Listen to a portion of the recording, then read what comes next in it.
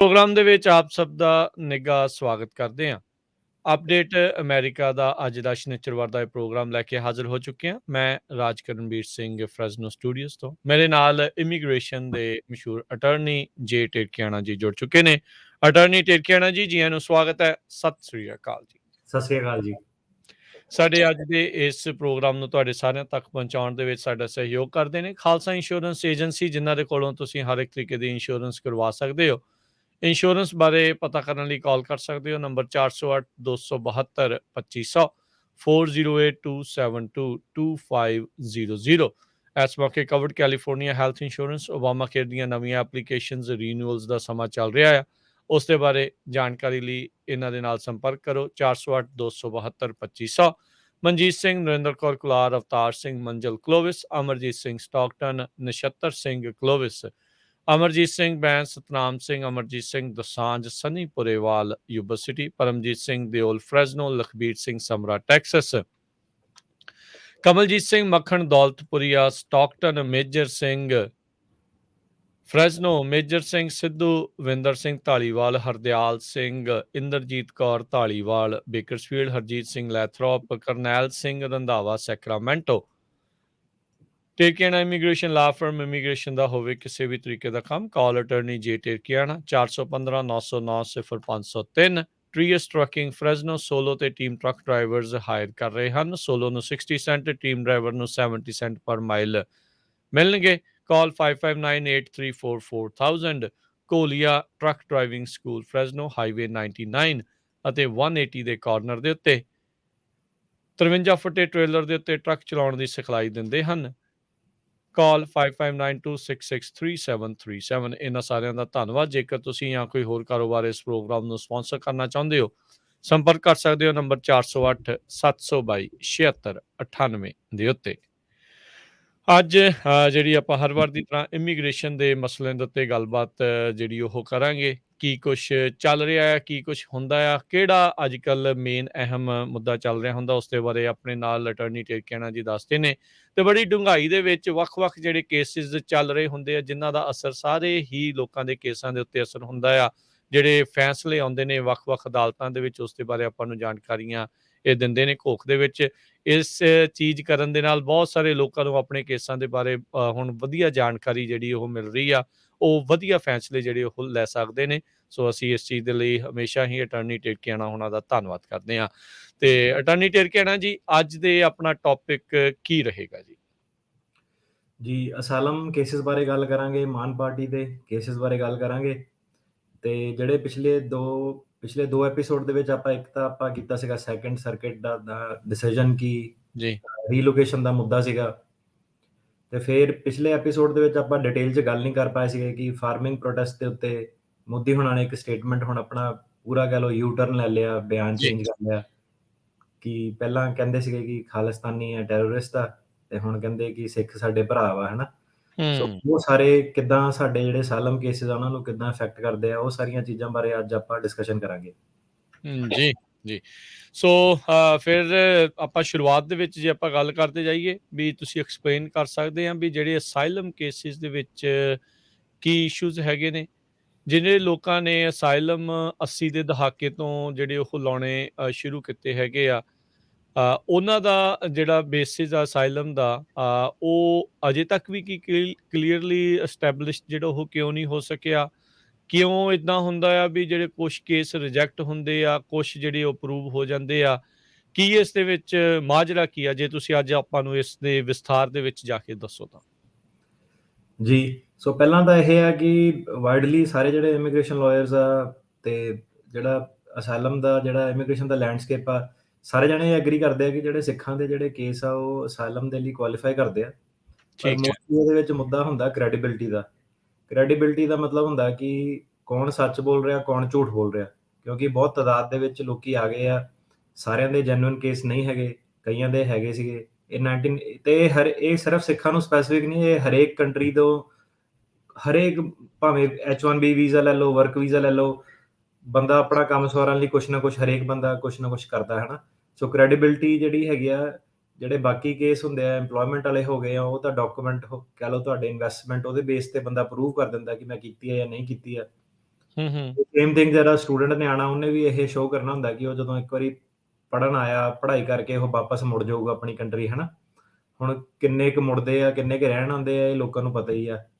ਸੋ ਅਸਾਲਮ case ਦੇ ਵਿੱਚ ਹੁਣ ਕੀ ਹੈਗਾ ਕਿ ਕਿਉਂਕਿ ਤੁਸੀਂ ਇਨਵੈਸਟਮੈਂਟ ਨਹੀਂ ਕਰਦੇ, ਕਿਉਂਕਿ ਇਹ 'ਚ ਇੰਪਲੋਇਰ ਨਹੀਂ, ਕਿਉਂਕਿ ਤੁਸੀਂ ਸਟੂਡੈਂਟ ਨਹੀਂ, ਤੁਸੀਂ ਪੈਸੇ ਨਹੀਂ ਖਰਚ ਰਹੇ। ਹੂੰ, ਸੋ ਹੂੰ। ਅਸਾਲਮ ਕੇਸ ਕਹਿ ਲਓ ਕਿ ਇਹਦੀ ਕੋਈ ਫਾਈਲਿੰਗ ਫੀਸ ਨਹੀਂ ਹੈਗੀ। ਇਹ ਇੱਕ ਉਹਨਾਂ ਨੇ ਐਸੇ ਲੋਕਾਂ ਲਈ ਰਿਜ਼ਰਵ ਕੀਤਾ ਜਿਹਨਾਂ ਨੂੰ ਕੋਈ ਪ੍ਰੋਬਲਮ ਹੋਈ, ਇੱਕ ਸਰਟਨ ਪ੍ਰਿੰਸੀਪਲਸ ਦੇ ਬੇਸ ਤੇ ਅਮਰੀਕਨ ਗਵਰਨਮੈਂਟ ਜਿਹੜੀ ਆ ਉਹ ਅਸਾਲਮ ਦਿੰਦੀ ਆ। ਸੋ ਇਹਦੇ ਵਿੱਚ ਜਿਹੜਾ ਕ੍ਰੈਡੀਬਿਲਿਟੀ ਆਬਵੀਅਸਲੀ ਬਾਕੀ ਕੇਸਾਂ ਨਾਲੋਂ, ਇੰਪਲੋਇਮੈਂਟ ਨਾਲੋਂ, ਸਟੂਡੈਂਟ ਨਾਲੋਂ, ਇਨਵੈਸਟਮੈਂਟ ਨਾਲੋਂ, ਇਹਦੇ ਵਿੱਚ ਜਿਹੜਾ ਕ੍ਰੈਡੀਬਿਲਿਟੀ ਦਾ ਮੁੱਦਾ ਉਹ ਜ਼ਿਆਦਾ ਡੂੰਘਾ ਵਾ। ਹੂੰ, ਤਾਂ ਹੂੰ। ਕਰਕੇ ਇਹਦੇ ਵਿੱਚ ਕ੍ਰਾਸ ਐਗਜ਼ਾਮੀਨੇਸ਼ਨ ਜਿਹੜਾ ਸਾਰਾ ਕਹਿ ਲਓ ਕਚਹਿਰੀ ਵਾਲੀ ਸੈਟਿੰਗ ਦੇ ਵਿੱਚ ਤੁਹਾਨੂੰ ਬਹਿਣਾ ਪੈਂਦਾ। ਜਿਹੜੇ ਹੂੰ। ਦੂਸਰੇ ਆ ਸਟੂਡੈਂਟ ਦੇ ਜਾਂ ਇੰਪਲੋਇਮੈਂਟ ਵਾਲੇ ਕੇਸ ਹੈਗੇ ਆ, ਉਹ ਕੋਈ ਏਦਾਂ ਨਹੀਂ ਕਿ ਉਹ ਵਾਲੇ ਕੇਸ ਜਿਹੜੇ ਹੈਗੇ ਆ ਉਹ ਜੱਜ ਮੂਹਰੇ ਜਾਂਦੇ ਆ। ਸੋ ਕਿਉਂਕਿ ਅਸਾਲਮ ਦੇ ਕੇਸ ਜਿਹੜੇ ਜੱਜ ਮੂਹਰੇ ਜਾਂਦੇ ਆ, ਤਾਂ ਕਰਕੇ ਕ੍ਰੈਡੀਬਿਲਿਟੀ ਹਮੇਸ਼ਾ ਮੁੱਦਾ ਰਹੂਗਾ ਕਿ ਬੰਦਾ ਬਿਆਨ ਕਿੱਦਾਂ ਦਿੰਦਾ, ਸਰਕਾਰੀ ਵਕੀਲ ਕਿੰਨੇ ਕੁ ਸਵਾਲ ਪੁੱਛਦਾ, ਅੱਗੋਂ ਦੀ ਜੱਜ ਕਿੱਦਾਂ ਦਾ।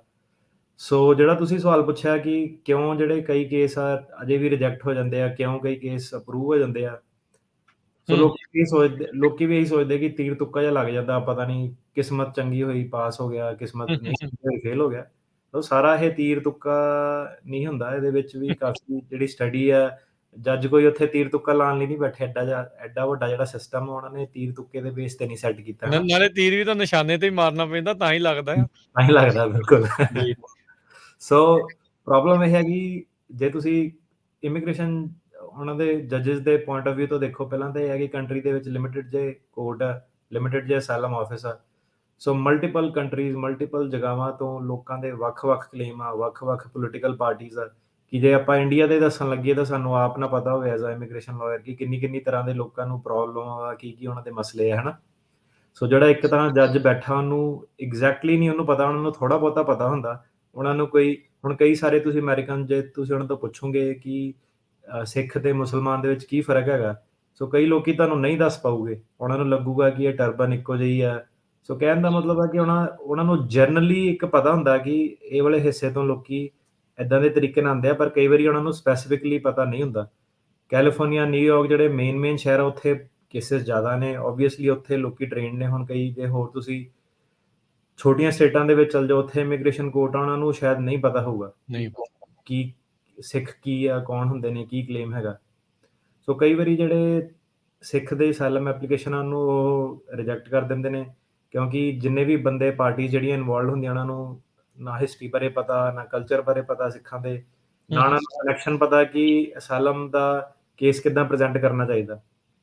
ਸੋ ਫॉर ਐਗਜ਼ਾਮਪਲ ਅੱਜ ਮੈਨੂੰ ਕਹਿ ਲਓ ਕਿ ਕੋਈ ਅਫਰੀਕਾ ਦੀ ਕਿਸੇ ਕੰਟਰੀ 'ਚੋਂ ਕੋਈ ਬੰਦਾ ਆ ਜਾਵੇ, ਕਹੇ ਮੇਰਾ ਅਸਾਈਲਮ ਕੇਸ ਫਾਈਲ ਕਰ ਦਿਓ। ਜੇ ਮੈਂ ਉਸ ਕੰਟਰੀ ਦੇ ਅਸਾਈਲਮ ਦੇ ਕੇਸਿਸ ਫਾਈਲ ਨਹੀਂ ਕੀਤੇ, ਮੈਨੂੰ ਨਹੀਂ ਪਤਾ ਪਾਰਟੀ ਦਾ ਸਿਸਟਮ ਕਿੱਦਾਂ, ਇਹਨਾਂ ਦੀ ਹਿਸਟਰੀ ਕੀ ਹੈ, ਕਲਚਰ ਕੀ ਹੈ, ਮੈਂ ਵੀ ਐਜ਼ ਅ ਇਮੀਗ੍ਰੇਸ਼ਨ ਲਾਇਰ ਭਾਵੇਂ ਮੈਨੂੰ ਜਿੰਨੀ ਮਰਜ਼ੀ ਨੌਲੇਜ ਹੋਵੇ, ਮੈਂ ਸਹੀ ਤਰੀਕੇ ਨਾਲ ਉਹਨਾਂ ਦਾ ਜਿਹੜਾ ਕੇਸ ਆ ਉਹ ਬਿਆਨ ਨਹੀਂ ਕਰ ਪਾਊਂਗਾ। ਹੂੰ। ਸੋ ਸੇਮ ਥਿੰਗ ਜੇ ਤੁਹਾਨੂੰ ਗਰਾਊਂਡ ਦੇ ਵਿੱਚ ਨਹੀਂ ਪਤਾ ਕਿ ਅੰਦੋਲਨ ਫਾਰਮਿੰਗ ਦਾ ਕਿੱਦਾਂ ਚੱਲਦਾ ਸੀਗਾ, ਉਹਦੀ ਡੀਟੇਲਸ ਕੀ ਆ, ਤੇ ਹੂੰ। ਤੁਸੀਂ ਇੱਥੇ ਬੈਠੇ ਬਸ ਉਹੀ ਕਿ 84 ਦੇ ਵਿੱਚ ਕੀ ਹੋਇਆ ਸੀਗਾ, ਉਹਦੇ ਬੇਸਿਸ ਤੇ ਤੁਸੀਂ ਅਸਾਈਲਮ ਦੇ ਕੇਸ ਲਗਾਉਂਦੇ ਹੋ, ਤੇ ਆਫ ਕੋਰਸ ਫਿਰ ਤਾਂ ਤੁਸੀਂ ਉਹਨਾਂ ਤੋਂ ਐਕਸਪੈਕਟ ਨਹੀਂ ਕਰ ਸਕਦੇ ਕਿ ਗਵਰਨਮੈਂਟ ਤੁਹਾਡੇ ਫੇਵਰ 'ਚ ਡਿਸਾਈਡ ਕਰੂਗੀ, ਫਿਰ ਤੁਹਾਡਾ ਤੀਰ ਤੁੱਕੇ ਵਾਲਾ ਕੰਮ ਹੋ ਜਾਂਦਾ। ਸੋ ਜਿਹੜੇ ਪੈਰਾਲੀਗਲ ਆ, ਲਾਇਰ ਆ, ਕਈ ਵਾਰੀ ਤਾਂ ਉਹ ਕਹਿ ਲਓ ਕਿ ਇੰਨਾ ਜ਼ਿਆਦਾ ਐਫਰਟ ਨਹੀਂ ਪਾਉਂਦੇ ਜਾਂ ਇੰਨੀ ਜ਼ਿਆਦਾ ਉਹਨਾਂ ਨੂੰ ਸਮਝ ਨਹੀਂ ਹੁੰਦੀ ਕਿ ਉਹ ਜਿਹੜੀ ਇੱਕ ਅਸਾਈਲਮ ਵਾਲਾ ਬੰਦਾ ਉਹਦੀ ਪੂਰੀ ਜਿਹੜੀ ਸਟੋਰੀ ਆ ਉਹਨੂੰ ਸਹੀ ਤਰੀਕੇ ਨਾਲ ਪੇਸ਼ ਪ੍ਰੋਜੈਕਟ ਕਰ ਕਰ ਸਕਦਾ। ਸਕਦੇ ਕਿ ਨਹੀਂ ਕਰ ਸਕਦੇ। ਸੋ ਸਭ ਤੋਂ ਵੱਡਾ ਚੈਲੰਜ ਤਾਂ ਉਹ ਆ। ਸੋ ਪੈਰਾਲੀਗਲਾਂ ਦੇ ਹੱਥ ਕੀ ਆ, ਉਹਨਾਂ ਦੇ ਹੱਥ ਇੱਕ ਟੂਲ ਲੱਗ ਗਿਆ, ਕਹਾਣੀਆਂ ਕਿੱਦਾਂ ਬਣਾਉਣੀਆਂ। ਜਿਹੜੇ ਕਹਾਣੀਆਂ ਬਣਾਉਂਦੇ, ਕਹਾਣੀਆਂ ਬਣਾਈ ਜਾ ਰਹੇ ਆ ਉਦੋਂ ਤੋਂ, ਸੇਮ ਉਹੀ ਬਾਰ-ਬਾਰ ਜੱਜ ਵੀ ਦੁਖੀ ਆ ਗਏ, ਹਨਾ, ਕਿ ਅੱਗੇ ਦੱਸ ਕੀ ਕਰਨਾ। ਸੋ ਉਹ ਜਿਹੜੀਆਂ ਕਹਾਣੀਆਂ ਕਈ ਵਾਰੀ ਆਪਾਂ ਦੇਖੀ ਦੀਆਂ, ਉਹਦੇ ਵਿੱਚ ਪੜ੍ਹ ਕੇ ਪਤਾ ਲੱਗ ਜਾਂਦਾ ਕਿ ਇਹਨਾਂ ਨੂੰ ਥੋੜ੍ਹਾ ਬਹੁਤਾ ਇਹਨਾਂ ਨੂੰ ਅੰਦਾਜ਼ਾ ਹੈਗਾ, ਪਰ ਇਹ ਬੰਦਾ ਕਦੀ ਕੋਰਟ ਗਿਆ ਨਹੀਂ, ਨਾ ਹੀ ਕੋਰਟ ਜਾ ਸਕਦਾ। ਇਹਨੂੰ ਐਕਚੁਅਲੀ ਦੇ ਵਿੱਚ ਪਤਾ ਨਹੀਂ ਕਿ ਬਹਿਸ ਕਿੱਦਾਂ ਹੁੰਦੀ ਹੈ, ਕੀ ਹੁੰਦਾ, ਨਾ ਹੀ ਇਹਦੀ ਕੈਪੇਬਿਲਿਟੀ ਹੈਗੀ ਕਿ ਇਹ ਜਿਹੜਾ ਸਰਕਿਟ ਕੋਰਟ ਦਾ ਜਾਂ board of immigration the decision ਪੜ੍ਹ ਸਕਦਾ। ਸੋ ਫਿਰ ਉਹਦੇ ਵਿੱਚ ਕੀ ਹੈ ਕਿ ਲੋਕੀ ਕਹਾਣੀ ਬਣਾ ਦਿੰਦੇ ਆ, ਅੱਗੇ ਚੱਲ ਜਾਂਦਾ। ਜਦੋਂ ਕ੍ਰਾਸ ਐਗਜ਼ਾਮਿਨ ਵਗੈਰਾ ਹੁੰਦਾ, ਕਈ ਸਾਰੀਆਂ ਚੀਜ਼ਾਂ ਜਿਹੜੀਆਂ ਕਲਾਇੰਟ ਨੂੰ ਜਦੋਂ ਉੱਥੇ ਬੈਠਾ ਹੁੰਦਾ ਵਿਟਨੈਸ ਸਟੈਂਡ ਤੇ, ਜਦੋਂ ਸਰਕਾਰੀ ਵਕੀਲ ਸਵਾਲ ਪੁੱਛਦਾ, ਫਿਰ ਉਹਨੂੰ ਬਾਅਦ ਸਮਝ ਆਉਂਦਾ ਕਿ ਅਸਾਈਲਮ ਦਾ ਚੱਕਰ ਕੀ ਹੈਗਾ। ਪਹਿਲਾਂ ਜਦ ਤੱਕ ਉਹ ਇੰਟਰਵਿਊ ਦੇ ਵਿੱਚ ਗਿਆ ਹੁੰਦਾ, ਉਹਨੂੰ ਆਪਣਾ ਹੀ ਪਤਾ ਹੁੰਦਾ ਕਿ ਮੈਨੂੰ ਏਦਾਂ ਕੁੱਟ ਪਈ, ਮੇਰੇ ਨਾਲ ਆਹ ਹੋਇਆ। ਸੋ ਉਹਦੇ ਵਿੱਚ ਫਿਰ ਹੋਰ ਪ੍ਰੋਬਲਮ ਇਹਦੇ ਵਿੱਚ ਇਹ ਆ ਜਾਂਦੀ ਕਿ ਲਾਅ ਬਹੁਤ ਜ਼ਿਆਦਾ ਚੇਂਜ ਹੁੰਦਾ, ਨਵੇਂ-ਨਵੇਂ ਡਿਸੀਜ਼ਨ ਆ ਜਾਂਦੇ ਆ। ਇੱਕ ਹੂੰ। ਸਰਕਿਟ ਦਾ ਦੂਜੇ ਸਰਕਿਟ ਤੋਂ ਜਿਹੜਾ ਕਈ ਵਾਰੀ ਫੈਸਲਾ ਅਲੱਗ ਹੁੰਦਾ। ਸੋ ਕੋਈ ਚੀਜ਼ ਇੱਕ ਸਰਕਿਟ 'ਚ ਫੇਵਰੇਬਲ ਆ, ਦੂਜੇ ਸਰਕਿਟ 'ਚ ਨਹੀਂ ਹੈਗੀ। ਤੇ ਜੱਜਸ ਤੇ ਕੋਰਟ ਡਿਫਰੈਂਟ ਆ, ਕੋਈ ਜੱਜ ਸਟ੍ਰਿਕਟ ਆ, ਕਿਸੇ ਦੀ ਕੋਈ ਅਪਰੂਵਲ ਰੇਟਿੰਗ ਆ, ਕੋਈ 90% ਤੇ ਆ, ਕੋਈ 10-15% ਤੇ ਆ, ਹਨਾ। ਤੇ ਜਦੋਂ ਤੁਸੀਂ ਉਹਨਾਂ ਨੂੰ ਇੱਕ ਕੁਕੀ ਕਟਰ ਅਪਰੋਚ ਲਾ ਦਿਓ ਕਿ ਕੰਧਾਂ ਦੇ ਪੋਸਟਰ ਲਾਉਂਦਾ ਸੀਗਾ, ਹਾਕੀ ਸਟਿੱਕਾਂ ਨਾਲ ਕੁੱਟ ਪਈ, ਲਾਠੀਆਂ ਨਾਲ ਕੁੱਟ ਪਈ, ਕਈ ਵਾਰੀ ਉਹ ਚੱਲ ਜਾਂਦਾ, ਬਹੁਤੀ ਵਾਰੀ ਉਹ ਨਹੀਂ ਵੀ ਚੱਲਦਾ, ਹਨਾ। ਸੋ ਅਲਟੀਮੇਟਲੀ ਆਬਜੈਕਟਿਵ ਕੀ ਹੈਗਾ ਕਿ ਜੇ ਅਸਾਈਲਮ ਦਾ ਕੇਸ ਜਿੱਤਣਾ ਹੋਵੇ ਤਾਂ ਤੁਹਾਨੂੰ ਦੋ ਚੀਜ਼ਾਂ ਮੁੱਖ ਤੌਰ ਤੇ ਪ੍ਰੂਵ ਕਰਨੀਆਂ ਪੈਂਦੀਆਂ। ਸਭ ਤੋਂ ਪਹਿਲੀ ਚੀਜ਼ ਇਹ ਕਿ ਇਹ ਰੀਜ਼ਨੇਬਲੀ ਪੋਸੀਬਲ ਹੈਗਾ ਕਿ ਤੁਹਾਨੂੰ ਐਜ਼ ਅ ਵਿਅਕਤੀ ਇੱਕ ਬਾਕੀ ਪੋਪੂਲੇਸ਼ਨ ਤੋਂ ਸਿੰਗਲ ਆਊਟ ਕਰ ਦਿੱਤਾ ਜਾਊਗਾ ਤੇ ਤੁਹਾਡੇ ਨਾਲ ਧੱਕਾ ਕੀਤਾ ਜਾਊਗਾ। ਮਤਲਬ ਕਿ ਸਪੈਸੀਫਿਕਲੀ ਤੁਹਾਨੂੰ ਇਕੱਲੇ ਨੂੰ ਹਾਰਮ ਕੀਤਾ ਜਾਊਗਾ। ਜਾਂ ਤਾਂ ਤੁਸੀਂ ਇਹ ਪ੍ਰੂਵ ਕਰਨਾ ਹੁੰਦਾ, ਜਾਂ ਫਿਰ ਦੂਜੀ ਚੀਜ਼ ਤੁਸੀਂ ਇਹ ਪ੍ਰੂਵ ਕਰ ਸਕਦੇ ਹੋ ਕਿ ਜੋ ਵੀ ਤੁਸੀਂ ਹੈਗੇ ਹੋ, ਭਾਵੇਂ ਕ੍ਰਿਸਚਨ ਹੋ, ਸਿੱਖ ਹੋ, ਜੋ ਵੀ ਤੁਹਾਡਾ ਪੋਲੀਟੀਕਲ ਓਪੀਨੀਅਨ ਆ, ਰਿਲੀਜੀਅਸ ਓਪੀਨੀਅਨ ਆ, ਤੁਸੀਂ ਇੱਕ ਇਹੋ ਜਿਹੀ ਕੈਟੇਗਰੀ ਆਫ ਲੋਕਾਂ ਦੇ ਵਿੱਚ ਬਿਲੋਂਗ ਕਰਦੇ ਹੋ ਜਿਹੜੇ ਲੋਕਾਂ ਨੂੰ ਸਰਕਾਰ ਨੇ ਹਮੇਸ਼ਾ ਤੋਂ ਧੱਕਾ ਕੀਤਾ ਜਾਂ ਉਹਨਾਂ ਨਾਲ ਧੱਕਾ ਕੀਤਾ ਜਾਊਗਾ। ਸੋ ਦੋ ਚੀਜ਼ਾਂ ਆ ਗਈਆਂ, ਜਾਂ ਤਾਂ ਤੁਹਾਡੇ ਨਾਲ ਕੁਛ ਏਦਾਂ ਦਾ ਪਿੱਛੇ ਹੋਇਆ ਜਾਂ ਅੱਗੇ ਹੋਊਗਾ ਕਿ ਤੁਹਾਨੂੰ ਇਕੱਲੇ ਨੂੰ ਸਿੰਗਲ ਆਊਟ ਕਰਕੇ ਤੁਹਾਡੇ ਨਾਲ ਧੱਕਾ ਕੀਤਾ ਜਾਊਗਾ, ਜਾਂ ਤੁਹਾਡੇ ਵਰਗੇ ਜਿਹੜੇ ਹੋਰ ਲੋਕ ਆ, ਤੁਹਾਡੇ ਗਰੁੱਪ ਦੇ ਜਿਹੜੇ ਲੋਕ ਆ, ਉਹਨੂੰ ਸਰਕਾਰ ਇਨ ਜਨਰਲ ਉਹਨਾਂ ਨਾਲ ਧੱਕਾ ਕਰਦੀ ਹੈ। ਸੋ ਆਹ ਜਿਹੜੀਆਂ ਦੋ ਚੀਜ਼ਾਂ, ਇਹਦੇ ਬੇਸਿਸ ਤੇ ਜਿਹੜਾ ਅਸਾਈਲਮ ਦਾ ਕੇਸ ਕਲੇਮ ਬਣਦਾ ਹੈ ਨਾ। ਤੇ ਜੀ ਇਹਦਾ ਕਹਿਣ ਦਾ ਮਤਲਬ ਕੀ ਹੁੰਦਾ ਕਿ ਇਹਦੇ ਵਿੱਚ ਫਿਰ ਤੁਹਾਡੀ ਜਿਹੜੀ ਪ੍ਰੈਜੈਂਟੇਸ਼ਨ ਹੈਗੀ ਹੈ ਕਿ ਤੁਸੀਂ ਆਪਣਾ ਕੇਸ ਕਿੱਦਾਂ ਪ੍ਰੈਜੈਂਟ ਕਰਨਾ, ਉਹਦੀ ਇੱਕ ਬਹੁਤ ਜ਼ਿਆਦਾ ਡੀਪ ਅੰਡਰਸਟੈਂਡਿੰਗ ਹੋਣੀ ਚਾਹੀਦੀ ਹੈ ਕਿ ਤੁਸੀਂ ਕਿਹੜੇ ਸਾਲ ਪੈਦਾ ਹੋਏ ਸੀ, ਕਿਹੜੇ ਕਾਲਜ ਗਏ ਸੀ, ਕਿਹੜੇ ਸ਼ਹਿਰ ਰਹੇ ਸੀਗੇ, ਕਿਉਂ ਕਿਸੇ ਪਾਰਟੀ ਨੂੰ ਜੁਆਇਨ ਕੀਤਾ, ਤੁਹਾਡੇ ਘਰਦਿਆਂ ਦਾ ਕਿੱਤਾ ਕੀ ਹੈਗਾ, ਕਿੱਥੇ ਰਹਿੰਦੇ ਸੀ, ਸ਼ਹਿਰ 'ਚ ਰਹਿੰਦੇ ਸੀ, ਪਿੰਡ 'ਚ ਰਹਿੰਦੇ ਸੀਗੇ, ਫਾਰਮ ਸੀਗਾ, ਸੁਨਿਆਰੇ ਦੀ ਦੁਕਾਨ ਸੀਗੀ, ਕੀ ਸੀਗਾ, ਹੈ ਨਾ। ਤੁਹਾਨੂੰ ਫਿਰ ਆਪਣਾ ਜਿਹੜਾ ਕੇਸ ਆ ਉਹ ਫਿਰ ਉਹਦੇ ਵਿੱਚ ਸਾਰੇ ਬਾਕਸ ਹੁੰਦੇ ਆ ਕਿ ਕਿੱਥੇ ਸਕੂਲ ਗਏ, ਕਿੱਥੇ ਪੜ੍ਹਾਈ ਕੀਤੀ, ਕਿੰਨੀ ਐਜੂਕੇਸ਼ਨ ਕੀਤੀ, ਲੈਂਗੁਏਜ ਕਿਹੜੀ-ਕਿਹੜੀ ਬੋਲਦੇ ਹੋ। ਸੋ ਤੁਹਾਨੂੰ ਇਹ ਸਾਰੇ ਨੂੰ ਬੇਸ ਰੱਖ ਕੇ ਜਿਹੜਾ ਆਪਣਾ ਕੇਸ ਉਹ ਤਿਆਰ ਕਰਨਾ ਪਊਗਾ, ਐਕਸਪਲੇਨ ਕਰਨਾ ਪਊਗਾ ਫਿਰ ਕਿ ਤੁਹਾਡੇ ਵਰਗੇ ਗਰੁੱਪ ਦੇ ਲੋਕਾਂ ਨਾਲ ਜਾਂ ਧੱਕਾ ਹੁੰਦਾ ਜਾਂ ਤੁਹਾਡੇ ਇਕੱਲੇ ਨਾਲ ਧੱਕਾ ਹੁੰਦਾ। ਸੋ ਅੱਜ ਦਾ ਟੌਪਿਕ ਬੇਸਿਕਲੀ ਇਹੀ ਹੋਊਗਾ ਕਿ ਇਹ ਜਿਹੜੇ ਜੀ ਸਾਰੇ ਫੈਕਟ ਪੈਟਰਨ ਨੇ ਕਿ ਇਹਦੇ ਵਿੱਚ ਗੈਪ ਕੀ ਹੈਗੇ, ਆਪਾਂ ਇੱਕ ਕੋਸ਼ਿਸ਼ ਕਰਾਂਗੇ ਇਸ ਪ੍ਰੋਗਰਾਮ ਰਾਹੀਂ ਕਿ ਉਹ ਜਿਹੜੇ ਛੋਟੇ-ਛੋਟੇ ਗੈਪ ਆ ਉਹਨੂੰ ਫਿਲ ਕਰ ਸਕੀਏ। ਜੀ ਜੀ ਸੋ ਬੇਸਿਕਲੀ ਅੱਜ ਦਾ ਜਿਹੜਾ ਮੁੱਖ ਟੌਪਿਕ ਇਹੀ ਰਹੂਗਾ ਵੀ ਜਿਹੜੇ ਸਿੱਖਾਂ ਦਾ ਇਹ ਅਸਾਈਲਮ ਕੇਸ ਦਾ ਕਿੱਦਾਂ ਬਣਦਾ ਆ, ਕੀ ਉਸ ਦੇ ਪਿੱਛੇ ਵਿਚਾਰਧਾਰਾ ਜਿਹੜੀ ਉਹ ਚੱਲ ਰਹੀ ਆ, ਕਿਹੜੇ ਇੱਕ ਹਿਸਾਬ ਦੇ ਨਾਲ ਕੇਸਿਸ ਕਿਹੜੇ ਕੈਟੇਗਰੀਜ਼ ਦੇ ਅੰਡਰ ਇਸ ਦੇ ਅੰਡਰ ਜਿਹੜੇ ਉਹ ਆ ਸਕਦੇ ਆ। ਆਪਾਂ ਲੰਮੀ ਚੌੜੀ 6 ਪਾਰਟਸ ਦੀ ਜਿਹੜੀ ਸੀਰੀਜ਼ ਅਸਾਈਲਮ ਦੇ ਉੱਤੇ ਕੀਤੀ ਸੀ ਮਹੀਨਾ ਕੁ ਜਿਹੜੀ ਉਹ ਪਹਿਲਾਂ। ਜੇ ਕੋਈ ਵੇਖਣਾ ਚਾਹੁੰਦਾ ਹੈ ਉਸ ਨੂੰ ਦੁਬਾਰਾ ਪੰਜਾਬੀ ਰੇਡੀਓ USA ਦੇ YouTube ਚੈਨਲ ਦੇ ਉੱਤੇ ਜਾ ਕੇ ਉਹ ਸਰਚ ਕਰ ਲੈਣ, update America US immigration asylum series ਕਰਕੇ ਉਹ ਸਰਚ ਕਰ ਸਕਦੇ ਆ ਤੇ ਉਹ ਸਾਰੀ ਜਿਹੜੀ ਉਹ ਦੇਖ ਸਕਦੇ ਆ ਸ਼ੁਰੂ ਤੋਂ ਲੈ ਕੇ ਐਂਡ ਤੱਕ। ਜੇ ਤੁਸੀਂ ਓਵਰਵਿਊ ਇੱਕ ਬਰੀਫਲੀ ਐਕਸਪਲੇਨ ਜੇ ਤੁਸੀਂ ਕਰ ਦਿਓ ਵੀ ਕੀ ਹੁੰਦਾ ਆ ਜਿਹੜੇ ਇਸ ਟੌਪਿਕ ਨੂੰ ਸ਼ੁਰੂ ਕਰਨ ਤੋਂ ਪਹਿਲਾਂ ਵੀ ਕੀ ਚੀਜ਼ ਹੈਗੀ ਇਸ ਦੇ ਵਿੱਚ। ਜੀ, ਸੋ ਅੱਜ ਬਹੁਤ ਡਿਟੇਲ 'ਚ ਨਹੀਂ ਜਾਵਾਂਗੇ ਉਹ, ਕਿਉਂਕਿ ਆਪਾਂ ਕਈ ਵਾਰੀ ਕਵਰ ਕਰ ਲਿਆ ਤੇ ਜਿਹੜੀ ਸਾਡੀ ਆਡੀਅנס ਆ ਉਹਨਾਂ ਨੂੰ ਪਤਾ ਹੀ ਆ ਆਲਰੇਡੀ, ਕੇਸ ਕੂਸ ਉਹਨਾਂ ਦੇ ਲੱਗੇ ਹੋਏ ਆ ਜਾਂ ਸੱਜਣ ਮਿੱਤਰਾਂ ਦੇ ਉਹਨਾਂ ਦੇ ਲੱਗੇ ਹੋਏ ਆ। ਸੋ ਮੁੱਖ ਤੌਰ ਤੇ ਕੀ ਹੈ ਕਿ ਦੋ ਚੀਜ਼ਾਂ ਹੈਗੀਆਂ, ਇੱਕ ਤਾਂ ਹੈਗਾ ਕਿ ਪਾਸਟ ਪਰਸੀਕਿਊਸ਼ਨ, ਮਤਲਬ ਕਿ ਤੁਹਾਡੇ ਨਾਲ ਪਹਿਲਾਂ ਜਦੋਂ ਤੁਸੀਂ ਆਪਣੀ ਕੰਟਰੀ 'ਚ ਸੀਗੇ ਉਦੋਂ ਤੁਹਾਡੇ ਨਾਲ ਧੱਕਾ ਹੋਇਆ। ਇਹ ਹੋ ਗਈ ਇੱਕ ਚੀਜ਼, ਇਹ ਤੁਸੀਂ ਪ੍ਰੂਵ ਕਰੋ ਵਧੀਆ। ਜੇ ਨਹੀਂ ਵੀ ਤੁਹਾਡੇ ਨਾਲ ਹੋਇਆ, ਤੁਸੀਂ ਜਿਹੜਾ ਮੇਨ ਅਸਾਈਲਮ ਦਾ ਜਿਹੜਾ ਮੁੱਖ ਐਲੀਮੈਂਟ ਉਹ ਆ ਜਾਂਦਾ, ਉਹ ਹੈਗਾ well founded fear of future persecution, ਕਿ ਫਿਊਚਰ ਦੇ ਵਿੱਚ ਤੁਹਾਡੇ ਨਾਲ ਧੱਕਾ ਹੋਣਾ। ਤੋ ਜਿਹੜਾ ਤੁਹਾਡੇ ਨਾਲ ਧੱਕਾ ਵਾ, ਭਾਵੇਂ ਪਾਸਟ ਜਾਂ ਭਾਵੇਂ ਫਿਊਚਰ ਦੇ ਵਿੱਚ ਹੋਣਾ, ਇਹ ਉਹਨਾਂ ਨੇ ਕਿਹਾ ਕਿ ਇਹ ਨਹੀਂ ਕਿ ਕਿਸੇ। ਸੋ ਸਭ ਤੋਂ ਪਹਿਲਾਂ ਤਾਂ ਆਪਾਂ ਦੇਖਦੇ ਹਾਂ ਕਿ ਕਈ ਉਹਨਾਂ ਨੇ ਲਾਏ ਹੁੰਦੇ ਕਿ ਬਿਜ਼ਨਸ ਕਰਕੇ ਮੈਨੂੰ ਨੁਕਸਾਨ ਪਹੁੰਚਾਤਾ, ਪ੍ਰਾਪਰਟੀ ਕਰਕੇ ਰਿਸ਼ਤੇਦਾਰਾਂ ਨੇ ਨੁਕਸਾਨ ਪਹੁੰਚਾਤਾ, ਕਰਪਸ਼ਨ ਬੜੀ ਹੋ ਗਈ। ਸੋ ਇਹ ਚੀਜ਼ਾਂ ਦਾ ਅਮਰੀਕਾ ਨੂੰ ਕੋਈ ਲੈਣਾ ਦੇਣਾ ਨਹੀਂ, ਉਹਨਾਂ ਨੂੰ ਕੋਈ ਲੈਣਾ ਦੇਣਾ ਨਹੀਂ ਕਿ ਤੁਹਾਨੂੰ ਕੁੱਟ ਪਈ ਆ, ਤੁਹਾਡੇ ਨਾਲ ਕਰਪਸ਼ਨ ਆ, ਕਿੱਦਾਂ ਦੀ ਟਰੀਟਮੈਂਟ ਆ। ਉਹ ਅਸਾਈਲਮ ਦਾ ਬੇਸਿਸ ਨਹੀਂ ਹੈਗਾ, ਨਾ ਹੀ ਅਮਰੀਕਾ ਦੀ ਜ਼ਿੰਮੇਵਾਰੀ ਆ ਕਿ ਉਹ ਹਰੇਕ ਬੰਦੇ ਨੂੰ ਹਰੇਕ ਜਗ੍ਹਾ ਤੋਂ ਪ੍ਰੋਟੈਕਟ ਕਰਨ। ਉਹਨਾਂ ਨੂੰ ਪਤਾ ਕਿ ਕੰਟਰੀਆਂ ਕਰਪਟ ਹੈਗੀਆਂ, ਸੋ ਉਹ ਅਮਰੀਕਾ ਦੀ ਪ੍ਰੋਬਲਮ ਨਹੀਂ ਹੈਗੀ।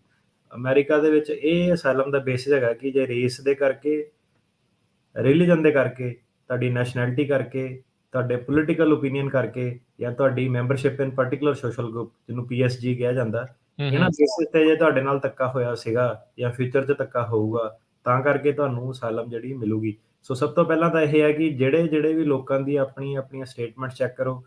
ਬੜੇ ਸਾਰੇ ਲੋਕ ਏਦਾਂ ਆਉਂਦੇ ਨੇ ਥੱਲੋਂ ਅਸਾਈਲਮ ਆਫਿਸ 'ਚ ਡਿਨਾਈ ਕਰਤਾ, ਪੈਰਾਲੀਗਲ ਨੇ ਕਹਾਣੀ ਬਣਾਤੀ, ਫਿਰ ਬਾਅਦ 'ਚ ਵਕੀਲ ਲੱਭਦੇ ਆ। ਪੈਰਾਲੀਗਲ ਨੇ ਆਪ ਹੀ ਕੁਛ ਲਿਖਿਆ ਹੁੰਦਾ ਕਿ ਬਈ ਆਪਣਾ ਪ੍ਰਾਪਰਟੀ ਦਾ ਮਸਲਾ ਸੀਗਾ, ਰਿਸ਼ਤੇਦਾਰ ਇਨਵੋਲਵ ਹੋ ਗਏ, ਸਰਕਾਰ ਇਨਵੋਲਵ ਹੋ ਗਈ, ਪਾਰਟੀਆਂ ਇਨਵੋਲਵ ਹੋ ਗਈਆਂ। ਟੂ ਬੈਡ, ਭਾਵੇਂ ਪਾਰਟੀਆਂ ਇਨਵੋਲਵ ਹੋ ਗਈਆਂ ਪਰ ਪ੍ਰਾਪਰਟੀ ਦਾ ਮੁੱਦਾ ਸੀਗਾ, ਰਿਲੀਜਨ ਦਾ ਨਹੀਂ ਸੀਗਾ, ਪੋਲੀਟੀਕਲ ਓਪੀਨੀਅਨ ਦਾ ਮੁੱਦਾ ਨਹੀਂ ਸੀਗਾ। ਸੋ ਇਹ ਹੈਗਾ ਕਿ ਸਭ ਤੋਂ ਪਹਿਲੀ ਜਿਹੜੀ ਮੇਨ ਜਿਹੜੀ ਬੇਸਿਕ ਕਾਮਨ ਸੈਂਸ ਜਿਹੜੀ ਚੀਜ਼ ਹੈਗੀ ਆ ਕਿ ਤੁਹਾਡਾ ਇੱਕ ਬੇਸ ਹੋਣਾ ਚਾਹੀਦਾ ਅਸਾਈਲਮ ਦਾ, ਤੇ base race, religion, nationality, political opinion, particular social group ਇਹਨਾਂ ਤੋਂ ਹੀ ਬੇਸ ਬਣਦਾ, ਇਸ ਤੋਂ ਇਲਾਵਾ ਹੋਰ ਕੋਈ ਬੇਸ ਨਹੀਂ ਬਣਦਾ। ਸੋ ਜਿੱਦਾਂ ਆਪਾਂ ਦੇਖਦੇ ਹਾਂ ਵੀ ਜਿਹੜੇ ਮਾਨ ਪਾਰਟੀ ਵਾਲੇ ਅਸਾਈਲਮ ਗਰੁੱਪ ਉਹ ਫਿਰ ਪੀਐਸਜੀ ਦੇ ਅੰਡਰ ਆਉਂਦੇ ਆ ਜਾਂ ਕਈ ਚੀਜ਼ਾਂ, ਸੋ ਸਿੱਖਾਂ ਵਾਲੇ ਜਿਹੜੇ ਕੇਸ ਆ ਉਹ ਫਿਰ ਕਿਹੜੇ ਅਸਾਈਲਮ ਅੰਡਰ ਆ, ਰਿਲੀਜੀਅਸ ਆ, ਪੋਲੀਟੀਕਲ ਆ, ਕਿੱਦਾਂ ਹੁੰਦਾ ਆ? ਜੀ, ਸੋ ਤੁਹਾਡਾ ਸੇਮ ਉਹੀ ਜਿਹੜਾ ਪਹਿਲਾਂ ਵਾਲਾ ਕੁਐਸਚਨ ਹੋ ਗਿਆ ਕਿ ਕਈ ਕੇਸ ਡਿਨਾਈ ਕਿਉਂ ਹੋ ਜਾਂਦੇ ਆ, ਹਨਾ? ਹਾਂ, ਸੋ ਹਾਂ, ਹਾਂ। ਇਹ ਵੀ ਸੇਮ ਇਹਦੇ ਨਾਲ ਦਾ ਹੀ ਆ। ਐਕਚੁਅਲੀ ਇਹ ਜਿਹੜੇ ਕੇਸ ਹੈਗੇ ਸਿੱਖਾਂ ਵਾਲੇ, ਤਿੰਨਾਂ ਦੇ ਥੱਲੇ ਆਉਂਦੇ ਆ। ਸੋ ਅੱਛਾ। ਮੇਨ ਡਿਪੈਂਡ ਕਰਦਾ ਕਿ ਕਿਸੇ ਨੇ ਨਾ ਟਿਕਟੌਕ ਤੇ ਯੂਜ਼ਰ ਨੇ ਕਮੈਂਟ ਪਾਇਆ ਸੀਗਾ ਕਿ ਭਾਜੀ ਸਾਰੇ ਕੇਸ ਕਹਿੰਦਾ ਡਿਨਾਈ ਨਹੀਂ ਹੁੰਦੇ, ਡਿਪੈਂਡ ਕਰਦਾ ਕਿ ਤੁਸੀਂ ਜੱਜ ਨੂੰ ਪ੍ਰੈਜ਼ੈਂਟ ਕਿੱਦਾਂ ਕਰਦੇ ਹੋ। ਸੋ ਯੂਜ਼ਰ ਨੇ ਸਹੀ ਕਮੈਂਟ ਲਿਖਿਆ ਸੀਗਾ ਕਿ ਸੋ ਡਿਪੈਂਡ ਕਰਦਾ ਕਿ ਤੁਸੀਂ ਆਪਣੇ ਜਿਹੜੇ ਮੁੱਦੇ ਆ ਉਹਨੂੰ ਫਰੇਮ ਕਿੱਦਾਂ ਕਰਦੇ ਆ। ਸੋ ਇਹ ਦਿਖਾਉਣ ਦਾ ਢੰਗ ਹੁੰਦਾ ਹੈ ਇੱਕ। ਹਾਂਜੀ, ਸੋ ਇਹ ਤਿੰਨਾਂ ਦੇ ਥੱਲੇ ਆ ਸਕਦੇ ਆ। ਪੋਲੀਟੀਕਲ ਤਾਂ ਆਫ ਕੋਰਸ ਹੈਗਾ, ਜੇ ਤੁਹਾਡੀ ਪਾਰਟੀ 'ਚ ਕਿਸੇ 'ਚ ਮੈਂਬਰਸ਼ਿਪ ਸੀਗੀ, ਹੂੰ। ਤੁਹਾਡਾ ਕੋਈ ਸਟੇਟ ਦਾ ਸੈਪਰੇਟ ਜਿਹੜਾ ਕਲੇਮ ਆ, ਸੋ ਇਹ ਪੋਲੀਟੀਕਲ ਸਟੇਟ ਦਾ ਇੱਕ ਸੈਪਰੇਟ ਕਲੇਮ ਆ। ਸੋ ਪੋਲੀਟੀਕਲ ਮੁੱਦਾ ਇਹ ਤੁਸੀਂ ਈਜ਼ੀਲੀ ਐਸਟੈਬਲਿਸ਼ ਕਰ ਸਕਦੇ ਹੋ। ਹੁਣ ਜਦੋਂ ਤੁਸੀਂ ਪੋਲਿਟਿਕਸ ਦੀ ਗੱਲ ਕਰੋ, ਸਭ ਤੋਂ ਪਹਿਲਾਂ ਤਾਂ ਇਹ ਹੈ ਕਿ ਲੋਕਾਂ ਨੂੰ ਪਤਾ ਹੋਣਾ ਚਾਹੀਦਾ ਕਿ ਪਾਰਟੀ ਕੀ ਆ, ਕਿਹੜੇ ਸਾਲ ਪਾਰਟੀ ਹੋਈ ਸੀ। 94 ਦੇ ਵਿੱਚ ਪਾਰਟੀ ਆਈ ਆ, ਬੰਦਾ ਕਹਿ ਰਿਹਾ ਮੇਰਾ ਗ੍ਰੈਂਡਫਾਦਰ ਕਹਿੰਦਾ ਮੈਂਬਰ ਸੀਗਾ ਪਾਰਟੀ ਦਾ। ਗ੍ਰੈਂਡਫਾਦਰ ਭਾਈ ਕਿੱਥੋਂ ਤੇਰਾ ਮੈਂਬਰ ਹੋਊਗਾ ਜੇ 94 ਦੇ ਵਿੱਚ ਪਾਰਟੀ ਬਣੀ। ਬਣੀ। ਹੂੰ। ਸੋ ਇਦਾਂ ਦੇ ਬਹੁਤ ਜ਼ਿਆਦਾ ਕਹਿ ਲਓ ਸਿਲੀ ਮਿਸਟੇਕ ਕਿ ਮੇਰੇ ਪੁਸ਼ਤੈਨੀ ਤੌਰ ਤੋਂ ਪਾਰਟੀ ਦੇ ਵਿੱਚ ਜੁਆਇਨ ਕਰੇ। ਪਹਿਲਾਂ ਪੋਲਿਟਿਕਸ ਪੜ੍ਹੋ ਕਿ 47 ਦੇ ਵਿੱਚ ਇੰਡੀਆ ਆਜ਼ਾਦ ਹੋਇਆ, ਕਦੋਂ ਪਾਰਟੀਆਂ ਆਈਆਂ, ਕਦੋਂ ਅਕਾਲੀ ਦਲ ਬਣੀ, ਕਦੋਂ ਉਹ ਟੁੱਟੀ, ਕਦੋਂ 2 ਪਾਰਟੀਆਂ ਨਿਕਲੀਆਂ, ਹਨਾ? ਕਿਹਨੇ ਬਣਾਈਆਂ, ਤੇ ਚੋਣਾਂ ਦਾ ਸਿਸਟਮ ਕੀ ਸੀਗਾ, ਪਾਰਟੀ ਕਦੋਂ ਪਾਵਰ 'ਚ ਹੈਗੀ। ਸੋ ਪੋਲੀਟੀਕਲ, ਜੇ ਤੁਸੀਂ ਪੋਲੀਟੀਕਲ ਅਸਾਈਲਮ ਕਲੇਮ ਕਰਦੇ ਹੋ, ਪਹਿਲਾਂ ਤਾਂ ਇਹ ਹੈ ਤੁਹਾਨੂੰ ਪੋਲਿਟਿਕਸ ਬਾਰੇ ਪਤਾ ਹੋਣਾ ਚਾਹੀਦਾ। ਸੋ ਇਹ ਨਹੀਂ ਕਿ ਅਮਰੀਕਾ ਆ ਗਏ ਬਸ ਫਾਈਲ ਕਰਤਾ ਪੋਲੀਟੀਕਲ ਅਸਾਈਲਮ, ਪੋਲਿਟਿਕਸ ਦਾ ਤੁਹਾਨੂੰ ਪਤਾ ਨਹੀਂ ਕਿ ਪਾਰਟੀ ਬਣੀ ਕਦੋਂ ਸੀ, ਪਾਰਟੀ ਦਾ ਅਫੀਸ਼ੀਅਲ ਨਾਮ ਕੀ ਹੈਗਾ। ਫਿਰ ਦੂਜਾ ਆ ਗਿਆ ਜੀ ਰਿਲੀਜੀਅਸ, ਜੇ ਤੁਸੀਂ ਇਹਨੂੰ as a religious asylum claim ਕਰਦੇ ਹੋ, ਸੋ ਕੀ ਤੁਹਾਡੇ ਨਾਲ ਧੱਕਾ ਹੋ ਰਿਹਾ ਬੀਇੰਗ ਅ ਸਿੱਖ, ਤੁਹਾਨੂੰ ਸਿੱਖ ਜੀ। ਧਰਮ ਬਾਰੇ ਆਫ ਕੋਰਸ ਪਤਾ ਹੋਣਾ ਚਾਹੀਦਾ। ਸੇਮ ਥਿੰਗ ਜੇ ਕਈ ਕਹਿੰਦੇ ਕਿ ਭਾਜੀ ਕ੍ਰਿਸਚਨ ਦਾ ਅਸਾਈਲਮ ਲਾ ਦੇਣਾ, ਸੋ ਹੁਣ ਜਿਹੜਾ ਉੱਥੇ ਅਸਾਈਲਮ ਆਫਿਸਰ ਉਹ ਵੀ ਕ੍ਰਿਸਚਨ ਹੈਗਾ ਵਾ, ਕ੍ਰਿਸਚਨ ਹੈਗਾ, ਉਹਨੂੰ ਪਤਾ ਕਿ ਉਹਦਾ ਧਰਮ ਕਿੱਦਾਂ ਨਾ, ਉਹਨੇ ਤੁਹਾਨੂੰ ਆਫ ਕੋਰਸ ਤੁਹਾਨੂੰ ਉਹਦੀ ਐਕਸਪੈਕਟੇਸ਼ਨ ਹੈ ਕਿ ਤੁਸੀਂ ਜਿਹੜੇ ਕ੍ਰਿਸਚੈਨਿਟੀ ਦੇ ਰਿਲੇਟਡ ਜਿਹੜੇ ਕੁਐਸਚਨ ਆ ਉਹਨੂੰ ਸਵਾਲ। ਆਨਸਰ ਕਰਦੇ ਹੋਣੇ ਚਾਹੀਦੇ ਹੋ ਕਿ ਕਿੱਦਾਂ, ਕੀ ਆ, ਕੀ ਵਰਸ ਹੈਗਾ, ਇਬਰਾਹਿਮ ਦੇ ਕਿੰਨੇ ਬੱਚੇ ਸੀਗੇ, ਨੋਆ ਦੀ ਆਰਕ ਦੀ ਸਟੋਰੀ ਸੁਣਾ। ਸੋ ਸੇਮ ਥਿੰਗ ਜਿਹੜਾ ਜੇ ਉਹ ਕ੍ਰਿਸਚਨ ਦਾ ਤੁਹਾਨੂੰ ਪੁੱਛ ਸਕਦਾ, ਸੋ ਇਦਾਂ ਦੇ ਵੀ ਬੜੇ ਕੇਸ ਆ ਜਿਹਦੇ ਵਿੱਚ ਉਹ ਸਿੱਖ ਧਰਮ ਬਾਰੇ ਤੁਹਾਡੇ ਕੋਲ ਕੁਐਸਚਨ ਪੁੱਛਦੇ ਆ, ਮੂਲ ਮੰਤਰ ਸੁਣਾਓ, 10 ਗੁਰੂਆਂ ਦੇ ਨਾਮ ਦੱਸੋ, ਹੂੰ, ਵੀ ਹੂੰ, ਹੂੰ। ਜਾਂ ਡਿਟੇਲ ਦੇ ਵਿੱਚ ਜਾ ਸਕਦੇ ਆ। ਸੋ ਜੀ। ਪੋਲੀਟੀਕਲ ਅਸਾਈਲਮ ਹੋ ਗਿਆ, ਰਿਲੀਜੀਅਸ ਅਸਾਈਲਮ ਹੋ ਗਿਆ। ਸੋ ਪਾਰਟਿਕੂਲਰ ਸੋਸ਼ਲ ਗਰੁੱਪ ਵੀ ਤੁਸੀਂ ਇਹਨੂੰ ਕਲੇਮ ਕਰ ਸਕਦੇ ਹੋ। ਪਾਰਟਿਕੂਲਰ ਸੋਸ਼ਲ ਗਰੁੱਪ ਦੀ ਆਰਗੂਮੈਂਟ ਤੁਹਾਨੂੰ ਦੇਣੀ ਪੈਂਦੀ ਹੈ। ਉਹ 'ਚ ਦੇਖਿਆ ਕਿ ਬੜੇ ਸਾਰੇ ਪੈਰਾਲੀਗਲ ਲਾਇਰ ਦਿੰਦੇ ਨਹੀਂ ਹੈ। ਸੋ ਪਾਰਟਿਕੂਲਰ ਸੋਸ਼ਲ ਗਰੁੱਪ ਦੀ ਜੇ ਆਰਗੂਮੈਂਟ ਸਿੱਖ ਦੇਣ ਤਾਂ ਉਹਨਾਂ ਦੀ ਬੇਸਿਕਲੀ ਇਹੀ ਹੈ ਕਿ ਜਿਹੜੀ ਉਹਨਾਂ ਦੀ ਬੇਸਿਕ ਜਿਹੜੀ ਹਿੰਦੂਤਵ ਦੀ ਆਈਡੀਓਲੋਜੀ ਸੀਗੀ ਕਿ ਜਿਹੜਾ ਉੱਥੇ ਹਿੰਦੂ ਫੈਮਿਲੀ ਐਕਟ ਆ, ਸਾਰੇ ਜਿਹੜੇ ਲਾਅ ਇੱਕ ਸਿੱਖ ਨੂੰ ਵੀ ਹਿੰਦੂ ਦੀ ਡੈਫੀਨੇਸ਼ਨ ਦੇ ਵਿੱਚ ਪਾਉਂਦੇ ਆ ਕਿ ਹਿੰਦੂ ਦੀ ਡੈਫੀਨੇਸ਼ਨ ਹੈਗੀ ਕਿ ਇਹ ਸਿੱਖ, ਜੈਨ, ਬੁੱਧ ਹੋਰ ਜਿਹੜੀ ਮਿਨੋਰਟੀਆਂ ਉਹਨੂੰ ਇਨਕਲੂਡ ਕਰਦਾ। ਸੋ ਜਿਹੜਾ ਇੱਕ ਇੰਡੀਆ ਦਾ ਜਨਰਲ ਜਿਹੜੇ ਲਾਅ ਲਿਖੇ ਗਏ ਆ ਉਹ ਇੱਕ ਬਲੈਂਕਟ ਸਾਰਿਆਂ ਨੂੰ ਹਿੰਦੂ ਮੰਨਦੇ ਹੈਗੇ ਆ। ਸੋ ਇਹ ਫੈਕਟ ਹੈਗਾ ਕਿਉਂਕਿ ਜਦੋਂ ਮੈਂ ਵੀ ਉੱਥੇ ਲਾਅ ਸਟੂਡੈਂਟ ਸੀਗਾ, ਹਿੰਦੂ ਮੈਰਿਜ ਐਕਟ ਸੀਗਾ, ਜੀ। ਸਿੱਖ ਮੈਰਿਜ ਐਕਟ ਜਿਹੜਾ ਬਾਅਦ ਚ ਬਣਿਆ ਸੀਗਾ। ਸੋ ਹਿੰਦੂ ਦੀ ਡੈਫੀਨੇਸ਼ਨ ਦੇ ਥੱਲੇ ਉਹਨਾਂ ਨੇ ਪਾਇਆ ਸੀਗਾ ਕਿ ਜਿਹੜੇ ਸਿੱਖ ਹੈਗੇ ਆ ਉਹ ਵੀ ਹਿੰਦੂ ਹੈਗੇ ਆ, ਹਨਾ? ਸੋ ਪਹਿਲਾਂ ਤਾਂ ਇਹ ਹੈ ਕਿ ਜੇ ਤੁਸੀਂ ਆਪਣੇ ਆਪ ਨੂੰ ਆਪਣਾ ਕਲੇਮ ਇਸ ਤਰੀਕੇ ਨਾਲ ਪ੍ਰੈਜ਼ੈਂਟ ਕਰੋ ਕਿ ਤੁਹਾਨੂੰ ਐਜ਼ ਅ ਹਿੰਦੂ ਲੇਬਲ ਕੀਤਾ ਜਾਂਦਾ, ਤੇ ਜਿਹੜੇ ਵੀ ਪਾਰਟਿਕੂਲਰ ਸੋਸ਼ਲ ਗਰੁੱਪ ਸਾਡਾ ਇਹ ਬਣਦਾ ਕਿ ਜੇ ਸਾਡੇ ਪ੍ਰੋ ਇੰਡੀਪੈਂਡੈਂਸ ਵਿਊ ਹੈਗੇ ਆ ਜਾਂ ਇੱਕ ਸੈਪਰੇਟ ਨੇਸ਼ਨ ਦੇ ਵਿਊ ਹੈਗੇ ਆ, ਇਦਾਂ ਦੇ ਸਿੱਖਾਂ ਨਾਲ ਜੇ ਧੱਕਾ ਹੁੰਦਾ ਤੇ ਉਹਨੂੰ ਇੱਕ ਪਾਰਟਿਕੂਲਰ ਸੋਸ਼ਲ ਗਰੁੱਪ ਮੰਨਿਆ ਜਾ ਸਕਦਾ ਹੈਗਾ। ਹੂੰ। ਸੋ ਪਾਰਟਿਕੂਲਰ ਜੀ। ਸੋਸ਼ਲ ਗਰੁੱਪ ਦੀ ਜਿਹੜੀ ਡੈਫੀਨੇਸ਼ਨ ਹੈਗੀ ਆ ਉਹ ਤੁਹਾਡੇ ਤੇ ਡਿਪੈਂਡ ਕਰਦੀ ਹੈ ਕਿ ਤੁਸੀਂ ਜੱਜ ਨੂੰ ਕਿੱਦਾਂ ਪ੍ਰੈਜ਼ੈਂਟ ਕਰਨੀ ਹੈ, ਹਨਾ? ਸੋ ਇੱਕ ਪੀਐਸਜੀ ਦਾ ਕਲੇਮ ਆਬਵੀਅਸਲੀ ਇਹ ਹੋ ਸਕਦਾ ਜੇ ਤੁਸੀਂ ਉਸ ਹਿਸਾਬ ਨਾਲ ਆਪਣੇ ਜਿਹੜਾ ਕੇਸ ਆ ਉਹਨੂੰ ਫਰੇਮ ਕਰੋ। ਸੋ ਕ੍ਰੈਡੀਬਿਲਿਟੀ ਉਹੀ ਆ, ਤਾਂ ਹੀ ਉਹ ਫਿਰ ਇੰਨੇ ਘੋਖ ਦੇ ਵਿੱਚ ਜਾ ਕੇ ਸਵਾਲ ਪੁੱਛਦੇ ਆ, ਭਰੋਸੇਯੋਗਤਾ ਬੰਦੇ ਦੀ ਚੈੱਕ ਕਰਨਾ ਚਾਹੁੰਦੇ ਆ ਵੀ ਭਾਈ ਇਹ ਅਸਲ ਆ ਕਿ ਇਹ ਨਕਲ ਹੈਗਾ। ਸੋ ਜੀ, ਆਪਾਂ ਬਹੁਤ ਵਾਰੀ ਇਹ ਸ਼ਬਦ, ਇਹ ਫਰੇਜ਼ ਸੁਣਦੇ ਆ, well founded fear of persecution, ਵੀ ਇਹ ਜ਼ਬਰ ਦੀ ਜਾਂ ਇਸ ਦੇ ਖਿਲਾਫ ਡਰ ਹੈਗਾ ਆ ਵੀ ਇਦਾਂ ਦਾ ਪਹਿਲੋਂ ਹੋਇਆ ਆ ਤੇ ਹੋਣ ਦਾ ਜਿਹੜਾ ਡਰ ਆ ਉਹ ਬਹੁਤ ਜ਼ਿਆਦਾ ਹੈ ਸਿੱਖ ਕੇਸਾਂ ਦੇ ਵਿੱਚ। ਉਹ ਇਸ ਮਾਮਲੇ ਦੇ ਵਿੱਚ ਕੀ ਹੋਊਗਾ? ਜੀ ਬਿਲਕੁਲ। ਸੋ ਪਹਿਲਾਂ ਤਾਂ ਇਹ ਹੈ ਕਿ ਹੁਣ ਕੇਸ ਕਈ ਡਿਨਾਈ ਕਿਉਂ ਹੁੰਦੇ ਨੇ? ਡਿਨਾਈ ਇਸ ਲਈ ਹੁੰਦੇ ਨੇ ਕਿ ਜਿਹਨੇ ਪੋਲੀਟੀਕਲ ਅਸਾਈਲਮ ਕੀਤਾ ਉਹਨੂੰ ਪੋਲਿਟਿਕਸ ਦਾ ਨਹੀਂ ਪਤਾ, ਜਿਹਨੇ ਰਿਲੀਜੀਅਸ ਦਾ ਬੇਸਿਸ ਲਾਇਆ ਉਹ ਸਿੱਖ ਵੀ ਕਈ ਹੈਗੇ ਆ, ਪਰ ਕਾਫੀ ਯੰਗ ਮੁੰਡੇ ਉਹਨਾਂ ਨੂੰ ਇੰਨਾ ਨਹੀਂ ਪਤਾ ਹੁੰਦਾ ਕਿ ਪੁੱਛਦੇ ਜਦੋਂ ਕਿ ਕਿੰਨੀ ਵਾਰੀ ਗੁਰਦੁਆਰੇ ਜਾਂਦੇ ਹੋ, ਗਏ ਨਹੀਂ ਹੁੰਦੇ, ਟਰੱਕ ਚਲਾਈ ਜਾਂਦੇ ਸਾਰਾ ਟਾਈਮ, ਹੈ ਨਾ। ਜਦੋਂ ਸਰਕਾਰੀ ਵਕੀਲ ਪੁੱਛਦਾ ਕਿ ਕਿੱਥੇ ਰਹਿੰਦੇ ਹੋ, ਕਿਹੜੇ ਗੁਰਦੁਆਰੇ ਜਾਂਦੇ ਹੋ, ਗੁਰਦੁਆਰੇ ਦਾ ਨਾਂ ਕੀ ਆ, ਹੂੰ ਉਹ ਵੀ ਪਤਾ ਹੁੰਦਾ, ਹੈ ਨਾ। ਕੀ ਡਿਊਟੀਆਂ ਕਰਦੇ ਹੋ, ਪੋਲੀਟੀਕਲ ਤੁਹਾਡਾ ਐਕਟਿਵਿਜ਼ਮ ਕੀ ਹੈਗਾ, ਕਿ ਉੱਥੇ ਕੀ ਕਰਦੇ ਸੀਗੇ, ਤੇ ਇੱਥੇ ਆ ਕੇ ਕਿਸ ਹਿਸਾਬ ਨਾਲ ਤੁਸੀਂ ਬਿਜ਼ੀ ਹੋ। ਸੋ ਕਈ ਵਾਰੀ ਕੀ ਹੁੰਦਾ ਕਿ ਉਹਨੂੰ ਦੱਸਿਆ ਮੈਂ ਇੰਡੀਆ ਆਹ ਚੀਜ਼ ਕਰਦਾ ਸੀਗਾ, ਤੇ ਇੱਥੇ ਆਣ ਕੇ ਕੀ ਜਦੋਂ ਪੁੱਛਦੇ ਕਰਦੇ ਆ, ਉੱਥੇ ਆਣ ਕੇ ਤਾਂ ਉਹ ਕਹਿੰਦਾ ਇੱਥੇ ਆ ਕੇ ਤਾਂ ਮੈਂ ਬਿਜ਼ੀ ਹੋ ਗਿਆ, ਇੱਥੇ ਆ ਕੇ ਤਾਂ ਮੈਂ ਕੰਮ ਕਰਨ ਲੱਗ ਪਿਆ, ਮੈਨੂੰ ਟਾਈਮ ਨਹੀਂ ਲੱਗਾ, ਹੈ ਨਾ। ਹੂੰ ਹੂੰ ਹੂੰ so well founded fear of persecution ਕੀ ਹੈਗਾ ਕਿ ਜਦੋਂ ਤੁਸੀਂ ਫਿਊਚਰ ਦੇ ਵਿੱਚ ਜੇ ਤੁਸੀਂ ਵਾਪਸ ਜਾਂਦੇ ਹੋ ਆਪਣੀ ਕੰਟਰੀ, ਤੁਹਾਡੇ ਨਾਲ ਫਿਊਚਰ ਦੇ ਵਿੱਚ ਵੀ ਜਾ ਕੇ ਧੱਕਾ ਹੋਊਗਾ। ਪਰ ਫਿਊਚਰ 'ਚ ਤੁਹਾਡੇ ਨਾਲ ਧੱਕਾ ਕਿਉਂ ਹੋਊਗਾ? ਫਿਊਚਰ 'ਚ ਤੁਹਾਡੇ ਨਾਲ ਧੱਕਾ ਸਿਰਫ ਤਾਂ ਕਰਕੇ ਹੋਊਗਾ ਜੇ ਤੁਸੀਂ ਕੋਈ ਚੀਜ਼ ਨੂੰ ਮੰਨਦੇ ਸੀਗੇ, ਉਹਨੂੰ ਮੰਨਦੇ ਰਹਿ ਰਹੇ ਹੋ, ਉਹਨੂੰ ਹੋਰ ਵੱਧ ਚੜ੍ਹ ਕੇ ਪ੍ਰੈਕਟਿਸ ਕਰਦੇ ਹੋ। ਹੂੰ ਕਿ ਤੁਸੀਂ ਆ ਗਏ 5 ਸਾਲ 10 ਸਾਲ, ਕਿਉਂਕਿ ਤੁਹਾਡੀ ਹੁਣ ਜਿੱਦਾਂ ਕੇਸ ਲੱਗਿਆ, ਤਰੀਕ ਪੋਸਟਪੋਨ ਹੋ ਗਈ, 3 ਦੇ 6 ਸਾਲ ਬਣ ਗਏ, 6 ਦੇ 10 ਸਾਲ ਬਣ ਗਏ। ਸੋ ਕਈ ਕੇਸਿਸ ਜਿਹੜੇ ਏਦਾਂ ਪੈਂਡਿੰਗ ਰਹਿੰਦੇ ਆ। ਹੂੰ ਸੋ ਕਾਫੀ ਸਾਰੇ ਆਪਾਂ ਦੇਖਦੇ ਹਾਂ ਕਿ ਕੇਸ ਡਿਨਾਈ ਕਰ ਦਿੱਤੇ ਜਾਂਦੇ ਆ। ਉਹਦੇ ਵਿੱਚ ਕਿਹਾ ਜਾਂਦਾ ਕਿ ਤੁਸੀਂ ਇਹ ਸਾਬਿਤ ਕਰਤਾ ਕਿ ਤੁਹਾਡੇ ਨਾਲ ਪਾਸਟ 'ਚ ਧੱਕਾ ਹੋਇਆ, ਪਰ ਤੁਸੀਂ ਇਹ ਨਹੀਂ ਸਾਬਿਤ ਕਰ ਪਾਏ ਕਿ ਤੁਹਾਨੂੰ well founded fear of future prosecution ਹੈਗਾ, ਕਿ ਤੁਹਾਡੇ ਨਾਲ ਫਿਊਚਰ 'ਚ ਧੱਕਾ ਹੋਊਗਾ। ਸੋ ਫਿਊਚਰ 'ਚ ਤੁਹਾਡੇ ਨਾਲ ਧੱਕਾ ਤਾਂ ਹੀ ਹੋਊਗਾ ਜੇ ਤੁਸੀਂ ਕੋਈ ਏਦਾਂ ਦੇ ਕੰਡਕਟ ਦੇ ਵਿੱਚ ਇੰਗੇਜ ਕਰਦੇ ਸੀਗੇ, ਜਿਹਦੇ ਕਰਕੇ ਕਿ ਸਰਕਾਰ ਤੁਹਾਨੂੰ ਹੁਣ ਵੀ ਜਾ ਕੇ ਲੱਭੂਗੀ। ਤੁਹਾਡੀਆਂ ਕੋਈ ਏਦਾਂ ਦੀਆਂ ਮੰਗਾਂ ਸੀਗੀਆਂ, ਜੇ ਤੁਹਾਡਾ ਰਿਲੀਜੀਅਸ ਹੈਗਾ ਤਾਂ ਤੁਸੀਂ ਕੰਟੀਨਿਊ ਕਰਦੇ ਰਹੇ, ਵੱਧ ਚੜ੍ਹ ਕੇ ਪਾਰਟਿਸਿਪੇਟ ਕੀਤਾ ਸਾਰੇ ਸਮਾਗਮਾਂ 'ਚ, ਅੰਦੋਲਨਾਂ 'ਚ, ਅੰਬੈਸੀਆਂ ਮੁਰੇ, ਧਰਨਿਆਂ ਦੇ ਵਿੱਚ, ਜੋ ਵੀ ਤੁਹਾਡਾ ਆਪਣਾ ਕਲੇਮ ਹੈਗਾ। ਤੇ ਬੇਸਿਕਲੀ ਤੁਸੀਂ ਇਹ ਸ਼ੋਅ ਕਰਨਾ ਹੁੰਦਾ ਕਿ ਜੋ ਚੀਜ਼ਾਂ ਤੁਸੀਂ ਕਰਦੇ ਸੀਗੇ, ਜੋ ਚੀਜ਼ਾਂ ਤੁਸੀਂ ਹੁਣ ਇੱਥੇ ਕਰ ਰਹੇ ਹੋ, ਏਦਾਂ ਦੇ ਲੋਕਾਂ ਨਾਲ ਤੁਹਾਡੀ ਕੰਟਰੀ ਦੇ ਵਿੱਚ ਬਹੁਤ ਜ਼ਿਆਦਾ ਧੱਕਾ ਹੁੰਦਾ। ਸੋ ਉਹਨੂੰ ਕਹਿੰਦੇ ਆ well founded fear of future prosecution. ਤੇ ਉਹਦੇ ਵਿੱਚ ਉਹ ਤੁਹਾਨੂੰ ਪੁੱਛੂਗੇ ਕਿ ਤੁਹਾਨੂੰ ਪਤਾ, ਕੇਸਿਸ ਦੇ ਵਿੱਚ ਤੁਹਾਡੇ ਕੋਲ ਬਕਾਇਦਾ ਪੁੱਛਿਆ ਜਾਂਦਾ ਕਿ ਤੁਹਾਨੂੰ ਪਤਾ ਕਿਸੇ ਹੋਰ ਨਾਲ ਏਦਾਂ ਹੋਇਆ। ਹੂੰ ਸੋ ਉਹਦੇ ਵਿੱਚ ਆਪਣੇ ਵੀ ਕਈ ਵਾਰੀ ਆਪਾਂ ਵੀ ਬੈਠੇ ਹੋਏ ਉੱਥੇ, ਕਲਾਇੰਟ ਕਹਿੰਦਾ ਕਿ ਨਹੀਂ ਮੈਨੂੰ ਨਹੀਂ ਪਤਾ ਕਿਸੇ ਨਾਲ ਹੋਇਆ, ਕਹਿੰਦਾ ਕਿਸੇ ਦਾ ਨਾਮ ਪਤਾ ਨਹੀਂ ਮੈਨੂੰ, ਕੋਈ ਹੋਰ ਕਿਸੇ ਦਾ ਨਾਂ ਨਹੀਂ ਪਤਾ। ਜਦ ਹੂੰ ਤੈਨੂੰ ਪਤਾ ਨਹੀਂ ਕਿਸੇ ਨਾਲ ਏਦਾਂ ਹੋਇਆ, ਕਿਸੇ ਦਾ ਤੂੰ ਨਾਂ ਨਹੀਂ ਲੈ ਸਕਦਾ, ਕਿਸੇ ਦਾ ਐਫੀਡੇਵਿਟ ਨਹੀਂ, ਨਾ ਤੂੰ ਕੋਈ ਖਬਰ ਲਾਈ, ਨਾ ਕੁਛ ਦੱਸਿਆ, ਆਪਾਂ ਕਿੱਦਾਂ ਮੰਨ ਲਈਏ ਕਿ ਤੇਰੇ ਨਾਲ ਵੀ ਏਦਾਂ ਹੋਊਗਾ? ਜੇ ਤੈਨੂੰ ਪਤਾ ਹੀ ਨਹੀਂ ਕਿ ਇੱਕ ਵੀ ਬੰਦੇ ਨਾਲ ਏਦਾਂ ਦਾ ਧੱਕਾ ਹੋਇਆ ਜਾਂ ਹੋਣਾ ਵਾ, ਤੂੰ ਕਿੱਦਾਂ ਕਹਿ ਸਕਦਾ ਕਿ ਤੇਰੇ ਨਾਲ ਵੀ ਏਦਾਂ ਦਾ ਧੱਕਾ ਹੋਊਗਾ, ਹੈ ਨਾ?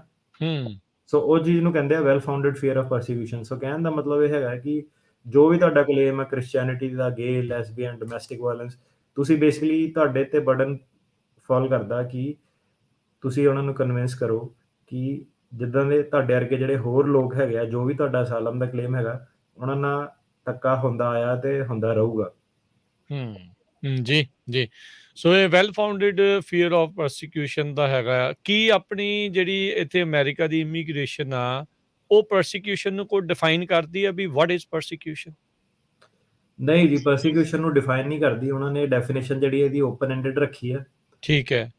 ਤੇ ਜ਼ਿਆਦਾਤਰ ਜਿਹੜੇ ਕੋਰਟਸ ਨੇ ਡਿਸੀਜਨਸ ਤੋਂ ਹੀ ਸਾਨੂੰ ਪਤਾ ਲੱਗਦਾ ਕਿ ਪਰਸੀਕਿਊਸ਼ਨ ਕੀ ਹੈ, ਤੇ ਡੈਫੀਨੇਸ਼ਨ ਜਿਹੜੀ ਇਹਦੀ ਚੇਂਜ ਹੁੰਦੀ ਰਹਿੰਦੀ ਹੈ ਨਾ। ਸੋ ਠੀਕ ਹੈ। ਆਪਾਂ ਰੇਡੀਓ ਤੇ ਵੀ ਕਈ ਵਾਰੀ ਕਾਫੀ ਸਾਰੇ ਕੇਸ, ਮੈਟਰ ਆਫ ਏ ਵੀ, ਹੋਰ ਸਾਰੇ ਕੇਸ ਜਿਹੜੇ ਡਿਸਕਸ ਕਰ ਚੁੱਕੇ ਆ, ਜਿਹਦੇ ਚ ਡੋਮੈਸਟਿਕ ਵਾਇਲੈਂਸ ਦਾ, family as a social group, ਹੈ ਨਾ।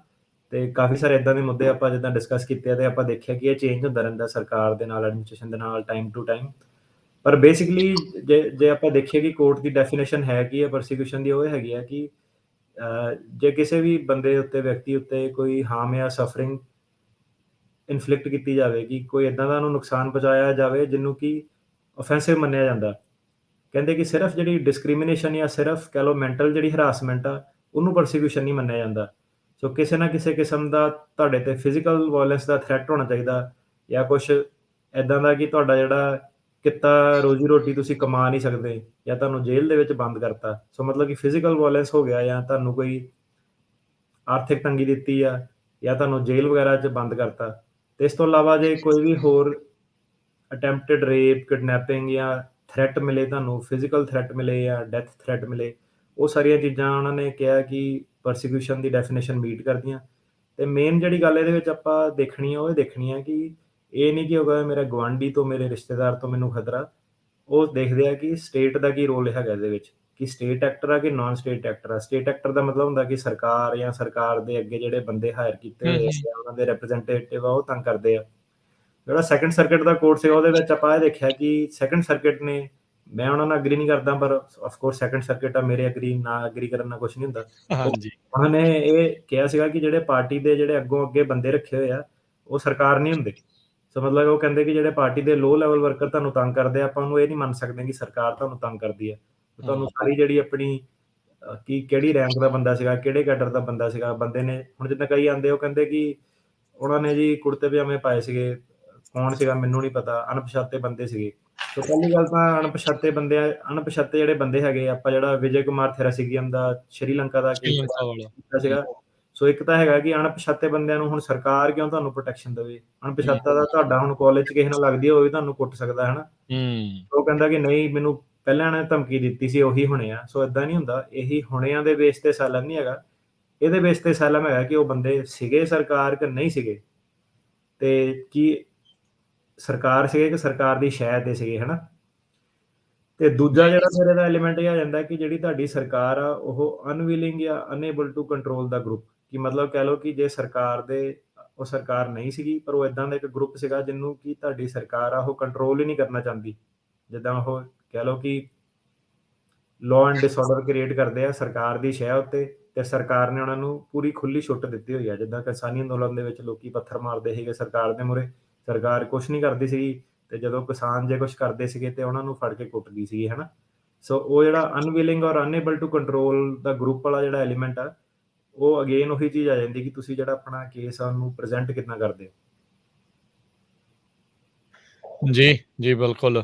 ਸੋ ਇਹ ਪ੍ਰੋਸੀਕਿਊਸ਼ਨ ਜਿੱਦਾਂ ਤੁਸੀਂ ਕਿਹਾ ਵੀ ਡੈਫੀਨੇਸ਼ਨ ਕੋਈ ਘੜੀ ਨਹੀਂ ਆ, ਪਰ ਬਦਲਦੀ ਰਹਿੰਦੀ ਆ ਵੱਖ-ਵੱਖ ਅਦਾਲਤਾਂ ਦੇ ਮੁਤਾਬਕ। ਜੀ। ਸੋ ਐਕਸੈਪਸ਼ਨ ਕੀ ਹੈਗੀ ਐਲੀਜੀਬਿਲਟੀ ਦੇ ਅਸਾਈਲਮ ਨੂੰ ਲੈ ਕੇ ਵੀ ਹਾਂ, ਵੀ ਜੇ ਤੂੰ ਆਹ ਕੰਮ ਕਰਤੇ ਆ ਤੇ ਫਿਰ ਤੈਨੂੰ ਆਪਾਂ ਅਸਾਈਲਮ ਨਹੀਂ ਦੇ ਸਕਦੇ? ਸੋ ਮੇਨ ਤਾਂ ਜੀ ਸਭ ਤੋਂ ਵੱਡੀ ਸੀਗੀ ਟੈਰਰਿਸਟ ਬਾਰ, ਕਿ ਜੇ ਹੁਣ ਤੱਕ ਦਾ ਜਿਹੜਾ ਲਾਅ ਇਹ ਹੈ ਕਿ ਜੇ ਕਿਸੇ ਵੀ ਕਿਸਮ ਦਾ ਤੁਸੀਂ ਮਟੀਰੀਅਲ ਸਪੋਰਟ ਪ੍ਰੋਵਾਈਡ ਕੀਤੀ ਹੈ ਕਿਸੇ ਵੀ ਟੈਰਰਿਸਟ ਨੂੰ, ਤੇ ਉਹ ਤੁਹਾਨੂੰ ਅਸਾਈਲਮ ਤੋਂ ਬਾਹਰ ਕਰ ਦਿੰਦੀ ਹੈ। ਸੋ ਇਹਦੇ ਵਿੱਚ ਆਪਾਂ ਮੈਟਰ ਆਫ ਨਗੀਜ਼ ਦਾ ਆਪਾਂ ਡਿਸਕਸ ਕੀਤਾ ਸੀਗਾ, ਪਹਿਲਾਂ ਵੀ ਕੇਸ ਰੇਡੀਓ ਤੇ ਐਪੀਸੋਡ ਕੀਤਾ ਸੀਗਾ ਜੀ। ਕਿ ਇਸ ਚੀਜ਼ ਨੂੰ ਅਟਾਰਨੀ ਜਨਰਲ ਹੁਣ ਰਿਵਿਊ ਕਰ ਰਹੇ ਆ ਕਿ ਧੱਕੇ ਨਾਲ ਕਿਸੇ ਤੇ ਬੰਦੂਕ ਰੱਖ ਕੇ ਕੰਮ ਕਰਾਇਆ ਗਿਆ, ਕੀ ਉਹ ਟੈਰਰਿਸਟ ਬਾਹਰ ਲੱਗੂਗੀ ਕਿ ਨਹੀਂ ਲੱਗੂਗੀ, ਹਨਾ। ਉਹ ਕਾਫੀ ਇੰਪੋਰਟੈਂਟ ਡਿਸੀਜਨ ਆ, ਦੇਖਦੇ ਆ ਅੱਗੇ ਆਉਣ ਵਾਲੇ ਟਾਈਮਾਂ 'ਚ ਕੀ ਫੈਸਲਾ ਕਰਦੇ ਆ।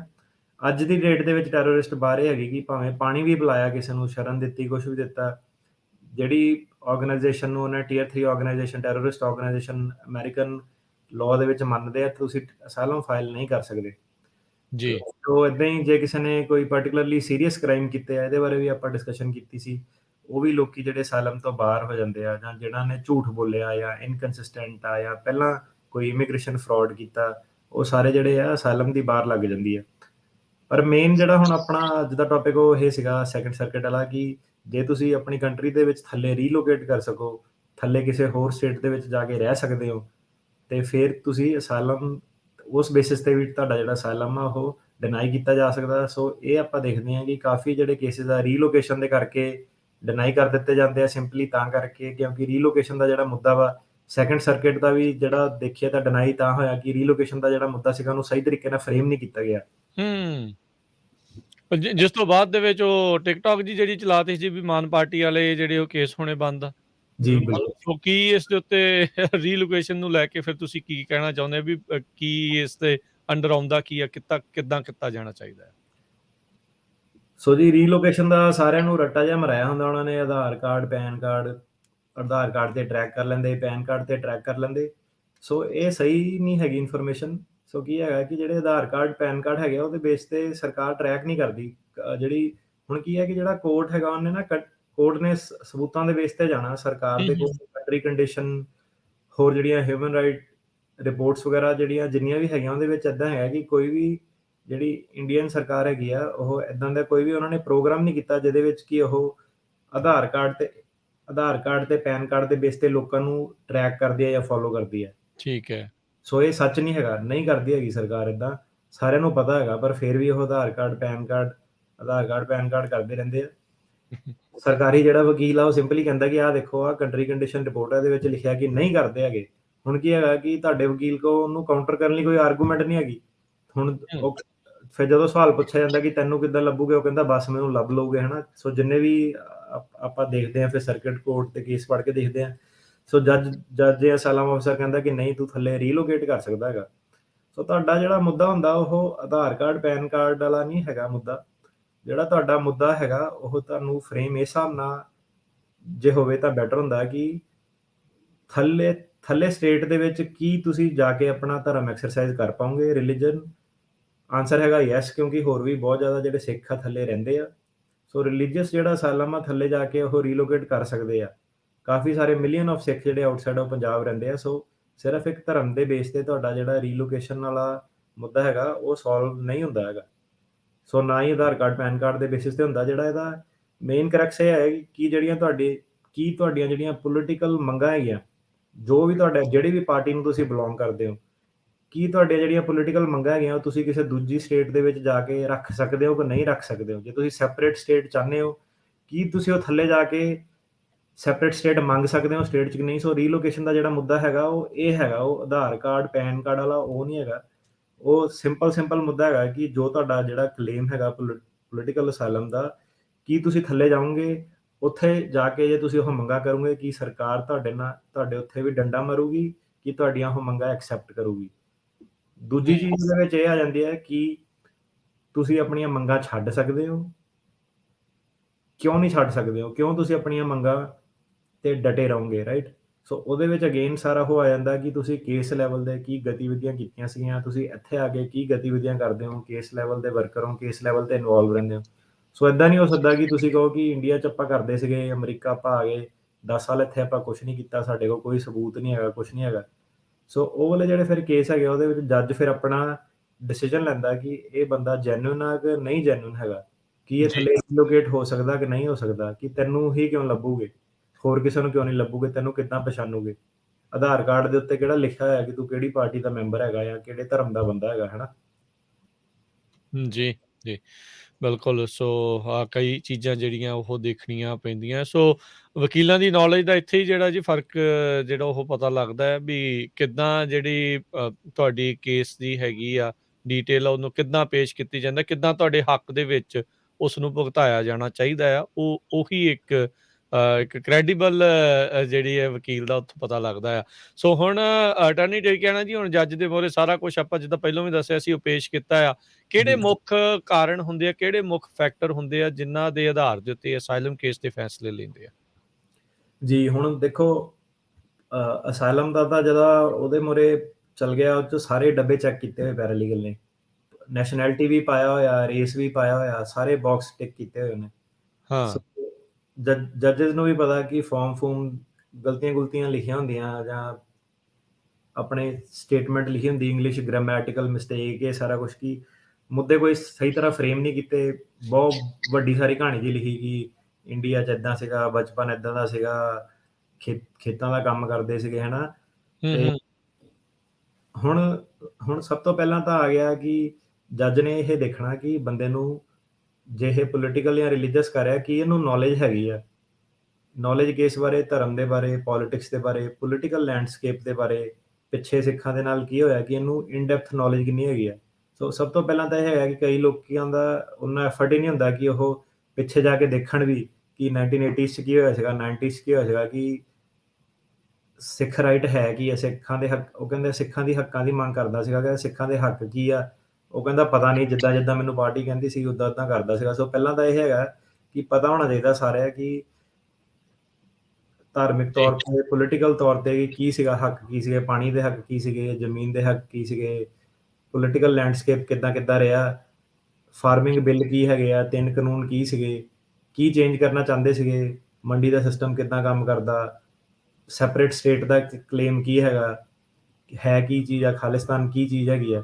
ਸੋ ਇਹ ਸਾਰੀਆਂ ਚੀਜ਼ਾਂ ਦੀ ਤੁਹਾਨੂੰ ਇੱਕ ਨੌਲੇਜ ਹੋਣੀ ਚਾਹੀਦੀ ਜੇ ਤੁਸੀਂ ਕਲੇਮ ਕਰਦੇ ਹੋ। ਜੀ।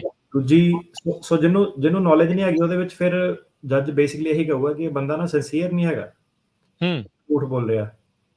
ਤੇ ਦੂਜੀ ਚੀਜ਼ ਆ ਗਈ ਕ੍ਰੈਡੀਬਿਲਿਟੀ ਦਾ ਮਤਲਬ ਹੈ ਕਿ ਜੋ ਤੁਸੀਂ ਲਿਖਿਆ, ਜੋ ਤੁਸੀਂ ਪ੍ਰੈਜ਼ੈਂਟ ਕੀਤਾ, ਜੋ ਤੁਸੀਂ ਆਪਣੇ ਐਵੀਡੈਂਸ ਲਗਾਏ, ਸਬੂਤ ਲਗਾਏ ਸਾਰੇ, ਹਰੇਕ ਚੀਜ਼ ਦੇ ਬੇਸ ਤੇ ਤੁਹਾਨੂੰ ਜਿਹੜਾ ਸਵਾਲ ਪੁੱਛਿਆ ਜਾਊਗਾ। ਜਿਹੜਾ ਸਰਕਾਰੀ ਵਕੀਲ ਸਵਾਲ ਪੁੱਛਦਾ ਤੇ ਫਿਰ ਉਸ ਤੋਂ ਬਾਅਦ ਜਦੋਂ ਤੁਹਾਡਾ ਦੁਬਾਰਾ ਅਟਰਨੀ ਰੀਡਾਇਰੈਕਟ ਕਰਦਾ, ਉਹ ਸਾਰੀ ਕਾਸੇ ਦਾ ਜਿਹੜਾ ਕੋਰਟ ਦੇ ਵਿੱਚ ਜਾ ਕੇ ਕੋਰਟ ਰੂਮ ਦਾ ਸੀਨ ਪਲੇ ਕਰਨ ਦਾ ਮਤਲਬ ਇਹ ਹੁੰਦਾ ਕਿ ਹਰੇਕ ਚੀਜ਼ ਤੇ ਬੰਦਾ ਕੰਸਿਸਟੈਂਟ ਹੈਗਾ, ਕਿ ਇਹਦੀ ਜੋ ਇਹਨੇ ਪਹਿਲਾਂ ਕਿਹਾ ਸੀ, ਜੋ ਇਹਨੇ ਲਿਖਿਆ ਸੀਗਾ, ਜੋ ਇਹਦੇ ਐਫੀਡੈਵਿਟ ਦੇ ਵਿੱਚ ਲਿਖਿਆ, ਕਿ ਇਹ ਸਾਰਾ ਕੁਛ ਸੇਮ ਹੈਗਾ, ਸੱਚ ਹੈਗਾ ਕਿ ਨਹੀਂ ਹੈਗਾ। ਸੋ ਕ੍ਰੈਡੀਬਿਲਿਟੀ ਕਹਿੰਦੇ ਉਹਨੂੰ, ਕਿ ਬੰਦਾ ਕ੍ਰੈਡੀਬਲ ਹੈਗਾ ਕਿ ਨਹੀਂ ਹੈਗਾ। ਫਿਰ ਜਿਸ ਤੋਂ ਬਾਅਦ ਜੱਜ ਦੇਖਦਾ ਇਨਕਨਸਿਸਟੈਂਸੀ। ਸੋ ਇਨਕਨਸਿਸਟੈਂਸੀ ਕਈ ਵਾਰੀ ਹੋ ਜਾਂਦੀ ਹੈ, ਕਿਉਂਕਿ ਵਕੀਲ ਕੋਈ ਸਵਾਲ ਪੁੱਛ ਲਵੇ ਸਰਕਾਰੀ, ਬੰਦਾ ਕੋਈ ਹੋਰ ਜਵਾਬ ਦੇ ਦਿੰਦਾ। ਸੋ ਫਿਰ ਉਹ ਇਨਕਨਸਿਸਟੈਂਸੀ ਦਾ ਦੇਖਦੇ ਕਿ ਇਹ ਜਿਹੜੀ ਇਨਕਨਸਿਸਟੈਂਟ ਇਹਨੇ ਸਟੇਟਮੈਂਟ ਦਿੱਤੀ ਹੈ ਬੰਦੇ ਦੀ, ਇਹ ਮਟੀਰੀਅਲ ਸੀਗੀ ਕਿ ਛੋਟੀ ਮੋਟੀ ਇਨਕਨਸਿਸਟੈਂਸੀ ਨੂੰ ਉਹ ਮਾਫ ਕਰ ਦਿੰਦੇ ਆ। ਪਰ ਜੇ ਮੁੱਖ ਵੱਡੀਆਂ ਜਿਹੜੀਆਂ ਗਲਤੀਆਂ ਜੇ ਹੋ ਜਾਣ, ਉਹਨੂੰ ਉਹ ਜਿਹੜਾ ਉਹ ਮਾਫ ਨਹੀਂ ਕਰਦਾ ਜੱਜ। ਸੋ ਹੂੰ, ਹੂੰ। ਇਹ ਜਿਹੜੀਆਂ 3 ਚੀਜ਼ਾਂ ਮੇਨ ਆ। ਤੇ ਚੌਥੀ ਚੀਜ਼ ਜਿਹਨੂੰ ਲੋਕੀ ਕਾਫੀ ਇਗਨੋਰ ਕਰ ਦਿੰਦੇ, ਉਹ ਹੈਗਾ ਡਿਮੀਨਰ। ਡਿਮੀਨਰ ਦਾ ਮਤਲਬ ਇਹ ਹੁੰਦਾ ਕਿ ਬੰਦਾ ਕੋਰਟ ਦੇ ਵਿੱਚ ਆਪਣੇ ਆਪ ਨੂੰ ਪੇਸ਼ ਕਿੱਦਾਂ ਕਰ ਰਿਹਾ, ਕਿੱਦਾਂ ਦੇ ਕੱਪੜੇ ਪਾਏ, ਉਹਦਾ ਪਹਿਰਾਵਾ ਕਿੱਦਾਂ ਦਾ, ਉਹਦਾ ਬੋਲਣ ਦਾ ਲਹਿਜਾ ਕਿੱਦਾਂ ਦਾ, ਕੀ ਜੱਜ ਦੇ ਉਹ ਸਿੱਧੇ ਜਵਾਬ ਦੇ ਰਿਹਾ, ਕਹਾਣੀਆਂ ਗੋਲ-ਮੋਲ ਕਰ ਰਿਹਾ। ਸੋ ਜੱਜ ਕਈ ਵਾਰੀ ਰੋਕ ਕੇ ਵਾਰਨਿੰਗ ਦਿੰਦੇ, ਔਖੇ ਵੀ ਹੋ ਜਾਂਦੇ ਕਲਾਇੰਟ ਦੇ ਨਾਲ, ਕਿ ਤੈਨੂੰ ਜੋ ਪੁੱਛਿਆ ਜਾ ਰਿਹਾ ਤੂੰ ਉਹਦਾ ਨਹੀਂ ਜਵਾਬ ਦੇ ਰਿਹਾ, ਤੂੰ ਗੋਲ-ਮੋਲ ਗੱਲ ਕਰੀ ਜਾ ਰਿਹਾ। ਸੋ ਪਹਿਲਾਂ ਤਾਂ ਇਹ ਹੈ ਕਿ ਕੋਈ ਵੀ ਜਾ ਕੇ ਉੱਥੇ ਹੁਸ਼ਿਆਰੀ ਨਾ ਮਾਰੇ। ਜੱਜ ਬਹੁਤ ਪੜ੍ਹੇ ਲਿਖੇ ਹੁੰਦੇ ਆ, ਤੁਸੀਂ ਉੱਥੇ ਜਾ ਕੇ ਸੋਚੋ ਕਿ ਸਟਰੀਟ ਸਮਾਰਟ ਨੌਲੇਜ ਚੱਲ ਜਾਣੀ ਹੈ, ਨਹੀਂ ਚੱਲਣੀ। ਜਿਹੜਾ ਜੱਜ ਨੇ ਸਵਾਲ ਪੁੱਛਿਆ ਵਾ, ਉਹਦਾ ਜੱਜ ਨੂੰ ਸਿੱਧੇ ਜਵਾਬ ਦੇਣਾ, ਉਹਨੂੰ ਗੋਲ-ਮੋਲ ਘੁਮਾ ਕੇ ਨਹੀਂ ਕਹਿਣਾ। ਜੇ ਤੁਸੀਂ ਗੋਲ-ਮੋਲ ਘੁਮਾ ਕੇ ਕਹੋਗੇ, ਜੱਜ ਤੁਹਾਡੇ ਨਾਲ ਔਖਾ ਹੋਊਗਾ। ਸੋ ਤੁਸੀਂ ਗੋਲ-ਮੋਲ ਘੁਮਾ ਕੇ ਕੋਈ ਫਾਇਦਾ ਨਹੀਂ ਹੋਣਾ ਤੁਹਾਨੂੰ। ਜਿਹੜੀ ਦੂਜੀ ਮੈਂ ਮੇਨ ਦੇਖੀ ਲੋਕਾਂ ਦੀ ਗਲਤੀ ਇਹ ਹੁੰਦੀ ਕਿ ਉਹ ਜਾ ਕੇ ਨਾ ਜਿੱਦਾਂ ਤੋਤੇ ਵਾਂਗੂ ਰੱਟਾ ਜਿੱਦਾਂ ਮਾਰਿਆ ਹੁੰਦਾ, ਕਿ ਪਤਾ ਲੱਗ ਜਾਂਦਾ ਅਣਖਿਆਲ ਨਹੀਂ ਲੱਗਦਾ। ਕਿ ਰੱਟਾ ਮਾਰ ਕੇ ਆਇਆ ਨਾ ਬੰਦਾ।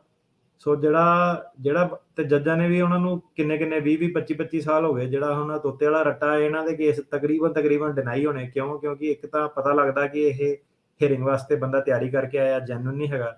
ਜਿੱਦਾਂ ਪੁੱਛਿਆ ਉਦਾਂ ਹੀ ਰੱਟਾ ਮਾਰ ਕੇ ਬੋਲੀ ਜਾ ਰਿਹਾ। ਦੂਜੀ, ਰੱਟਾ ਮਾਰਨ ਵਾਲਿਆਂ ਦੀ ਪ੍ਰੋਬਲਮ ਇਹ ਹੈ ਕਿ ਜਦੋਂ ਸਰਕਾਰੀ ਵਕੀਲ ਨੇ ਸਵਾਲ ਪੁੱਛਣੇ, ਉਹਨੇ ਕੋਈ ਆਰਡਰ ਚੋਂ ਨਹੀਂ ਪੁੱਛਣੇ, ਉਹਨੇ ਕਿਤੋਂ ਵੀ ਤੁਹਾਨੂੰ ਸਵਾਲ ਪੁੱਛਣਾ। ਫਿਰ ਹੂੰ। ਤੁਸੀਂ ਕਨਫਿਊਜ਼ ਹੋਣਾ, ਹੈ ਨਾ। ਸੋ ਇਹ ਹੈ ਕਿ ਰੱਟਾ ਮਾਰਨ ਵਾਲਾ ਕੰਮ ਨਹੀਂ ਤੁਹਾਡਾ ਹੋਣਾ ਚਾਹੀਦਾ, ਕਿ ਮੈਨੂੰ ਜੀ ਸਵਾਲ ਲਿਖ ਕੇ ਦੇ ਦਿਓ, ਮੈਨੂੰ ਦੱਸ ਦਿਓ ਕਿ ਕੀ ਕਿੱਦਾਂ ਹੈਗਾ ਨਾ। ਤੇ ਨਾ ਹੀ ਜਿਹੜੇ ਪੈਰਾਲੀਗਲ ਤਿਆਰੀਆਂ ਤੁਹਾਡੀਆਂ ਕਰਾਉਂਦੇ ਆ, ਕਿਸੇ ਨੂੰ ਰੱਟਾ ਮਰਾਉਣਾ ਨਹੀਂ ਤੁਸੀਂ। ਕਿਉਂਕਿ ਜਿਹੜਾ ਕੋਰਟ ਦੇ ਵਿੱਚ ਹੈਗਾ ਕਿ ਤੁਹਾਡੇ ਵਕੀਲ ਨੇ ਆਪਣੇ ਸਵਾਲ ਪੁੱਛਣੇ, ਸਰਕਾਰੀ ਵਕੀਲ ਨੇ ਆਪਣੇ ਸਵਾਲ ਪੁੱਛਣੇ। ਸੋ ਰੱਟੇ ਵਾਲਾ ਕੰਮ ਜਿਹੜਾ ਹੈਗਾ ਉਹ ਸਭ ਤੋਂ ਮਾੜਾ। ਸੋ ਡਿਮੀਨਰ ਜਿਹੜਾ ਹੈਗਾ ਉਹਨੂੰ ਕੋਰਟ ਜ਼ਰੂਰ ਦੇਖਦਾ ਹੈਗਾ। ਤੇ ਜਦੋਂ ਆਪਾਂ ਦੇਖਦੇ ਹਾਂ ਕਿ ਜੇ ਡਿਨਾਇਲ ਡਿਸੀਜਨ ਵੀ ਕਈ ਵਾਰੀ ਹੁੰਦਾ, ਉਹਦੇ ਵਿੱਚ ਜੱਜ ਬਿਲਕੁਲ ਜਿਹੜਾ ਡਿਮੀਨਰ ਆ ਉਹਨੂੰ ਮੁੱਖ ਤੌਰ ਤੇ ਮੈਂਸ਼ਨ ਕਰਦਾ, ਅੱਛਾ ਜੀ। ਕਿ ਬੰਦੇ ਦਾ ਡਿਮੀਨਰ ਵਧੀਆ ਨਹੀਂ ਸੀਗਾ, ਜਵਾਬ ਨਹੀਂ ਦੇ ਰਿਹਾ ਸੀਗਾ, ਹਾਜ਼ਰ ਕਨਫਿਊਜ਼ ਸੀਗਾ। ਸੋ ਉਹ ਪੂਰਾ ਤੁਸੀਂ ਆਪਣੇ ਹੱਥ ਆਪਸ 'ਚ ਮਲੀ ਜਾ ਰਹੇ ਹੋ, ਬਾਹਾਂ ਨੂੰ ਫੋਲਡ ਕਰਕੇ ਬੈਠੇ ਹੋ, ਜੱਜ ਨਾਲ ਅੱਖਾਂ 'ਚ ਅੱਖਾਂ ਪਾ ਕੇ ਦੇਖ ਰਹੇ ਹੋ ਕਿ ਤੁਸੀਂ ਤੁਹਾਡੀ ਅੱਖ ਫੜਕ ਰਹੀ ਹੈ ਨਾ। ਤੋ ਜੱਜ ਏਦਾਂ ਦੀਆਂ ਚੀਜ਼ਾਂ ਦੇਖਦਾ ਕਿ ਬੰਦੇ ਦਾ ਫਿਜ਼ੀਕਲ ਕੋਈ ਏਦਾਂ ਦਾ ਸਿੰਪਟਮ ਮੈਨੀਫੈਸਟ ਤਾਂ ਨਹੀਂ ਹੋ ਰਿਹਾ, ਜਿੱਥੋਂ ਉਹ ਅੰਦਾਜ਼ਾ ਲਾ ਪਾਏ ਕਿ ਇਹ ਬੰਦਾ ਝੂਠਾ ਹੈ ਨਾ। ਸੋ ਮਤਲਬ ਇਹ ਹੈ ਕਿ ਤੁਹਾਡਾ ਕੌਨਫੀਡੈਂਸ ਕਿੱਦਾਂ ਦਾ, ਤੁਹਾਡੀ ਹਾਜ਼ਰ ਜਵਾਬੀ ਕਿੱਦਾਂ ਦੀ ਆ, ਕਿਸ ਹਿਸਾਬ ਨਾਲ ਤੁਸੀਂ ਜਵਾਬ ਦਿੰਦੇ ਹੋ, ਉਹ ਸਭ ਤੋਂ ਜ਼ਿਆਦਾ ਜ਼ਰੂਰੀ ਆ ਜਿਹੜਾ ਤੁਹਾਡੇ ਮੈਟਰ ਸਿਸਟਮ ਦੇ ਕੇਸ ਦੇ ਵਿੱਚ। ਜੀ, ਜੀ। ਇਸ ਤੋਂ ਪਹਿਲਾਂ ਆਪਾਂ ਸਰੋਤਿਆਂ ਦੀਆਂ ਕਾਲਾਂ ਵੱਲ ਨੂੰ ਵਧੀਏ, ਬ੍ਰੇਕ ਵੱਲ ਨੂੰ ਵਧੀਏ। ਫਾਰਮਿੰਗ ਪ੍ਰੋਟੈਸਟ ਦਾ ਆਪਾਂ ਦੇਖੋ ਸਾਲ ਪਹਿਲਾਂ ਇਹ ਗੱਲ ਕਰ ਰਹੇ ਸੀ ਵੀ ਉੱਥੇ ਹੁਣ ਕੰਟਰੀ ਕੰਡੀਸ਼ਨ ਚੇਂਜ ਹੋ ਗਏ ਆ। ਹੁਣ ਮੋਦੀ ਕਹਿੰਦਾ ਆ ਵੀ ਉਹ ਵਾਪਸ ਵੀ ਲੈ ਲੈਣੇ ਆ। ਉਹਨਾਂ ਨੇ ਤਾਂ ਇੱਥੋਂ ਤੱਕ ਵੀ ਸ਼ਾਇਦ ਐਲਾਨ ਕਰਨ ਜਾ ਰਹੇ ਆ ਵੀ ਜਿਹੜੇ ਕੇਸ ਕੀਤੇ ਸੀ ਉਹ ਵੀ ਵਾਪਸ ਜਿਹੜੇ ਉਹ ਕੀਤੇ ਜਾ ਸਕਦੇ ਹੈਗੇ ਆ। ਸੋ ਹੁਣ ਸਾਰੇ ਸੰਦਰਭ ਦੇ ਵਿੱਚ ਇਹ ਹੁਣ ਫਿਊਚਰ ਪਰਸੀਕਿਊਸ਼ਨ ਵਾਲਾ ਬੰਦਾ ਕਿੱਦਾਂ ਉੱਥੇ ਸ਼ੋਅ ਕਰ ਸਕਦਾ ਹੈ, ਕਿੱਦਾਂ ਜਿਹੜਾ ਹੋਊਗਾ ਇਹ ਕੰਟਰੀ ਕੰਡੀਸ਼ਨ ਚੇਂਜ ਹੋ ਕੇ ਦੁਬਾਰਾ ਚੇਂਜ ਹੋ ਰਹੀਆਂ। ਜੀ ਬਿਲਕੁਲ। ਸੋ ਅਗੇਨ ਜਿੱਦਾਂ ਕਿਹਾ, ਉਹ ਨਹੀਂ ਕਿ ਪੈਰਾਲੀਗਲ ਵਾਂਗੂ ਕਹਾਣੀ ਪਾਤੀ ਤਾਂ ਅਸਾਈਲਮ ਹੋ ਗਿਆ। ਸੋ ਜਿਹੜਾ ਇਹ ਜਿਹੜਾ ਕਿਸਾਨੀ ਅੰਦੋਲਨ ਵਾਲਾ ਸੀਗਾ, ਇਹ ਇੱਕ ਟੈਂਪਰੇਰੀ ਮੁੱਦਾ ਸੀਗਾ, ਹੈ ਨਾ। ਜਿੱਦਲੇ ਮਤਲਬ ਇਹ 15 ਸਾਲ ਨਹੀਂ ਚੱਲ ਸਕਦਾ ਹੈਗਾ, ਕਿਸੇ ਨਾ ਕਿਸੇ ਬੰਨੇ ਇਹ ਲੱਗਣਾ ਸੀਗਾ, ਪਾਰਟੀ ਚੇਂਜ ਹੋਣੀ ਸੀ ਜਾਂ ਕੁਛ ਹੋਣੀ ਸੀਗੀ, ਹੈ ਨਾ। ਸੋ ਕਹਿਣ ਦਾ ਮਤਲਬ ਕੀ ਹੈਗਾ ਕਿ ਜਿਹੜੇ ਤੁਹਾਡੇ ਇਸ਼ੂਜ਼ ਜਿਹੜੇ ਫਰੇਮ ਹੁੰਦੇ ਆ, ਜਿਹੜੀ ਆਪਾਂ ਗੱਲ ਕਹੀ ਕਿ ਨੌਲੇਜ ਹੋਣੀ ਚਾਹੀਦੀ ਹੈ। ਸੋ ਨੌਲੇਜ ਕੀ ਹੈ? ਨੌਲੇਜ ਇਸ ਚੀਜ਼ ਦੀ ਹੋਣੀ ਚਾਹੀਦੀ ਕਿ ਜਿਹੜਾ ਵੀ ਤੁਹਾਡਾ ਕਲੇਮ ਆ, ਕਿ ਜੇ ਤੁਸੀਂ ਕਹਿੰਦੇ ਹੋ ਸੈਪਰੇਟ ਸਟੇਟ ਦਾ ਕਲੇਮ ਆ ਜਾਂ ਕਿਸੇ ਪੋਲੀਟੀਕਲ ਪਾਰਟੀ ਦਾ, ਜੋ ਵੀ ਤੁਹਾਡਾ ਕਲੇਮ ਆ, ਕਿ ਇਹ ਜਿਹੜਾ ਮੁੱਦਾ ਹੈਗਾ ਤੁਹਾਨੂੰ ਇਹਦੀ ਨੌਲੇਜ ਹੋਣੀ ਚਾਹੀਦੀ ਕਿ ਇਹ ਕਿੱਦਾਂ ਦਾ ਮੁੱਦਾ ਉੱਠਿਆ ਸੀਗਾ। ਜਦੋਂ ਇਹ ਮੁੱਦਾ ਉੱਠਿਆ ਸੀਗਾ, ਸਰਕਾਰ ਨੇ ਕੀ ਸਟੈਂਸ ਲਿਆ, ਕੀ ਉਹਨਾਂ ਨੇ ਇਹ ਕਿਹਾ ਕਿ ਇਹ ਕਿਸਾਨ ਅੰਦੋਲਨ ਕਰ ਰਹੇ ਆ, ਕਿ ਕੀ ਉਹਨਾਂ ਨੇ ਇਹ ਕਿਹਾ ਕਿ ਇਹ ਖਾਲਿਸਤਾਨੀ ਆ ਗਏ, ਸਾਰੇ ਟੈਰਰਿਸਟ ਆ ਗਏ, ਇਹ ਅੰਦੋਲਨ ਕਰ ਰਹੇ ਆ। ਤਾਂ ਤੁਹਾਨੂੰ ਉਹ ਪਤਾ ਹੋਣਾ ਚਾਹੀਦਾ ਕਿ ਸਰਕਾਰ ਨੇ ਕਿੱਦਾਂ ਲੋਕਾਂ ਨੂੰ ਟਰੀਟ ਕੀਤਾ ਸੀਗਾ, ਕਿਹੜੀ ਪਾਰਟੀ ਨੇ ਸਮਰਥਨ ਕੀਤਾ ਸੀਗਾ, ਕਿਸੇ ਨੇ ਵੀ ਨਹੀਂ ਕੀਤਾ ਸੀਗਾ, ਸਾਰਿਆਂ ਨੇ ਅਗੇਂਸਟ ਹੀ ਕੀਤਾ ਸੀਗਾ। ਕੌਣ ਖੜਾ ਹੋਇਆ ਸੀ, ਕੌਣ ਨਹੀਂ ਖੜਾ ਹੋਇਆ ਸੀਗਾ। ਸਭ ਤੋਂ ਜ਼ਿਆਦਾ ਇਹਦਾ ਨੁਕਸਾਨ ਕਿਹੜੀਆਂ ਸਟੇਟਾਂ ਨੂੰ ਲੱਗਦਾ? ਜੇ ਪੰਜਾਬ ਹਰਿਆਣਾ ਨੂੰ ਲੱਗਦਾ, ਕਿਉਂ ਉਹਨਾਂ ਨੂੰ ਲੱਗਦਾ? ਕਿ ਪੋਲਿਟਿਕਸ ਕੀ ਆ, ਕਿਹੜੀਆਂ ਸਟੇਟਾਂ ਕਿੱਦਾਂ ਦੀਆਂ ਫਸਲਾਂ ਬੀਜਦੀਆਂ, ਕੀ ਉਹਨਾਂ ਨੂੰ ਨੁਕਸਾਨ ਹੋਇਆ ਸੀਗਾ। ਸੋ ਇਹਦੀ ਤੁਹਾਨੂੰ ਨੌਲੇਜ ਹੋਣੀ ਚਾਹੀਦੀ ਹੈ ਸਾਰੇ ਮੁੱਦੇ ਦੀ। ਜੇ ਵਾਪਸ ਵੀ ਲੈ ਲਿਆ ਤਾਂ ਅੱਜ ਇਹ ਮੁੱਦਾ, ਕੱਲ ਨੂੰ ਕੋਈ ਹੋਰ ਮੁੱਦਾ ਹੋਊਗਾ, ਹੈ ਨਾ। ਤੁਹਾਨੂੰ ਜਿਹੜੇ ਸਾਰੇ ਜੀ। ਮੁੱਦੇ ਆ, ਸਾਰਿਆਂ ਦੀ ਨੌਲੇਜ ਤੁਹਾਨੂੰ ਜੇ ਹੈਗੀ ਆ, ਤੁਹਾਡਾ ਕੇਸ ਅੱਜ ਤੁਸੀਂ ਫਾਈਲ ਕੀਤਾ ਭਾਵੇਂ 5 ਸਾਲ ਬਾਅਦ ਵੀ ਆਂਦਾ, ਜੇ ਸਰਕਾਰੀ ਵਕੀਲ ਕਹਿੰਦਾ ਕਿ ਇਹ ਤਾਂ ਹੁਣ ਓਵਰ ਹੋ ਗਿਆ, ਕਿਸਾਨੀ ਮੁੱਦਾ ਸੀਗਾ, ਇਹ ਤਾਂ ਹੁਣ ਓਵਰ ਹੋ ਗਿਆ, ਤੁਸੀਂ ਜਾ ਸਕਦੇ ਹੋ। ਸੋ ਜਿਹੜਾ ਤੁਹਾਡਾ ਕੇਸ ਹੈਗਾ ਉਹ ਕਿਸਾਨੀ ਮੁੱਦੇ ਦਾ ਕੇਸ ਨਹੀਂ ਹੈਗਾ। ਤੁਸੀਂ ਆਪਣੇ ਕੇਸ ਨੂੰ ਜੇ ਫਰੇਮ ਕਰਨਾ, ਤੁਸੀਂ ਉਹਦੀ ਪੂਰੀ ਤੁਹਾਨੂੰ ਡੀਪ ਨੌਲੇਜ ਜਿਹੜੀ ਹੈਗੀ ਆ ਉਹ ਹੋਣੀ ਚਾਹੀਦੀ ਹੈ ਕਿ ਐਕਚੁਅਲ ਦੇ ਵਿੱਚ ਪੋਲੀਟੀਕਲ ਬੇਸਿਸ ਜਾਂ ਰਿਲੀਜੀਅਸ ਬੇਸਿਸ ਤੇ ਕੇਸ ਆ ਤੇ ਕਿਸਾਨੀ ਮੁੱਦਾ ਨੂੰ ਕਿੱਦਾਂ ਇਫੈਕਟ ਕਰਦਾ, ਭਾਵੇਂ ਉਹ ਰਿਜ਼ੋਲਵ ਵੀ ਹੋ ਗਿਆ, ਹੈ ਨਾ? ਸੋ ਇਹ ਨਹੀਂ ਕਿ ਕਿਸਾਨੀ ਮੁੱਦੇ ਦੇ ਕਰਕੇ ਆਫ ਕੋਰਸ ਜਦ ਤੱਕ ਮੁੱਦਾ ਚੱਲ ਰਿਹਾ, ਜੇ ਤੁਹਾਡੀ ਉਦੋਂ ਤਰੀਕ ਹੈ, ਤੁਹਾਨੂੰ ਉਸ ਬੇਸ ਤੇ ਅਸਾਈਲਮ ਦੇ ਸਕਦੇ ਆ। ਪਰ ਅਗੇਨ ਜਿੱਦਾਂ ਆਪਾਂ ਕਹਿੰਦੇ ਆ ਕਿ ਜੇ ਅੱਜ ਬੰਦਾ ਕਹਿੰਦਾ ਕਿ ਮੈਨੂੰ ਆਹ ਫਲਾਨੀ ਪਾਰਟੀ ਤੰਗ ਕਰਦੀ ਆ, ਸਾਨੂੰ ਇਹ ਨਹੀਂ ਪਤਾ ਕਿ 5 ਸਾਲ ਬਾਅਦ ਉਹ ਪਾਰਟੀ ਪਾਵਰ ਦੇ ਵਿੱਚ ਹੋਊਗੀ ਕਿ ਨਹੀਂ ਹੋਊਗੀ। ਕਾਫੀ ਸਾਰੇ ਕੇਸ ਆਪਾਂ ਇਦਾਂ ਦੇ ਦੇਖਦੇ ਹਾਂ ਜਿਹ 'ਚ ਉਹ ਡਿਨਾਈ ਕਰ ਦਿੰਦੇ ਕਿ ਹੁਣ ਤੁਹਾਡੇ ਦੇਸ਼ ਦੇ ਹਾਲਾਤ ਬਦਲ ਗਏ ਆ, ਸੁਧਰ ਗਏ ਆ, ਤੁਸੀਂ ਵਾਪਸ ਜਾ ਸਕਦੇ ਹੋ। ਸੋ ਕਹਿਣ ਦਾ ਮਤਲਬ ਹੈ ਕਿ ਲੌਂਗ ਸਟੋਰੀ ਸ਼ਾਰਟ ਇਹਨਾਂ ਦੀ ਸਾਰੇ ਮੁੱਦਿਆਂ ਦੀ ਇਹ ਹੈਗੀ ਆ ਕਿ ਇਹ ਸਾਰਾ ਇੱਥੇ ਡਿਪੈਂਡ ਕਰਦਾ ਕਿ ਤੁਸੀਂ ਜਿਹੜਾ ਆਪਣਾ ਕੇਸ ਆ ਉਹਨੂੰ ਫਰੇਮ ਕਿਸ ਹਿਸਾਬ ਨਾਲ ਕਰਦੇ ਹੋ, ਕਿੱਦਾਂ ਪ੍ਰੈਜ਼ੈਂਟ ਕਰਦੇ ਹੋ। ਜੀ ਜੀ ਬਿਲਕੁਲ। ਸੋ ਸੋਤਿਓ ਅੱਜ ਅਸਾਈਲਮ ਦੇ ਉੱਤੇ ਜਿਹੜੀ ਆ ਉਹ ਮੋਟੀ ਮੋਟੀ ਇੱਕ ਹਿਸਾਬ ਦੇ ਨਾਲ ਓਵਰਵਿਊ ਕੀਤਾ, ਝਾਤ ਮਾਰੀ ਆ, ਖਾਸ ਕਰਕੇ ਵੀ ਜਿਹੜੇ ਸਿੱਖਾਂ ਵਾਲੇ ਜਿਹੜੇ ਕੇਸ ਆ ਉਹ ਕਿਹੜੇ ਕੈਟਾਗਰੀਜ਼ ਦੇ ਅੰਡਰ ਆ ਸਕਦੇ ਆ, ਕੀ ਫੀਅਰ ਆਫ ਪ੍ਰੋਸੀਕਿਊਸ਼ਨ ਕੀ ਹੈਗਾ ਆ, ਤੇ ਕ੍ਰੈਡੀਬਲ ਫੀਅਰ ਕੀ ਆ, ਕ੍ਰੈਡੀਬਿਲਿਟੀ ਕੀ ਆ। ਸੋ ਇਹ ਸਾਰੇ ਕਾਸੇ ਦੇ ਉੱਤੇ ਜਿਹੜੀ ਉਹ ਅੱਜ ਦੇ ਆਪਾਂ ਇਸ ਟੌਪਿਕ ਦੇ ਵਿੱਚ ਡਿਸਕਸ਼ਨ ਕੀਤੀ ਹੈਗੀ ਆ। ਤੇ ਉਹਦਾ ਅਟਰਨੀ ਡੇਟ ਕਹਿਣਾ ਜੀ, ਕੋਈ ਹਿਲਜੁਲ ਆਪਾਂ ਨੂੰ ਇਮੀਗ੍ਰੇਸ਼ਨ ਦੇ ਬਾਬਤ ਇੱਥੇ ਅਮਰੀਕਾ ਦੇ ਵਿੱਚ ਨਜ਼ਰ ਆ ਰਹੀ ਹੋਵੇ ਵੀ ਕਿਸੇ ਪਾਸੇ ਵੱਲ ਨੂੰ ਤਣ ਪੱਤਣ ਲੱਗਦਾ ਨਜ਼ਰ ਆ ਰਿਹਾ, ਜੇ ਵੀ ਅਜੇ ਵੀ ਵਿੱਚ ਵਿਚਾਲੇ ਲਟਕਿਆ ਆ? ਜੀ ਉਦਾਂ ਹੀ ਹੈ, ਕਿਉਂਕਿ ਮੇਨਲੀ ਹੁਣ ਲੋਕਾਂ ਨੂੰ ਪ੍ਰੋਬਲਮ ਕੀ ਹੋ ਰਹੀ ਹੈ ਕਿ ਕਈ ਅਪਾਇੰਟਮੈਂਟ ਵਗੈਰਾ ਬੁੱਕ ਕਰ ਰਹੇ ਨੇ, ਪਰ ਅਪਾਇੰਟਮੈਂਟਸ ਉਹਨਾਂ ਦੀਆਂ ਕੈਂਸਲ ਹੋਈ ਜਾ ਰਹੀਆਂ ਸਾਰੀਆਂ। ਸੋ ਹੌਲੀਡੇ ਸੀਜ਼ਨ ਵੀ ਆ, ਅੱਗੇ ਵੀ ਅਹੈਡ ਹੈਗਾ। ਸੋ ਮੈਨੂੰ ਨਹੀਂ ਲੱਗਦਾ ਕਿ ਇਸ ਸਾਲ ਕੁਝ ਵੀ ਅਕੰਪਲਿਸ਼ ਹੋ ਪਾਣਾ। ਸੋ ਅਗਲੇ ਸਾਲ ਤੇ ਹੀ ਇਹ ਸਾਰੀਆਂ ਗੱਲਾਂ। ਤੇ ਜਿਹੜੀ ਅਸਾਈਲਮ ਦੀ ਜੇ ਗੱਲ ਕਰੀਏ, ਉਹਦੇ ਵਿੱਚ ਇਹ ਹੈ ਕਿ ਜਿਹੜੇ ਬ੍ਰੈਂਡ ਨਿਊ ਕੇਸ ਆ ਰਹੇ ਨੇ ਥੱਲੇ, ਅਸਾਈਲਮ ਆਫਿਸ ਜਿਹੜਾ ਸੇਫ ਲੰਘ ਕੇ ਬੰਦਾ ਆ ਰਿਹਾ, ਉਹਦੇ ਜਿਹੜੇ ਕੇਸ ਹੈ ਉਹ 2-2 ਮਹੀਨੇ 'ਚ ਤਰੀਕ ਪਾ ਰਹੇ ਨੇ। ਸੋ ਉਹ ਜਿਹੜੇ ਲੋਕਾਂ ਨੂੰ ਆਪਣੇ ਕੇਸ ਹੈ ਉਹ ਪੂਰੇ 100% ਹੀ ਲਗਾਉਣੇ ਪਊਗੇ, ਪੂਰੀ ਸਟੇਟਮੈਂਟਸ ਦੇ ਨਾਲ, ਡਾਕੂਮੈਂਟਸ ਦੇ ਨਾਲ। ਤੇ ਬਾਕੀ ਜਿਹੜੇ ਪੁਰਾਣੇ ਕੇਸ ਸੀਗੇ 15, 16, 17, 18 ਵਾਲੇ, ਸਾਰੇ ਜਿਹੜੇ ਹੈਗੇ ਆ ਉਹ ਹੋਲਡ ਤੇ ਹੀ ਆ, ਤੇ ਉਹ ਹੋਲਡ ਤੇ ਰਹੂਗੇ, ਉਹਨਾਂ ਨੂੰ ਟਾਈਮ ਲੱਗੂਗਾ। ਤੇ ਜਿਹਨਾਂ ਦਾ ਪਿੱਛੇ ਘਰ ਦੇ ਸਪਾਊਸ ਜਾਂ ਬੱਚੇ ਪਿੱਛੇ ਹੈਗੇ ਨੇ, ਉਹ ਲੋਕੀ ਆਪਣੀ ਐਕਸਪੀਡਾਈਟਡ ਰਿਕੁਐਸਟ ਪਾ ਸਕਦੇ ਨੇ। ਜਿਹੜੇ ਦੂਜੇ ਨਾਰਮਲੀ ਆ, ਜਿਹਨਾਂ ਦੀ ਪਿੱਛੇ ਫੈਮਿਲੀ ਨਹੀਂ ਹੈਗੀ ਆ, ਸੋ ਪੇਰੈਂਟਸ ਨੂੰ ਨਹੀਂ ਉਹ ਕਾਊਂਟ ਕਰਦੇ, ਕਿਉਂਕਿ ਪੇਰੈਂਟਸ ਤੁਹਾਡੇ ਡਿਪੈਂਡੈਂਟ ਨਹੀਂ ਹੈਗੇ। ਸੋ ਜਿਹਨਾਂ ਦੇ ਪਿੱਛੇ ਸਪਾਊਸ ਜਾਂ ਬੱਚਾ, ਉਹਨਾਂ ਦੇ ਉਹ ਮੋਸ਼ਨ ਟੂ ਐਡਵਾਂਸ ਵਗੈਰਾ ਅਪਰੂਵ ਕਰ ਦਿੰਦੇ ਨੇ। ਜਿਹੜੇ ਦੂਜੇ ਰੈਗੂਲਰ ਕੇਸ ਨੇ, ਉਹਨਾਂ ਦਾ ਔਖਾ, ਉਹ ਟਰਾਈ ਕਰ ਸਕਦੇ ਨੇ, ਪਰ ਉਹਨਾਂ ਦੇ ਉਹ ਜਿਹੜੇ ਹੈਗੇ ਆ ਕੇਸ ਉਹ ਐਡਵਾਂਸ ਨਹੀਂ ਕਰ ਰਹੇ, ਉਹਨਾਂ ਨੂੰ ਵੇਟ ਹੀ ਕਰਨਾ ਪਊਗਾ। ਜੀ ਜੀ। ਸੋ ਜਿਹੜੀਆਂ ਤਰੀਕਾਂ ਪਈਆਂ ਭਾਈ, ਉਹ ਤਰੀਕਾਂ ਦੇ ਉੱਤੇ ਜਾਣਾ ਪੈਣਾ ਆ। ਕਈਆਂ ਦੀ ਜਲਦੀ ਆ, ਕਈਆਂ ਦੀ ਲੇਟ ਆ। ਸੋ ਕਦੀ ਕੋਈ ਚਾਹੁੰਦਾ ਹੁੰਦਾ ਵੀ ਜਲਦੀ ਆ ਜਾਵੇ, ਕੋਈ ਚਾਹੁੰਦਾ ਹੁੰਦਾ ਦੇਰੀ ਨਾ ਆਵੇ।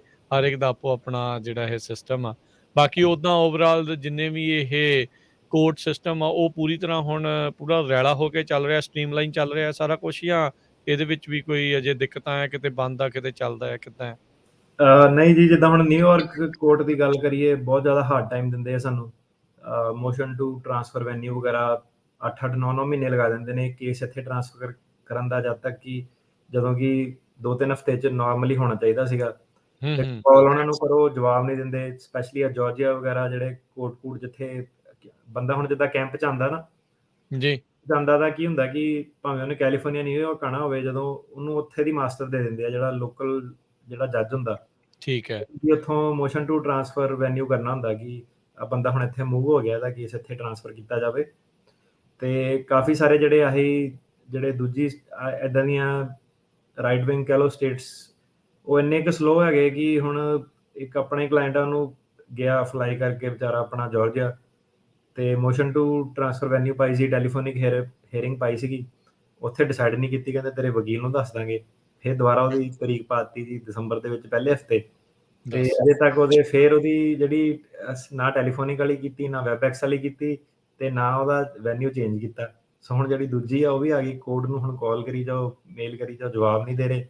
ਤੇ ਫਿਰ ਉਹਨੂੰ ਲੱਗਦਾ ਕਿ ਦੂਜੀ ਟਿਕਟ ਕਰਾ ਕੇ ਫਿਰ ਪੈਸੇ ਖਰਚ ਕੇ ਜਾਣਾ ਪਊਗਾ ਉੱਥੇ, ਹੈ ਨਾ?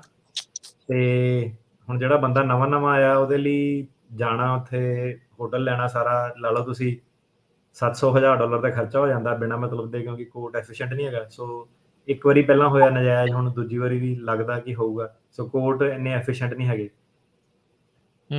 ਜੀ। ਸੋ ਉਹ ਵੈਸੇ ਵੀ ਉਹਨਾਂ ਨੇ ਆਪਾਂ ਨੂੰ ਪਤਾ ਹੀ ਹੈ ਵੀ ਉਹਨਾਂ ਦੀ ਵਿਚਾਰਧਾਰਾ ਕੀ ਹੈ ਇਮੀਗ੍ਰੇਸ਼ਨ ਦੇ ਬਾਬਤ। ਸੋ ਉਹਨਾਂ ਨੇ ਪਹਿਲਾਂ ਹੀ ਜਿਹੜਾ ਉਹ ਠੋਕ ਕੇ ਰੱਖਿਆ ਆ ਵੀ ਆਪਾਂ ਸਲੋ ਡਾਊਨ ਨਹੀਂ ਜਿਹੜਾ ਉਹ ਰੱਖਣਾ ਆ। ਜੀ ਤੇ ਆਪਾਂ ਇੱਥੇ ਅਟਾਰਨੀ ਟਿਰਕੇਣਾ ਜੀ ਲੈਂਦੇ ਹਾਂ ਜੀ ਬ੍ਰੇਕ, ਤੇ ਬ੍ਰੇਕ ਤੋਂ ਬਾਅਦ ਸਰੋਤਿਓ ਆਪਾਂ ਮੁੜ ਕੇ ਫਿਰ ਵਾਪਸ ਹਾਜ਼ਰ ਹੋਵਾਂਗੇ। ਫਿਰ ਤੁਹਾਡੀਆਂ ਆਪਾਂ ਕਾਲਸ ਲਵਾਂਗੇ। ਸਰੋਤਿਓ ਕਾਲ ਕਰ ਸਕਦੇ ਹੋ ਸਟੂਡੀਓ ਦੇ ਵਿੱਚ। ਹੁਣ ਜੇ ਤੁਸੀਂ ਸਵਾਲ ਪੁੱਛਣਾ ਚਾਹੁੰਦੇ ਹੋਵੋ, ਨੰਬਰ ਰਹੇਗਾ 408 272 5200 4082725200। ਮਿਲਦੇ ਹਾਂ ਇੱਕ ਇਮੀਗ੍ਰੇਸ਼ਨ ਦੇ ਅਟਾਰਨੀ ਜੇ ਟਿਰਕੇਣਾ ਜੀ ਆਪਣੇ ਨਾਲ ਜੁੜੇ ਹੋਏ ਨੇ। ਜੀ ਆਇਆਂ ਨੂੰ ਸਵਾਗਤ ਹੈ। ਸਤਿ ਸ੍ਰੀ ਅਕਾਲ ਜੀ। ਸਤਿ ਸ਼੍ਰੀ ਅਕਾਲ ਜੀ। ਜੀ ਤੇ ਸਰੋਤਿਓ ਹੁਣ ਤੁਸੀਂ ਕਾਲ ਕਰਕੇ ਜੇ ਇਮੀਗ੍ਰੇਸ਼ਨ ਦੇ ਬਾਬਤ ਕੋਈ ਸਵਾਲ ਪੁੱਛਣਾ ਚਾਹੁੰਦੇ ਹੋ ਤਾਂ ਕਾਲ ਕਰ ਸਕਦੇ ਹੋ। ਨੰਬਰ 408 272 5200 4082725200। ਸਟੂਡੀਓ ਦੀ ਇਸ ਨੰਬਰ ਦੇ ਉੱਤੇ ਤੁਸੀਂ ਕਾਲ ਕਰਕੇ ਆਪਣੇ ਸਵਾਲ ਜਿਹੜੇ ਉਹ ਪੁੱਛੋ। ਇੱਕ ਸਾਰਿਆਂ ਨੂੰ ਪਹਿਲਾਂ ਹੀ ਜਿਹੜੀ ਆਪਾਂ ਬੇਨਤੀ ਅਪੀਲ ਕਰਦੇ ਹਾਂ ਹੱਥ ਜੋੜ ਕੇ ਵੀ ਗੱਲ ਆਪਣੀ ਜਿਹੜੀ ਕਿਰਪਾ ਕਰਕੇ ਛੋਟੀ ਰੱਖਿਓ। ਜਨਰਲ ਸਵਾਲ ਜਿਹੜਾ ਉਹ ਪੁੱਛਿਓ। ਆਪਾਂ ਕਿਸੇ ਦੇ ਪਰਸਨਲ ਇੱਦਾਂ ਜਿਹੜੇ ਬਹੁਤੀ ਡੂੰਘਾਈ ਦੇ ਵਿੱਚ ਕਿਸੇ ਵੀ ਕੇਸ ਦੇ ਵਿੱਚ ਉਹ ਨਹੀਂ ਜਾ ਸਕਦੇ। ਉਸ ਦੇ ਲਈ ਤੁਸੀਂ ਕੰਸਲਟੇਸ਼ਨ ਇਹਨਾਂ ਦੇ ਨਾਲ ਕਰੋ। ਅਪੁਆਇੰਟਮੈਂਟ ਜਿਹੜੀ ਉਹ ਤੁਸੀਂ ਬਣਾ ਸਕਦੇ ਆ। ਉਹ ਇਹਨਾਂ ਦੇ ਆਫਿਸ ਦੇ ਵਿੱਚ ਇਹਨਾਂ ਨਾਲ ਕੰਟੈਕਟ ਕਰ ਲਿਓ ਜੀ 415 909 0503 ਦੇ ਉੱਤੇ। ਤੇ ਆਓ ਹੁਣ ਵਾਰੀ ਸਿਰ ਕਰਦੇ ਹਾਂ ਜੀ ਆਪਾਂ ਗੱਲਬਾਤ। ਇੰਦਰਜੀਤ ਜੀ ਸਤਿ ਸ਼੍ਰੀ ਅਕਾਲ। ਹਾਂਜੀ ਇੰਦਰਜੀਤ, ਹਾਂਜੀ ਸਵਾਲ ਪੁੱਛੋ ਜੀ ਇੰਦਰਜੀਤ ਜੀ। ਤੁਹਾਡੀ ਆਵਾਜ਼ ਸੁਣ ਨਹੀਂ ਰਹੀ ਜੀ। ਤੁਹਾਡੀ ਆਵਾਜ਼ ਨਹੀਂ ਸੁਣ ਰਹੀ। ਤੁਹਾਡੇ ਵੱਲ ਦੁਬਾਰਾ ਮੈਂ ਕਰਦਾ ਹਾਂ। ਤੁਸੀਂ ਦੇਖੋ ਕਿਤੇ ਮਿਊਟ ਤਾਂ ਨਹੀਂ ਕੀਤਾ ਜਾਂ ਕੁਛ ਇਦਾਂ ਦਾ ਤਾਂ ਨਹੀਂ ਆ ਤੁਹਾਡੇ ਵੱਲੋਂ। ਸੋ ਆਪਾਂ ਉਹਨਾਂ ਤੋਂ ਅਗਲੇ ਕਾਲਰ ਉਹਨਾਂ ਵੱਲ ਵੱਧਦੇ ਹਾਂ। ਹਰਮਨ ਜੀ ਹੈਲੋ ਭਾਈ, ਸਤਿ ਸ਼੍ਰੀ ਅਕਾਲ ਜੀ। ਸਤਿ ਸ਼੍ਰੀ ਅਕਾਲ ਜੀ। ਹਾਂਜੀ ਭਾਈ, ਮੇਰਾ ਕੁਐਸਚਨ ਇਹ ਆ ਵੀ ਜਿੱਦਾਂ ਮੈਂ ਆਪਣੀ ਸਿਟੀਜ਼ਨਸ਼ਿਪ ਲਈ ਅਪਲਾਈ ਕੀਤਾ ਤੇ ਮੇਰੇ ਬਾਇਓਮੈਟ੍ਰਿਕਸ ਹੋ ਗਏ ਆ, ਤੇ ਮੈਂ ਜੇ ਇੰਡੀਆ ਟਰੈਵਲ ਕਰਦਾ ਏਦਾਂ ਕੋਈ ਇਸ਼ੂ ਤਾਂ ਨਹੀਂ ਮੁੜ ਕੇ ਵਾਪਸ ਆਉਂਦੇ ਨੂੰ ਬਈ ਮੁੜ ਕੇ ਦੁਬਾਰਾ ਫਿੰਗਰ ਲੈਣ ਜਾਂ ਕੁਛ ਏਦਾਂ? ਨਹੀਂ, ਕੋਈ ਇਸ਼ੂ ਨਹੀਂ ਭਾਜੀ, ਟਰੈਵਲ ਕਰ ਸਕਦੇ ਆ। ਹਾਂਜੀ, ਕਿਉਂਕਿ ਜਿੱਦਾਂ ਮੈਨੂੰ ਕਿਸੇ ਨੇ ਇਦਾਂ ਕਿਹਾ ਸੀਗਾ ਵੀ ਜਦੋਂ ਇਹ ਫਿੰਗਰਪ੍ਰਿੰਟਸ ਇੱਕ ਵਾਰੀ ਲੈ ਲੈਂਦੇ ਆ ਤਾਂ ਫਿਰ ਤੁਸੀਂ ਜਾ ਨਹੀਂ ਸਕਦੇ ਹੈਗੇ ਇੰਡੀਆ। ਸੋ ਮੈਂ ਸ਼ੋਰ ਨਹੀਂ ਸੀਗਾ ਵੀ ਜਾ ਸਕਦੇ ਕਿ ਨਹੀਂ। ਜੀ ਹਾਂਜੀ, ਪਤਾ ਨਹੀਂ ਭਾਜੀ, ਆਪਣੇ ਵੱਲੋਂ ਬਣਾ ਕੇ ਕਿਹਾ ਹੋਇਆ ਜਿੰਨੇ ਵੀ ਕਿਹਾ ਹੋਇਆ। ਸੋ ਕੋਈ ਇਹਨਾਂ ਨੂੰ ਟਰੈਵਲ ਡਾਕੂਮੈਂਟ ਦੀ ਤਾਂ ਨਹੀਂ ਜ਼ਰੂਰਤ ਹੁੰਦੀ ਇਹੋ ਜਿਹੇ ਮਾਮਲੇ ਦੇ ਵਿੱਚ? ਪਰਮਨੈਂਟ ਰੈਜ਼ੀਡੈਂਟ ਆ, ਟਰੈਵਲ ਕਰ ਸਕਦੇ ਆ।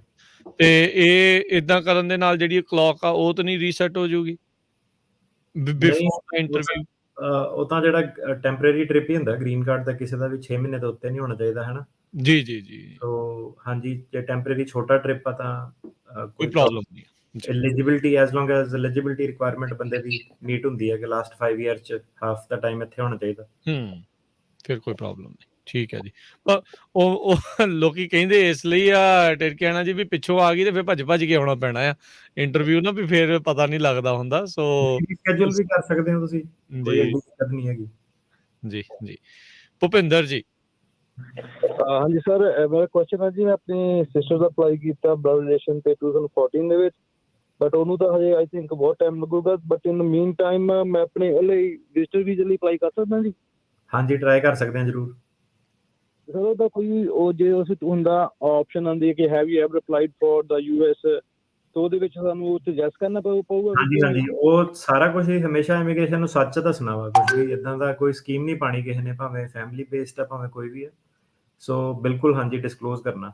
ਹੁਣ ਉਹਨਾਂ ਨਾਲੇ ਪਤਾ ਹੀ ਆ ਆਲਰੇਡੀ ਜੀ। ਉਹ ਫਿਰ ਜਦੋਂ ਨਾ ਪਾਉਣਗੇ ਤੇ ਫਿਰ ਜਦੋਂ ਲੱਭ ਗਿਆ ਤੇ ਤੁਸੀਂ ਨਾਂ ਦੱਸਿਆ ਹੋਇਆ ਫਿਰ ਨਹੀਂ ਵੀਜ਼ਾ ਲਾਉਂਦੇ ਹੋ। ਫਿਰ ਉਹਨਾਂ ਕਹਿਣਾ ਵੀ ਨਾ ਭਾਈ ਤੁਸੀਂ ਬੋਲਦੇ ਆ ਝੂਠ। ਤੇ ਅਗਲੇ ਜਿਹੜੇ ਕਾਲਰ ਆ ਆਪਾਂ ਉਹਨਾਂ ਨਾਲ ਕਰਦੇ ਆ ਸੰਦੀਪ। ਹੈਲੋ ਜੀ ਹਾਂਜੀ, ਸਤਿ ਸ਼੍ਰੀ ਅਕਾਲ ਵੀਰ ਜੀ। ਆਪਣੇ ਮੈਂ ਗ੍ਰੀਨ ਕਾਰਡ ਆ, ਮੇਰੀ ਮੰਮੀ ਇੱਥੇ ਆਏ ਹੋਏ ਨੇ ਤੇ ਉਹਨਾਂ ਦੇ ਕੋਲ ਵਿਜ਼ਟਰ ਤੇ ਆਏ ਨੇ, ਉਹਨਾਂ ਨੂੰ ਗ੍ਰੀਨ ਕਾਰਡ ਆਪਾਂ ਇੱਥੇ ਦਵਾ ਸਕਦੇ? ਤੁਸੀਂ ਸਿਟੀਜ਼ਨ? ਨਹੀਂ, ਇਹ ਗ੍ਰੀਨ ਕਾਰਡ ਨੇ। ਨਹੀਂ, ਗ੍ਰੀਨ ਕਾਰਡ ਨਹੀਂ ਕਰ ਸਕਦਾ। ਸਿਰਫ ਸਿਟੀਜ਼ਨ ਆਪਣੇ ਪੇਰੈਂਟਸ ਦਾ ਜਿਹੜਾ ਉਹ ਕਰ ਸਕਦੇ ਆ ਜੀ। ਅਗਲੇ ਕਾਲਰ ਮਨਜੀਤ। ਸਤਿ ਸ਼੍ਰੀ ਅਕਾਲ ਜੀ। ਜੀ ਸਤਿ ਸ਼੍ਰੀ ਅਕਾਲ।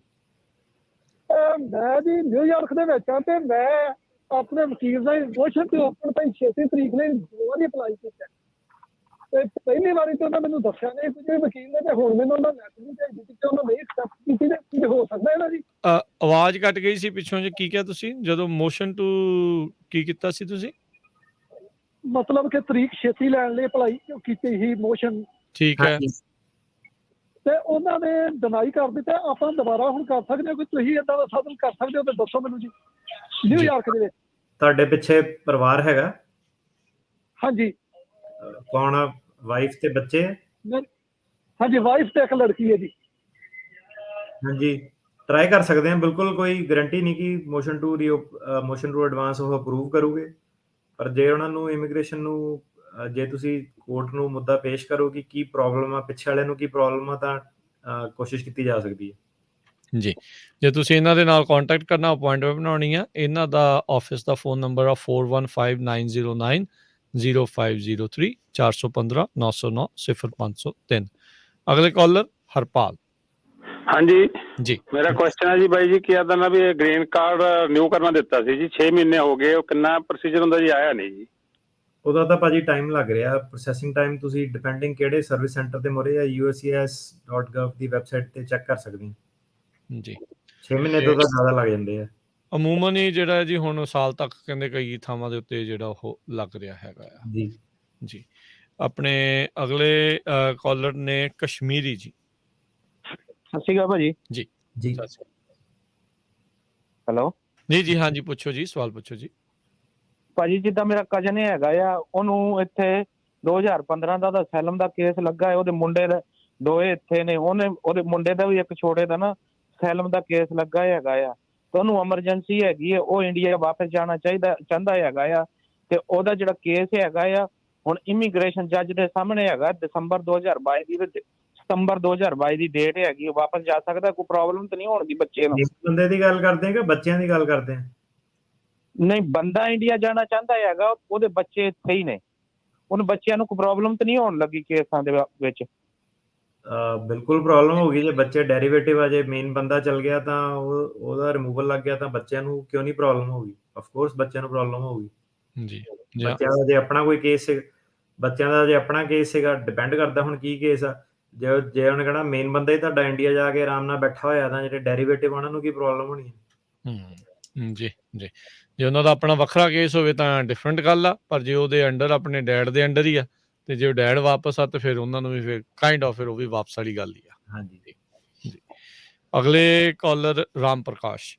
ਹਾਂਜੀ, ਸਤਿ ਸ੍ਰੀ ਅਕਾਲ ਭਾਈ ਸਾਹਿਬ ਜੀ। ਹਾਂਜੀ, ਮੇਰਾ ਸਵਾਲ ਸੀਗਾ ਜੀ, ਜਿਸ ਤਰ੍ਹਾਂ ਭੈਣ ਭਰਾਵਾਂ ਦੀ ਪਟੀਸ਼ਨ ਕੀਤੀ, ਉਹ ਪੇਪਰ ਚਲੇ ਗਏ ਉਹ ਜੀ ਬੰਬੇ ਜੀ, ਉਹਨਾਂ ਦੇ ਮਤਲਬ ਈਮੇਲਾਂ ਆਈ ਜਾਂਦੀਆਂ ਜੀ, ਕੀ ਕੰਮ ਉਹਨਾਂ ਦਾ ਕੋਈ ਸਟਾਰਟ ਹੋਇਆ ਇੰਟਰਵਿਊ ਲੈਣ ਦਾ, ਜਾ ਕੇ ਮਤਲਬ ਉਸ ਤਰ੍ਹਾਂ ਢਿੱਲਾ ਕੰਮ ਚੱਲ ਰਿਹਾ ਜੀ? ਨਹੀਂ ਭਾਜੀ, ਅਗਲੇ ਸਾਲ ਹੀ ਹੈ, ਇਸ ਸਾਲ ਕੁਛ ਨਾ ਐਕਸਪੈਕਟ ਕਰੋ। ਜੀ, ਸੋ ਢਿੱਲਾ ਹੀ ਆ ਜੀ ਕੰਮ। ਜੇ ਤੁਸੀਂ ਅੰਡਰਲਾਈਨਿੰਗ ਗੱਲ ਪੁੱਛਦੇ ਆ ਤਾਂ ਸਲੋ ਐਂਡ ਸਟੱਡੀ ਹੋਈ ਹੋਇਆ ਜੀ। ਸੋ ਇੱਕ ਇਹ ਵੀ ਗੱਲ ਆ ਨਾ, ਅਟਾਰਨੀ ਟੇਡ ਕਹਿੰਦੇ ਜਦੋਂ ਸਰਕਾਰੀ ਬੰਦਿਆਂ ਨੂੰ ਸਲੋ ਕੰਮ ਕਰਾਉਣਾ ਸਿਖਾ ਦੋ ਨਾ, ਫਿਰ ਉਹ ਤੇਜ਼ ਨਹੀਂ ਕਰਦੇ ਮੁੜ ਕੇ ਦੁਬਾਰਾ। ਉਹਨਾਂ ਦਾ ਜੀ ਨਹੀਂ ਕਰਦਾ ਹੁੰਦਾ, ਉਹ ਹੌਲੀ ਹੌਲੀ ਉਹ ਦੁਬਾਰਾ ਆਪਣੀ ਪੁਰਾਣੀ ਲੈ ਚ ਆਉਣਗੇ। ਤੇ ਹੁਣ ਸਾਊਥ ਅਫਰੀਕਾ ਵਾਲਾ ਇੱਕ ਹੋਰ ਵੇਰੀਐਂਟ ਤੁਰਿਆ ਫਿਰਦਾ ਆ, ਉਹਨੇ ਫਿਰ ਦੁਨੀਆ ਠੱਪ ਕਰਨ ਨੂੰ ਜਿਹੜੀ ਉਹ ਫਿਰਦੇ ਆ। ਸੋ ਪਤਾ ਨਹੀਂ ਕੀ ਬਣਨ ਵਾਲਾ ਆ। ਸੋ ਢਿੱਲਾ ਵੀ ਕਹਿ ਲਓ, ਵਧੀਆ ਅੱਖਰ ਆ, ਡੈਡ ਕਹਿ ਲਓ, ਡੈਡ ਆ ਕੰਮ ਹੋਣਾ ਉੱਥੇ।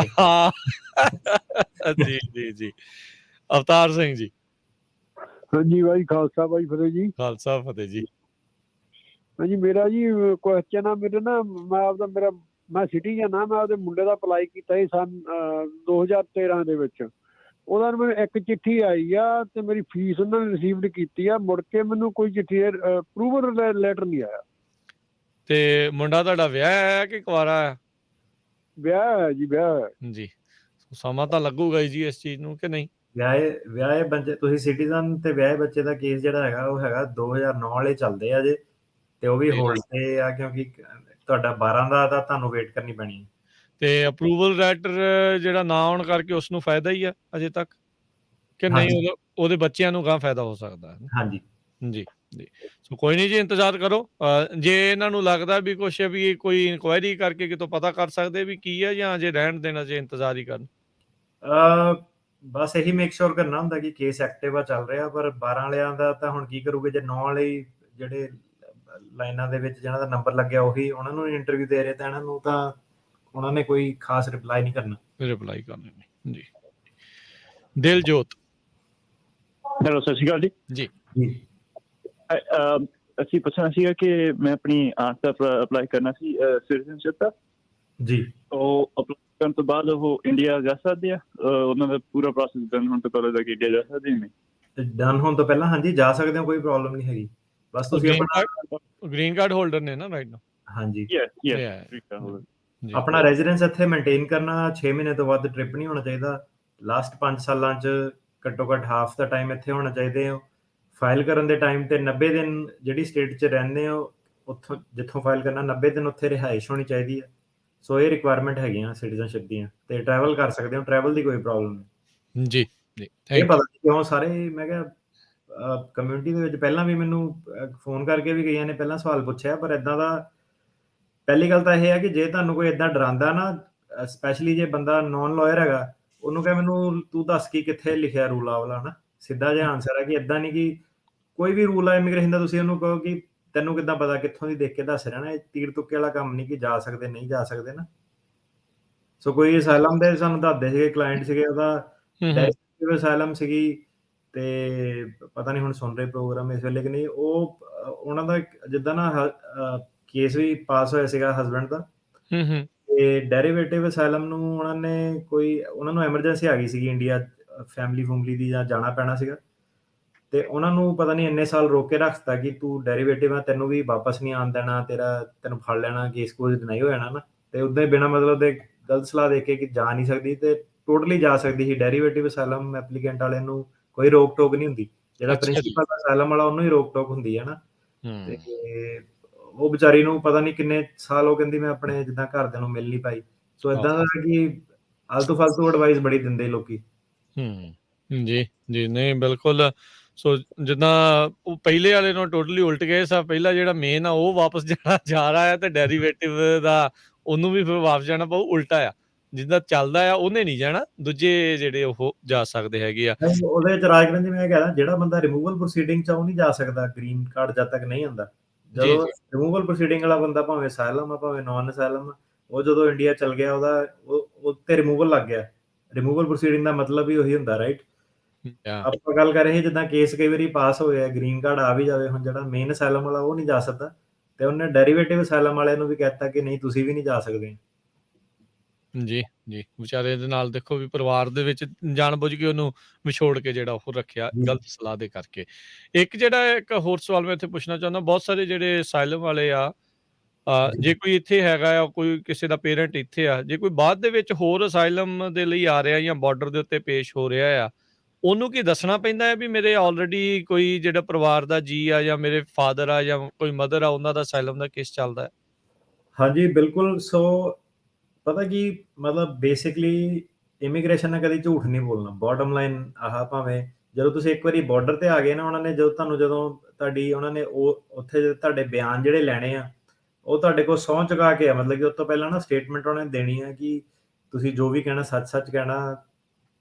ਤੇ ਉਹ ਜਿਹੜੀ ਸਟੇਟਮੈਂਟ ਹੈ ਨਾ, ਬਾਅਦ ਜਦੋਂ ਫਿਰ ਕੋਰਟ ਦੇ ਵਿੱਚ ਪਤਾ ਲੱਗਦੀ, ਅਸਾਈਲਮ ਆਫਿਸ ਤੇ ਪਤਾ ਲੱਗਦੀ ਹੈ, ਉੱਤੇ ਤੁਸੀਂ ਫਿਰ ਕੁਝ ਕਹਿ ਨਹੀਂ ਸਕਦੇ ਕਿ ਮੈਂ ਅੰਦਰ ਆਉਣ ਵਾਸਤੇ ਇਦਾਂ ਐਂਟਰੀ ਕਰਕੇ ਕੀਤਾ ਸੀਗਾ।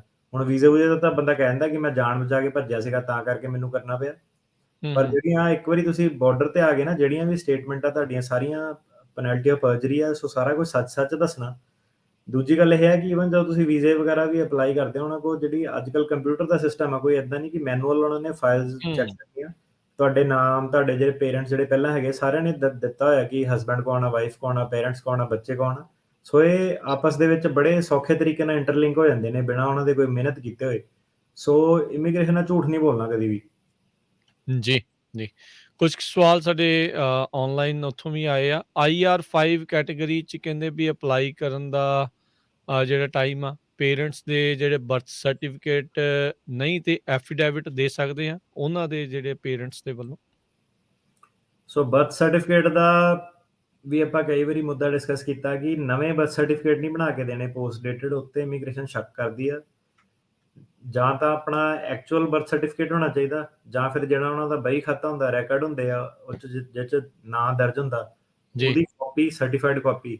ਤੇ office of register of birth and death ਦਾ ਹੀ ਸਿਰਫ ਚੱਲਦਾ, ਪੰਚਾਇਤ ਪੰਚੂਤ ਦਾ ਕਿਸੇ ਦਾ ਨਹੀਂ ਚੱਲਦਾ। ਜੇ ਬਰਥ ਸਰਟੀਫਿਕੇਟ ਜਾਂ ਐਕਸਟਰੈਕਟ ਤੁਹਾਡੇ ਕੋਲ ਨਹੀਂ ਹੈਗੇ ਅਵੇਲੇਬਲ, ਤਾਂ ਫਿਰ ਤੁਸੀਂ ਲੈਟਰ ਆਫ ਨਾਨ ਅਵੇਲੇਬਿਲਿਟੀ ਲੈਣੀ ਹੁੰਦੀ ਆ, ਉਹੀ office of register of birth and death ਤੋਂ, ਜਿਹੜਾ ਕਹਿੰਦਾ ਕਿ ਬੰਦੇ ਦਾ ਕੋਈ ਰੈਕਡ ਨਹੀਂ ਮਿਲਿਆ। ਸੋ ਇੱਕ ਲੈਟਰ ਆਫ ਨਾਨ ਅਵੇਲੇਬਿਲਿਟੀ ਨਾਲ ਤੁਸੀਂ 2 ਐਫੀਡੇਵਿਟ ਲੈਣੇ ਹੁੰਦੇ ਨੇ। ਉਹ ਲੋਕਾਂ ਦੇ ਜਿਨ੍ਹਾਂ ਦੀ ਉਮਰ ਉਹਨਾਂ ਤੋਂ ਵੱਡੀ ਸੀਗੀ ਤੇ ਉਹਨਾਂ ਨੇ ਬਰਥ ਦੇਖਿਆ ਸੀਗਾ, ਗੁਆਂਢੀ ਸੀਗੇ ਜਾਂ ਰਿਸ਼ਤੇਦਾਰ ਸੀਗੇ ਜਾਂ ਜੋ ਵੀ ਸੀਗਾ। ਤੇ ਉਹਦੇ ਨਾਲ ਤੀਜੀ ਚੀਜ਼ ਤੁਸੀਂ ਇਕੱਠੀ ਕਰਨੀ ਹੁੰਦੀ ਹੈ, ਡਾਕੂਮੈਂਟਸ, ਆਈਡੀ ਜਿਹੜੀ ਕਹਿ ਲਓ, Aadhaar card, PAN card, school leaving certificate, ਐਦਾਂ ਦੀਆਂ ਚੀਜ਼ਾਂ ਜਿਹਦੇ ਉੱਤੇ ਸਰਕਾਰੀ ਆਈਡੀ, ਜਿਹਦੇ ਉੱਤੇ ਕੀ ਡੇਟ ਆਫ ਬਰਥ ਜਾਂ ਪੇਰੈਂਟਸ ਦਾ ਨਾਮ ਮੈਂਸ਼ਨ ਹੋਵੇ। ਜੀ। ਸੋ ਜੇ ਕੋਈ ਟੂਰਿਸਟ ਵੀਜ਼ੇ ਦੇ ਇੱਥੇ ਆਇਆ, ਮਹੀਨੇ ਬਾਅਦ ਚਲਾ ਗਿਆ ਵਾਪਸ, ਜ਼ਿਆਦਾ 6 ਮਹੀਨੇ ਨਹੀਂ ਲਾ ਕੇ ਗਿਆ, ਤੇ ਉਧਰੋਂ ਫਿਰ ਕੀ ਦੁਬਾਰਾ 1 ਮਹੀਨੇ ਬਾਅਦ ਇੱਧਰ ਨੂੰ ਆ ਸਕਦੇ ਆ? ਕੋਈ ਪ੍ਰੋਬਲਮ ਤਾਂ ਨਹੀਂ ਆ? ਉਹ ਜਿਹੜਾ 6 ਮਹੀਨੇ ਦੀ ਗੈਪ ਵਾਲੀ ਗੱਲ ਇੱਕ ਚੱਲਦੀ ਆ ਵੀ ਉਹ ਹੋਣੀ ਚਾਹੀਦੀ ਆ? ਇਦਾਂ ਦਾ ਕੋਈ ਰੂਲ ਨਹੀਂ ਕਿ ਗੈਪ ਹੋਣਾ ਚਾਹੀਦਾ। ਰੀਜ਼ਨ ਡਿਪੈਂਡ ਕਰਦਾ ਕਿ ਕਿਉਂ ਆ। ਜੇ ਤੁਹਾਡੇ ਕੋਲ ਸੋਲਿਡ ਰੀਜ਼ਨ ਹੈਗਾ, ਫੈਮਿਲੀ ਰੀਜ਼ਨ ਹੈ, ਐਮਰਜੈਂਸੀ ਆ, ਤੁਸੀਂ ਆ ਸਕਦੇ ਆ। ਤੇ ਜੇ ਤੁਸੀਂ ਯੰਗ ਇੱਕ ਅਡਲਟ ਮੇਲ ਆ ਜਾਂ ਫੀਮੇਲ, ਉਹਨਾਂ ਨੂੰ ਪਤਾ ਕਿ ਇਹ 6 ਮਹੀਨੇ ਬਹੁਤ ਲੰਬਾ ਟਾਈਮ ਆ, ਕਿ ਆ ਕੇ ਕੰਮ ਕੀ ਕਰਦੇ ਸੀਗੇ ਨਾ, ਤੇ ਕਾਫੀ ਲੋਕਾਂ ਨੂੰ ਪੁੱਛਦੇ ਤੁਸੀਂ ਕਰਦੇ ਕੀ ਸੀਗੇ 6 ਮਹੀਨਾ, ਸਪੋਰਟ ਕਿੱਦਾਂ ਕਰਦੇ ਸੀਗੇ, ਕਿੱਥੇ ਰਹਿੰਦੇ ਸੀਗੇ, ਕਈ ਵਾਰੀ ਫੋਨ ਕਰਕੇ ਵੀ ਪੁੱਛ ਲੈਂਦੇ ਆ ਬਾਹਰ। ਸੋ ਇਹ ਹੈਗਾ ਕਿ ਜੇ ਤੁਸੀਂ ਇਦਾਂ ਸੋਚਦੇ ਆ ਕਿ ਟੂਰਿਸਟ ਵੀਜ਼ੇ ਤੇ ਆ ਕੇ 6 ਮਹੀਨੇ ਕੰਮ ਕਰ ਲੈਣਾ, 1 ਮਹੀਨੇ ਬਾਹਰ ਜਾ ਕੇ ਫਿਰ ਦੁਬਾਰਾ ਆ ਕੇ ਉਹ ਚੀਜ਼ ਨੂੰ ਉਹਨਾਂ ਨੇ ਫੜ ਲੈਣਾ, ਉੱਦਾਂ ਦਾ ਪੰਗਾ ਨਹੀਂ ਲੈਣਾ। ਜੇ ਫੈਮਿਲੀ ਸਿਚੁਏਸ਼ਨ ਤੁਸੀਂ ਕਹਿੰਦੇ ਹੋ, ਕੋਈ ਜੈਨੂਇਨ ਰੀਜ਼ਨ ਹੈਗਾ ਕਿ ਫੈਮਿਲੀ ਵਿਜ਼ਿਟ ਆ, ਉਹਨੂੰ ਉਹ ਅਲਾਉ ਕਰ ਦੋਗੇ ਇੱਕ ਅੱਧੀ ਵਾਰੀ, ਪਰ ਉਹ ਵੀ ਜ਼ਿਆਦਾ ਦੇਰ ਨਹੀਂ ਤੁਸੀਂ ਕਰ ਸਕਦੇ। ਇੱਕ ਅੱਧੀ ਵਾਰੀ ਉਹਨਾਂ ਨੇ ਆਣ ਵੀ ਦੇ ਦਿੱਤਾ, ਫਿਰ ਦੂਜੀ ਵਾਰੀ ਕੁਐਸਚਨ ਕਰ ਲਓਗੇ। ਜੀ ਜੀ। ਆਓ ਅਗਲੇ ਕਾਲਰਸ ਉਹਨਾਂ ਨਾਲ ਗੱਲ ਕਰਦੇ ਹਾਂ। ਪ੍ਰੀਤ। ਹੈਲੋ, ਹਾਂਜੀ, ਸਤਿ ਸ਼੍ਰੀ ਅਕਾਲ ਜੀ। ਜੀ ਹਾਂਜੀ ਭਾਜੀ, ਆਪਣਾ ਮੇਰਾ ਨਾ I-751 ਦੀ 18 ਮਹੀਨੇ ਦੀ ਐਕਸਟੈਂਸ਼ਨ ਮਿਲੀ ਸੀਗੀ ਮੈਨੂੰ, ਤੇ ਉਹ ਆਲਮੋਸਟ 20 ਦਿਨ ਤੱਕ ਐਕਸਪਾਇਰ ਹੋ ਜਾਣੀ ਆ, ਤੇ ਮੈਂ ਸਟੈਂਪ ਹੁਣ ਜਾ ਕੇ ਲਵਾ ਸਕਦਾ ਕਿ ਐਕਸਪਾਇਰ ਹੋਣ ਤੋਂ ਬਾਅਦ ਹੀ ਲਵਾ ਸਕਦੇ ਹਾਂ ਭਾਜੀ? 30 ਦਿਨ ਤੱਕ, 30 ਦਿਨ ਪਹਿਲਾਂ ਤੱਕ ਲਵਾ ਸਕਦੇ ਹਾਂ। ਠੀਕ ਹੈ ਜੀ, ਓਕੇ, ਥੈਂਕ ਯੂ ਜੀ। ਜੀ ਅਗਲੇ ਕਾਲਰ ਇੰਦਰਜੀਤ। ਹਾਂਜੀ ਇੰਦਰਜੀਤ ਜੀ। ਨਹੀਂ ਜੀ, ਤੁਹਾਡੀ ਆਵਾਜ਼ ਨਹੀਂ ਆ ਰਹੀ। ਸਮਹਾਉ ਮੈਨੂੰ ਲੱਗਦਾ ਤੁਹਾਡੇ ਫੋਨ ਦੇ ਵਿੱਚ ਕੋਈ ਪ੍ਰੋਬਲਮ ਹੈਗੀ ਆ। ਮੇ ਵੀ ਡਿਫਰੈਂਟ ਫੋਨ ਤੋਂ ਟਰਾਈ ਕਰੋ ਜੀ ਕਾਲ ਕਰਨ ਦੀ। ਅਗਲੇ ਜਿਹੜੇ ਕਾਲਰ ਨੇ ਅੰਮ੍ਰਿਤ। ਹੈਲੋ ਜੀ। ਹਾਂਜੀ, ਸਤਿ ਸ਼੍ਰੀ ਅਕਾਲ ਜੀ।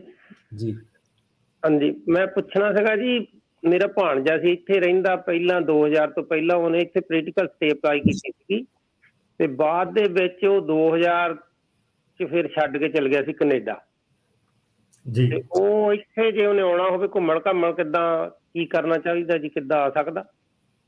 ਜੇ ਤਾਂ ਜੀ 2000 ਚ ਚੱਲ ਗਿਆ ਸੀਗਾ, ਭਾਵੇਂ ਰਿਮੂਵਲ ਵੀ ਲੱਗੀ ਆ, ਤੇ ਰਿਮੂਵਲ 10 ਸਾਲ ਲਈ ਹੁੰਦੀ ਆ, 10 ਸਾਲ ਤੱਕ ਰਿਮੂਵਲ ਹੁੰਦਾ ਵਾ। ਜੇ ਤਾਂ ਸਿਰਫ ਉਹੀ ਕਾਰਨ ਸੀਗਾ ਉਹਦਾ, ਫਿਰ ਤਾਂ ਉਹ ਆ ਸਕਦਾ ਵਾ ਲੀਗਲ ਤਰੀਕੇ ਨਾਲ ਵੀਜ਼ੇ ਤੇ, ਜਾਂ ਕੈਨੇਡੀਅਨ ਸਿਟੀਜ਼ਨਾਂ ਦਾ ਜੋ ਵੀ ਉਹਨਾਂ ਦੀ।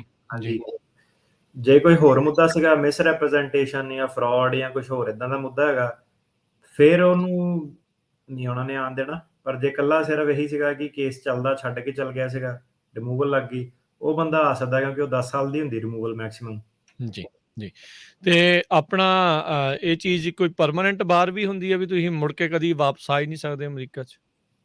ਹਾਂਜੀ, ਪਰਮਾਨੈਂਟ ਬਾਰ ਵੀ ਹੁੰਦੀ ਹੈ। ਜੇ ਰਿਮੂਵਲ ਵਾਲਾ ਬੰਦਾ ਕਹਿ ਲਓ ਕਿ ਇੱਕ ਵਾਰੀ ਰਿਮੂਵਲ ਹੋਇਆ, ਫਿਰ ਦੁਬਾਰਾ 2 ਨੰਬਰ ਤੇ ਆ ਕੇ ਅਟੈਂਪਟ ਕਰੇ ਜੀ, ਪਰਮਾਨੈਂਟ ਬਾਰ ਵੀ ਲਾ ਦਿੰਦੇ ਆ। ਹੋਰ ਕਈ ਸਾਰੇ ਜਿਹੜੇ ਰੀਜ਼ਨ ਹੁੰਦੇ ਆ ਪਰਮਾਨੈਂਟ, ਫ੍ਰਿਵਲਸ ਅਸਾਈਲਮ ਫਾਈਂਡਿੰਗ, ਇੱਕ ਵਾਰੀ ਨਕਲੀ ਅਸਾਈਲਮ ਫਾਈਲ ਕਰਤਾ, ਪਤਾ ਲੱਗ ਗਿਆ ਕਿ ਨਕਲੀ ਅਸਾਈਲਮ ਫਾਈਲ ਕੀਤਾ, ਉਹਦੀ ਉਹ ਫ੍ਰਿਵਲਸ ਅਸਾਈਲਮ ਫਾਈਂਡਿੰਗ, ਉੱਤੇ ਵੀ ਬੰਦਾ ਪੱਕਾ ਨਹੀਂ ਹੋ ਸਕਦਾ ਕਦੀ। ਸੋ ਹੋਰ ਕਾਫੀ ਸਾਰੇ ਜਿਹੜੇ ਇਨਐਡਮਿਸਿਬਿਲਿਟੀ, ਹੋਰ ਕਈ ਸਾਰੀ ਗਰਾਊਂਡਸ ਦੀਆਂ ਹੁੰਦੀਆਂ ਕਿ ਮਿਸ ਰੈਪਰੈਜ਼ੈਂਟੇਸ਼ਨ ਦੀ ਇਨਐਡਮਿਸਿਬਿਲਿਟੀ ਹੋ ਗਈ। ਸੋ ਜਿਹਨਾਂ ਦਾ ਤਾਂ ਕੁਆਲੀਫਾਈਂਗ ਰਿਲੇਟਿਵ ਆ, ਪੇਰੈਂਟ ਜਾਂ ਬੱਚਾ, ਪੇਰੈਂਟ ਜਾਂ ਸਪਾਊਸ, ਉਹਨਾਂ ਨੂੰ ਤਾਂ ਵੇਵਰ ਵਗੈਰਾ ਮਿਲ ਜਾਂਦੇ ਨੇ। ਹੁਣ ਕਈ ਲੋਕੀ ਤਾਂ ਜਿੱਦਾਂ ਛੋਟੇ ਛੋਟੇ ਮਿਸ ਰੈਪਰੈਜ਼ੈਂਟੇਸ਼ਨ ਇੱਥੇ ਹੀ ਪੰਗੇ ਰਹਿੰਦੇ ਨੇ ਸਾਰੀ ਉਮਰ। ਜੀ ਜੀ। ਕਿਸੇ ਨੇ ਸਵਾਲ ਪੁੱਛਿਆ ਆ, ਅਰੁਣ ਗੁਲਾਟੀ ਨੇ, US ਦੇ ਟੂਰਿਸਟ ਵੀਜ਼ਾ ਓਪਨ ਆ? ਜੇ ਤੁਸੀਂ ਕਹਿ ਰਹੇ ਹੋ ਵੀ ਨਵੇਂ ਵੀਜ਼ੇ ਆ, ਉਹਦੇ ਲਈ ਤਾਂ ਭਾਈ ਅਜੇ ਜਿਹੜੇ ਸਿਟੀਜ਼ਨ ਆ, ਉਹਨਾਂ ਦੇ ਸਪਾਊਸ, ਉਹਨਾਂ ਦੇ ਪੇਰੈਂਟਸ, ਉਹਨਾਂ ਦੀਆਂ ਡੇਟਾਂ ਵਗੈਰਾ ਇੰਟਰਵਿਊਜ਼ ਦੀਆਂ ਉਹੀ ਆ ਰਹੀਆਂ ਆ। ਤੁਸੀਂ ਕੋਸ਼ਿਸ਼ ਕਰ ਸਕਦੇ ਆ ਵੀ ਟੂਰਿਸਟ ਵੀਜ਼ੇ ਦੀ ਜਿਹੜੀ ਉਹ ਡੇਟ ਲੈਣ ਦੇ ਲਈ, ਜੇ ਮਿਲ ਗਈ ਤਾਂ ਇੰਟਰਵਿਊ ਦੇ ਆਇਓ। ਉੱਦਾਂ ਜਿਨ੍ਹਾਂ ਦੇ ਲੱਗੇ ਹੋਏ ਨੇ ਟੂਰਿਸਟ ਵੀਜ਼ੇ, ਉਹ ਹੁਣ ਆ ਸਕਦੇ ਆ। 2 ਸ਼ਰਤਾਂ ਨੇ ਇਹਨਾਂ ਦੀਆਂ, ਵੀ ਤੁਸੀਂ ਫੁੱਲੀ ਵੈਕਸੀਨੇਟ ਹੋਏ ਹੋਣੇ ਚਾਹੀਦੇ ਆ, ਤੇ ਆਉਣ ਤੋਂ ਪਹਿਲਾਂ ਜਿਹੜੇ ਉਹ 72 ਘੰਟੇ ਦੇ ਵਿੱਚ ਤੁਹਾਡਾ ਨੈਗੇਟਿਵ ਕੋਵਿਡ ਟੈਸਟ ਜਿਹੜਾ ਉਹ ਹੋਣਾ ਚਾਹੀਦਾ ਆ। ਸਲਾਹ ਸਾਡੇ ਵੱਲੋਂ ਇਹ ਆ ਵੀ ਜਿਹੜਾ ਉੱਧਰੋਂ ਆ ਰਿਹਾ ਉਹ ਡਾਇਰੈਕਟ ਫਲਾਈਟ ਜਿਹੜੀ ਉਹ ਲਵੇ, ਵਿੱਚ ਵਿਚਾਲੇ ਕਿਸੇ ਮੁਲਕ ਦੇ ਵਿੱਚ ਰੋਕ ਕੇ ਨਾ ਆਵੇ। ਜਿੱਦਾਂ ਦਾ ਮਾਹੌਲ ਹੁਣ ਯੂਰਪ ਤੇ ਸਾਊਥ ਅਫਰੀਕਾ ਵਾਲੇ ਪਾਸੇ ਬਣ ਰਿਹਾ ਆ, ਸੋ ਯੂ ਨੈਵਰ ਨੋ, ਉੱਥੋਂ ਰਿਸਟ੍ਰਿਕਸ਼ਨਸ ਜਿਹੜੀਆਂ ਉਹ ਮੁੜ ਦੁਬਾਰਾ ਵੱਧ ਜਾਣ। ਆਪਣੇ ਅਗਲੇ ਕਾਲਰ ਨੇ ਪ੍ਰੀਤੀ। ਹਾਂਜੀ ਭਾਜੀ, ਸਤਿ ਸ਼੍ਰੀ ਅਕਾਲ ਜੀ। ਜੀ। ਹਾਂਜੀ ਭਾਜੀ, ਮੇਰਾ ਕੁਐਸਚਨ ਸੀ, ਜੇ ਕੋਈ ਮਤਲਬ ਲੇਡੀ ਇੰਡੀਆ ਤੋਂ ਇੱਥੇ ਅਮਰੀਕਾ ਦੇ ਵਿੱਚ ਟੂਰਿਸਟ ਵੀਜ਼ੇ ਤੇ ਆਉਂਦੀ ਹੈ ਤੇ ਉਹ ਬੱਚੇ ਨੂੰ ਇੱਥੇ ਬਰਥ ਦੇਣਾ ਮੰਗਦੀ ਹੈ, ਤੇ ਉਹਦਾ ਜਿਹੜਾ ਬੇਬੀ ਹੈ ਉਹ ਇੱਥੇ ਦਾ ਸਿਟੀਜ਼ਨ ਮੰਨਿਆ ਜਾਊਗਾ ਕਿ ਨਹੀਂ? ਜਿਹੜਾ ਵੀ ਬੰਦਾ ਯੂਐਸ ਬਾਰਡਰ ਦੇ ਵਿੱਚ ਪੈਦਾ ਹੋਇਆ, ਆਫ ਕੋਰਸ ਉਹ ਯੂਐਸ ਸਿਟੀਜ਼ਨ ਮੰਨਿਆ ਜਾਊਗਾ। ਜੀ। ਪਰ ਇਹ ਹੈ ਕਿ ਜਿੱਦਾਂ ਤੁਸੀਂ ਸਿਨੈਰੀਓ ਦੱਸ ਰਹੇ ਆ ਕਿ ਇਦਾਂ ਕਰਨਾ ਚਾਹੁੰਦੀ ਹੈ, ਇਹ ਇਮੀਗ੍ਰੇਸ਼ਨ ਨੂੰ ਪਸੰਦ ਨਹੀਂ, ਸੋ ਇਹਦੀ ਰੋਕ ਟੋਕ ਕਾਫੀ ਆ। ਤੇ ਜਿਹੜੇ ਵਿਜ਼ੀਬਲੀ ਪ੍ਰੈਜ਼ੈਂਟ ਜਿਹੜੇ ਆਉਂਦੇ ਨੇ ਟੂਰਿਸਟ, ਉਹਨਾਂ ਨੂੰ ਰੋਕ ਦਿੰਦੇ ਨੇ ਉਹ। ਜੀ ਜੀ। ਪਰ ਹਾਂਜੀ, ਜੇ ਤੁਹਾਡਾ ਉੱਦਾਂ ਆਨਸਰ ਟੈਕਨੀਕਲੀ ਆਨਸਰ ਕਰੀਏ ਤਾਂ ਜਿਹੜਾ ਵੀ ਬੱਚਾ ਪੈਦਾ ਹੋਇਆ ਯੂਐਸ ਦੇ ਵਿੱਚ ਉਹ ਯੂਐਸ ਸਿਟੀਜ਼ਨ ਬਾਈ ਇੱਥੋਂ ਬਰਥ। ਤੱਕ ਕਿ 에ਅਰ ਸਪੇਸ ਦੇ ਵਿੱਚ ਵੀ ਪੈਦਾ ਹੋਏ ਬੱਚੇ ਨੂੰ ਸਿਟੀਜ਼ਨਸ਼ਿਪ ਜਿਹੜੀ ਉਹ ਮਿਲਦੀ ਹੈ, ਜਹਾਜ਼ ਦੇ ਵਿੱਚ ਵੀ, ਜੇ ਉਹ ਅਮਰੀਕਨ 에ਅਰ ਸਪੇਸ ਦੇ ਵਿੱਚ ਜਿਹੜਾ ਉਹ ਹੁੰਦਾ ਆ। ਤੇ ਜਿੱਦਾਂ ਇਹਨਾਂ ਨੇ ਕਿਹਾ ਵੀ ਵਾਕਿਆ ਹੀ ਇੱਥੇ ਨਾ ਇੱਕ ਬੜਾ ਅੱਖਰ ਵਰਤਿਆ ਜਾਂਦਾ, ਐਂਕਰ ਬੇਬੀਜ਼। ਸੋ ਇਦਾਂ ਦੀ ਚੀਜ਼ ਨੂੰ ਉਹ ਬਹੁਤ ਮਾੜਾ ਜਿਹੜਾ ਉਹ ਸਮਝਦੇ ਨੇ ਇਮੀਗ੍ਰੇਸ਼ਨ ਵਾਲੇ। ਸੋ ਇਸ ਲਫ਼ਜ਼ ਦੇ ਨਾਲ ਫਿਰ ਉਹਨਾਂ ਨਿਆਣਿਆਂ ਨੂੰ ਜਿਹੜਾ ਉਹ ਬਾਅਦ ਦੇ ਵਿੱਚ ਪੁਕਾਰਦੇ ਨੇ। ਅਗਲੇ ਜਿਹੜੇ ਕਾਲਰ ਨੇ ਜਸਪ੍ਰੀਤ। ਸਤਿ ਸ਼੍ਰੀ ਅਕਾਲ ਜੀ। ਜੀ ਜੀ। ਵੀਰ ਜੀ, ਮੇਰੇ ਦੋ ਸਵਾਲ ਹੈ। ਇੱਕ ਤਾਂ ਇਹ ਆ ਵੀ ਮੇਰੀ 3 ਕਵਿਤਾ ਨੂੰ ਹੈ ਕਿ ਸਿਟੀਜ਼ਨ ਦੀ ਇੰਟਰਵਿਊ ਮੈਂ ਸਿਟੀਜ਼ਨ ਨੇ ਅਪਲਾਈ ਕੀਤਾ ਸੀਗਾ, ਤੇ ਮੇਰੀ ਵਾਈਫ ਤੇ ਮੇਰਾ ਬੇਟਾ ਇੰਡੀਆ 'ਚ ਹੈਗਾ, ਉਹਨਾਂ ਦਾ ਮੇਰਾ ਗ੍ਰੀਨ ਕਾਰਡ ਤੇ ਅਪਲਾਈ ਕੀਤਾ ਵੀ ਉਹਨਾਂ ਦਾ ਮੈਨੂੰ ਸਟੇਟਸ ਕਦੋਂ ਚੇਂਜ ਕਰਨਾ ਪਊਗਾ, ਜਾਂ ਆਈ ਰਹੂਗਾ ਵੀ, ਜਾਂ ਮੈਨੂੰ ਉਸ ਸਰਮਨੀ ਲੈਣੀ ਚਾਹੀਦੀ ਹੈ ਜਾਂ ਨਹੀਂ। ਦੂਜਾ ਮੇਰਾ ਇਹ ਸੀਗਾ ਜੇ ਮੈਂ ਸਿਟੀਜ਼ਨ ਨਹੀਂ ਵੀ ਹੁੰਦਾ ਤਾਂ ਮੈਨੂੰ ਇਹ ਦੁਬਾਰਾ ਮੌਕਾ ਦੇਣਗੇ ਅਪਲਾਈ ਕਰਨ ਦਾ, ਜਾਂ ਮੈਂ ਫੀਸ ਦੁਬਾਰਾ ਭਰਨੀ ਪਊ? ਜੀ। ਸੋ ਬੱਚੇ ਦਾ ਤੁਸੀਂ ਸੈਪਰੇਟ ਕੀਤਾ ਹੈਗਾ ਕਿ ਵਾਈਫ ਦੇ ਨਾਲ ਹੀ ਹੈ? ਨਾਲ ਹੀ ਕੀਤਾ ਹੋਇਆ ਗ੍ਰੀਨ ਕਾਰਡ ਦੇ, ਉਹਨਾਂ ਦਾ ਅਪਰੂਵਲ ਹੋਇਆ ਹੋਇਆ ਜੀ। ਫੇਰ ਨਹੀਂ, ਤੁਸੀਂ ਜੇ ਤੁਸੀਂ ਸਿਟੀਜ਼ਨ ਬਣ ਗਏ ਫਿਰ ਬੱਚੇ ਦਾ ਤੁਹਾਨੂੰ ਅਲੱਗ ਕਰਨਾ ਪੈਣਾ। ਸੋ ਤੁਸੀਂ ਇਹਨੂੰ ਚੱਲਦਾ ਰਹਿਣ ਦਿਓ ਇਦਾਂ ਹੀ। ਤੇ ਜਿਹੜੀ ਸਿਟੀਜ਼ਨਸ਼ਿਪ ਆਪਣੀ ਹੈਗੀ ਆ ਉਹਨੂੰ ਤੁਸੀਂ ਪੋਸਟਪੋਨ ਇੰਟਰਵਿਊ ਨੂੰ ਕਰਾ ਸਕਦੇ ਹੋ। ਹਾਂਜੀ, ਇੰਟਰਵਿਊ ਜਦ ਤੱਕ ਫਿਰ ਤੁਸੀਂ ਕਰਾ ਸਕਦੇ ਹੋ। ਉਹਨਾਂ ਨੂੰ ਇਹਨੂੰ ਮੈਂ ਪੋਸਟਪੋਨ ਕਰਨਾ ਚਾਹੁੰਦਾ, ਜਾਂ ਇਹਨੂੰ ਮੈਂ ਹੋਲਡ ਤੇ ਪਾਉਣਾ ਚਾਹੁੰਦਾ। ਤੇ ਜੇ ਉਹਨਾਂ ਨੇ ਨਹੀਂ ਵੀ ਮੌਕਾ ਦਿੱਤਾ, ਹਾਂਜੀ ਤੁਸੀਂ ਦੁਬਾਰਾ ਜਿੰਨੀ ਵਾਰੀ ਮਰਜ਼ੀ ਫਾਈਲ ਕਰ ਸਕਦੇ ਹੋ, ਕੋਈ ਚੱਕਰ ਨਹੀਂ। ਤੇ ਫੀਸ ਹਰ ਵਾਰੀ ਫਿਰ ਨਵੀਂ ਭਰਨੀ ਪੈਣੀ ਹੈ ਨਾ? ਜੇ ਨਵੀਂ, ਹਾਂਜੀ, ਜੇ ਫਾਈਲ ਕਰੋਗੇ ਤਾਂ। ਜੇ ਫਾਈਲ ਕਰੋਗੇ, ਜੇ ਹੋਲਡ ਤੇ ਉਹ ਮੰਨ ਜਾਂਦੇ ਆ ਤਾਂ ਫਿਰ ਹੋਲਡ ਤੇ ਪਵਾ ਲਓ। ਤੇ ਜੇ ਉਹਨੇ ਚਿਰ ਦੇ ਵਿੱਚ ਆ ਜਾਂਦੇ ਫਿਰ ਚੰਗੀ ਗੱਲ ਆ, ਅਦਰਵਾਈਜ਼ ਫਿਰ ਤੁਹਾਨੂੰ ਮੁੜ ਕੇ ਦੁਬਾਰਾ ਕਰਨੀ ਪਊ। ਬਲਜਿੰਦਰ। ਹੈਲੋ ਭਾਈ, ਸਤਿ ਸ਼੍ਰੀ ਅਕਾਲ ਜੀ। ਜੀ। ਭਾਈ ਮੈਂ ਪੁੱਛਣਾ ਸੀਗਾ ਵੀ ਜਿੱਦਾਂ ਮੇਰੀ ਮਾਮੇ ਦੀ ਲੜਕੀ ਹੈ ਇੰਡੀਆ, 7 ਕੁ ਸਾਲਾਂ ਦੀ, ਮੇਰੇ ਮਾਮੇ ਦੀ ਵੀ ਡੈਥ ਹੋ ਗਈ ਆ ਤੇ ਮੇਰੀ ਮਾਮੀ ਦੀ ਵੀ ਡੈਥ ਹੋ ਗਈ ਹੈ, ਜਾਣੀ ਕਿ ਪਿੱਛੇ ਕੋਈ ਸਾਂਭਣ ਵਾਲਾ ਹੈ ਨਹੀਂਗਾ। ਮੇਰੀ ਮੰਮੀ ਇੱਥੇ ਆ ਜੀ, ਗ੍ਰੀਨ ਕਾਰਡ ਅਸੀਂ ਕੁਝ ਕਰ ਸਕਦੇ ਹਾਂ ਅਪਲਾਈ ਕਿ ਨਹੀਂ ਜੀ? ਮਾਮੇ ਦੀ ਲੜਕੀ ਹੈ ਜਿਹੜੀ ਪਿੱਛੇ? ਹਾਂਜੀ ਹਾਂਜੀ, ਮਾਮੇ ਦੀ ਲੜਕੀ ਹੈ ਜੀ। ਜੀ ਭਾਜੀ, ਤੁਹਾਨੂੰ ਨਾ ਹੇਗ ਅਡਾਪਸ਼ਨ ਪ੍ਰੋਸੈਸ ਦੇ ਥੱਲੇ ਜਾਣਾ। ਤੁਸੀਂ ਯੂਐਸ ਸਿਟੀਜ਼ਨ ਆ ਕਿੱਦਾਂ? ਨਹੀਂ, ਗ੍ਰੀਨ ਕਾਰਡ ਹੈ ਜੀ ਮੰਮੀ। ਹਾਂਜੀ। ਤੁਸੀਂ? ਮੈਂ ਵੀ ਗ੍ਰੀਨ ਕਾਰਡ ਆ ਜੀ। ਗ੍ਰੀਨ ਕਾਰਡ, ਔਰ ਹੁਣ ਗ੍ਰੀਨ ਕਾਰਡ ਹੇਗ ਕਨਵੈਨਸ਼ਨ ਨੂੰ ਬਾਈਪਾਸ ਕਰ ਸਕਦਾ, ਪਰ ਗ੍ਰੀਨ ਕਾਰਡ ਵਾਲੇ ਦੀ ਪ੍ਰੋਬਲਮ ਇਹ ਹੈ ਕਿ ਇਮੀਡੀਏਟ ਰਿਲੇਟਿਵ ਦੇ ਥੱਲੇ ਉਹਨੂੰ 2 ਸਾਲ ਦੀ ਜਿਹੜੀ ਹੈਗੀ ਆ ਫਿਜ਼ੀਕਲ ਕਸਟਡੀ ਸ਼ੋਅ ਕਰਨੀ ਪੈਂਦੀ ਹੈ। 2 ਸਾਲ ਉੱਥੇ ਜਾ ਕੇ ਰਹਿਣਾ ਪਊ। ਪਰ ਗ੍ਰੀਨ ਕਾਰਡ ਦੀ ਪ੍ਰੋਬਲਮ ਇਹ ਹੈ ਕਿ ਉਹ ਰਹਿ ਨਹੀਂ ਸਕਦੇ ਉੱਥੇ ਬਾਹਰ। ਉਹਨਾਂ ਨੂੰ ਹਮੇਸ਼ਾ ਇਹ ਕਲੇਮ ਕਰਨਾ ਹੁੰਦਾ ਕਿ ਉਹ ਯੂਐਸ ਦੇ ਰੈਜ਼ੀਡੈਂਟ ਆ। ਸੋ ਉਹ ਚੀਜ਼ ਇੱਕ ਦੂਜੇ ਨਾਲ ਕਨਫਲਿਕਟ ਕਰਦੀ ਹੈ। ਜੇ ਤਾਂ ਤੁਹਾਡੀ ਮਾਤਾ ਆਲਰੇਡੀ ਉਹਨਾਂ 2 ਸਾਲ ਰਹਿ ਕੇ ਆਏ ਨੇ ਤਾਂ ਫਿਰ ਕੋਈ ਪ੍ਰੋਬਲਮ ਨਹੀਂ, ਫਿਰ ਤੁਸੀਂ ਕਰ ਸਕਦੇ ਹੋ। ਅਦਰਵਾਈਜ਼ ਥੋੜੀ ਜਿਹੀ ਪ੍ਰੋਬਲਮ ਆ ਕੇਸ ਦੇ ਵਿੱਚ। 2 ਸਾਲ ਮਤਲਬ ਰਿਹਾਇਸ਼ ਜਿਹੜੀ ਫਿਜ਼ੀਕਲ ਜਿਹੜੇ ਦਿਨ ਆ ਉਹ ਕਾਊਂਟ ਕਰਦੇ ਆ। ਸੋ ਇਹ ਹੈ ਕਿ ਫਿਰ ਮਾਤਾ ਨੂੰ ਟ੍ਰਿਪ ਕਾਫੀ ਸਾਰੇ ਲਾਣੇ ਪੈਣੇ ਨੇ, ਟੁੱਟਵੇਂ ਨਾ ਬਾਹਰ। 6 ਮਹੀਨੇ ਵਾਲੇ ਜਿਹੜਾ ਕਰਕੇ ਜਿੱਦਾਂ ਕਹਿ ਸਕਦੇ ਆ। ਹਾਂਜੀ ਜੀ। ਚਲੋ ਜੀ, ਦੇਖ ਲਿਓ ਜੀ। ਤੇ ਬਾਕੀ ਜੇ ਤੁਸੀਂ ਚੰਗੀ ਤਰ੍ਹਾਂ ਇਸ ਦੀ ਸਲਾਹ ਲੈਣਾ ਚਾਹੁੰਦੇ ਹੋ, ਅਪਾਇੰਟਮੈਂਟ ਬਣਾ ਲਿਓ ਇਹਨਾਂ ਦੇ ਆਫਿਸ ਦੇ ਵਿੱਚ 415 909 0503 4159090503 ਦੇ ਉੱਤੇ। ਅਗਲੇ ਕਾਲਰ ਹਰਦਿਆਲ। ਸਤਿ ਸ਼੍ਰੀ ਅਕਾਲ ਜੀ। ਜੀ ਸਤਿ ਸ਼੍ਰੀ ਅਕਾਲ ਜੀ। ਭਾਈ ਉਹ ਜਿਹੜਾ ਤੁਸੀਂ ਕਿਹਾ ਸੀ ਆਪਣੀ ਫੈਮਿਲੀ ਤੇ ਜਾ ਸਕਦੀ ਆ ਅਸਾਈਲਮ ਲਈ, ਪਰ ਉਹਦੇ ਉੱਤੇ ਜਿੱਦਾਂ ਸਟੈਂਪ ਲੱਗੀ ਹੁੰਦੀ ਨਹੀਂ, ਸੈਲਰੀ ਦੀ ਸਟੈਂਪ ਲਾ ਦਿੱਤੀ ਪਾਸਪੋਰਟ ਜੋ ਐਂਟਰ ਹੁੰਦਾ ਇੱਥੇ ਨਾ ਏਅਰਪੋਰਟ ਦੇ, ਉਹ ਇੰਡੀਆ ਵਾਲੇ ਵੀ ਪ੍ਰੋਬਲਮ ਨੇ ਕੋਈ? ਦੇਖੋ, ਇੰਡੀਆ ਵਾਲੇ ਤਾਂ ਹੁਣ ਜਾਣ ਵਾਲੇ ਤਾਂ ਸਾਨੂੰ ਅਸਾਈਲਮ ਵਾਲੇ ਵੀ ਦੱਸਦੇ ਨੇ, ਉਹ ਵੀ ਜਾ ਜਾਂਦੇ ਨੇ। ਉਹ ਕਿਹੜਾ ਵਕੀਲ ਦੀ ਗੱਲ ਮੰਨਦੇ ਨੇ, ਹਨਾ ਮੇਨ। ਸੋ ਜਿਹੜਾ ਹੁਣ ਮੇਨ ਗੱਲ ਇਹ ਹੈ ਕਿ ਜਿਹੜਾ ਅਸਾਈਲਮ ਦਾ ਰੈਕਡ ਆ ਉਹ ਨਹੀਂ ਇਮੀਗ੍ਰੇਸ਼ਨ ਨੂੰ ਪਤਾ ਹੁੰਦਾ ਕਿ ਕੀ ਇੰਡੀਆ ਵਾਲਿਆਂ ਨੂੰ ਪਤਾ ਹੁੰਦਾ ਕਿ ਕੀ ਹੈਗਾ। ਹੁਣ ਜਿਹੜਾ ਅਸਾਈਲਮ ਆ ਉਹ ਤਾਂ ਬੰਦਾ ਕਿਸੇ ਵੀ ਗਰਾਊਂਡ ਤੇ ਲੈ ਸਕਦਾ, ਡੋਮੈਸਟਿਕ ਵਾਇਲੈਂਸ ਤੇ ਲੈ ਸਕਦਾ। ਉਹਨਾਂ ਨੂੰ ਕੀ ਪਤਾ ਕਿ ਗੁਆਂਢੀ ਤੰਗ ਕਰਦੇ, ਤੇ ਮਤਲਬ ਉਹਨਾਂ ਨੂੰ ਇੰਡੀਆ ਵਾਲਿਆਂ ਨੂੰ ਪ੍ਰੋਬਲਮ ਤਾਂ ਇਹ ਹੈ ਕਿ ਜਿਹੜਾ ਸੈਪਰੇਟ ਸਟੇਟ ਦੀ ਮੰਗ ਕਰਦੇ ਜਾਂ ਕੁਛ ਉਹ ਕਰਦੇ ਜਾਂ ਗਤੀਵਿਧੀਆਂ ਕਰਦੇ ਆ। ਪਰ ਅਸਾਈਲਮ ਤਾਂ ਕਾਫੀ ਬਰੋਡ ਆ, ਰਾਈਟ। ਜੇ ਉਹ ਫਿਰ ਸਵਾਲ ਜਵਾਬ ਪੁੱਛਦੇ ਆ ਤੇ ਅਗਲੀ ਨੂੰ ਜੇ ਪਤਾ ਨਹੀਂ ਹੈਗਾ, ਸੋ ਜਾ ਸਕਦੇ ਨੇ। ਬਾਕੀ ਹੁਣ ਇੰਡੀਆ ਵਾਲਿਆਂ ਦੀ ਜੇ ਪ੍ਰੋਬਲਮ ਦੀ ਗੱਲ ਕਹੀਏ ਤਾਂ ਉਹ ਪਤਾ ਤਾਂ ਉੱਥੇ ਵੀ ਨਹੀਂ ਹੈਗਾ ਕਿ ਮੈਂ ਕਿਹਾ ਮੈਨੂੰ ਫੜ ਲੈਣਾ ਹੋ ਕਹਿਣਗੇ ਭਾਈ ਰੇਡੀਓ ਤੇ ਬੜਾ ਬੋਲਦਾ ਵਾ ਸੋ ਗਾਰੰਟੀ ਤਾਂ ਮੈਂ ਕਿਹਾ ਮੈਂ ਆਪਣੀ ਨਹੀਂ ਲੈ ਸਕਦਾ, ਤੁਹਾਡੀ ਮੈਂ ਕਿੱਥੋਂ ਦੀ ਲਵਾਂਗਾ। ਜੀ ਬਿਲਕੁਲ। ਅਗਲੇ ਕਾਲਰ ਗੁਰਜੀਤ। ਹੈਲੋ, ਸਤਿ ਸ਼੍ਰੀ ਅਕਾਲ ਭਾਜੀ। ਸਤਿ ਸ਼੍ਰੀ ਅਕਾਲ ਜੀ। ਅੱਛਾ ਭਾਈ, ਮੇਰੀ ਵਾਈਫ US ਸਿਟੀਜ਼ਨ ਆ, ਉਹਨੇ I-130 ਅਪਲਾਈ ਕੀਤਾ ਸੀਗਾ ਭਾਈ ਲਾਸਟ ਈਅਰ ਸਤੰਬਰ 'ਚ ਟੈਕਸਸ ਸਰਵਿਸ ਸੈਂਟਰ, ਤੇ ਉਸ ਤੋਂ ਬਾਅਦ ਕੁਛ ਵੀ ਨਹੀਂ ਉਹਨਾਂ ਦਾ ਆਇਆ, ਜਸਟ ਰਸੀਦ ਲੈਟਰ ਹੀ ਆਇਆ। ਤੇ 2 ਵਾਰੀ ਰਿਕੁਐਸਟ ਪਾ ਚੁੱਕੇ ਆ, ਪਰ ਕੋਈ ਰਿਸਪੌਂਸ ਨਹੀਂ ਮਿਲ ਰਿਹਾ ਉਹਨਾਂ ਦਾ। ਵਾਈਫ ਨੇ ਕਿਹਦੇ ਲਈ ਕੀਤਾ ਸੀਗਾ? ਭਾਈ ਮੇਰੇ ਵਾਸਤੇ I-130। ਭਾਜੀ ਟੈਕਸਸ ਦੀ ਤਾਂ ਹੁਣ ਜਿਹੜੀ 130 ਦੀ ਪ੍ਰੋਸੈਸਿੰਗ ਟਾਈਮ ਆ ਉਹ 33 ਮਹੀਨੇ ਹੋ ਗਿਆ ਵਾ, ਜੇ ਤੁਸੀਂ ਚੈੱਕ ਕਰੋ। ਭਾਈ US ਸਿਟੀਜ਼ਨ ਆ ਮੇਰੀ ਵਾਈਫ। US ਸਿਟੀਜ਼ਨ ਦਾ ਵੀ ਤੁਹਾਨੂੰ ਦੱਸ ਦਿੰਨੇ ਆ ਕਿ ਕਿੰਨਾ ਹੈਗਾ ਟਾਈਮ। 13 ਮਹੀਨੇ ਭਾਜੀ, 2 ਵਾਰ ਰਿਕੁਐਸਟ ਕਰ ਚੁੱਕੇ ਆ, ਕੋਈ ਰਿਸਪੌਂਸ ਨਹੀਂ ਦੇ ਰਹੇ। ਤੇ ਤੁਹਾਨੂੰ 13 ਮਹੀਨੇ ਤੋਂ ਜ਼ਿਆਦਾ ਹੋ ਗਿਆ? ਹਾਂਜੀ ਭਾਈ। ਸੋ ਭਾਜੀ ਫਿਰ ਇਦਾਂ ਕਿ ਜੇ ਤੁਹਾਡੇ ਪ੍ਰੋਸੈਸਿੰਗ ਟਾਈਮ ਤੋਂ ਬਾਹਰ ਹੈਗਾ ਫਾਰਮ, ਤੇ ਤੁਸੀਂ ਇੱਕ ਓਮਬਡਸਮੈਨ ਦਾ ਆਫਿਸ ਹੈਗਾ, ਓਮਬਡਸਮੈਨ ਦੇ ਆਫਿਸ ਨੂੰ ਤੁਸੀਂ ਕੰਟੈਕਟ ਕਰੋ, ਉੱਥੇ ਤੁਸੀਂ ਇਨਕੁਆਇਰੀ ਪਾਓ। ਜੀ, ਉਹ ਕੀ ਇਹ ਇੱਥੇ ਆਪ ਹੀ ਕਰ ਸਕਦੇ ਜਾਂ ਇਹਨਾਂ ਦੇ ਵਕੀਲ ਵੱਲੋਂ ਕਰਨੀ ਪੈਂਦੀ ਹੈ ਉੱਥੇ?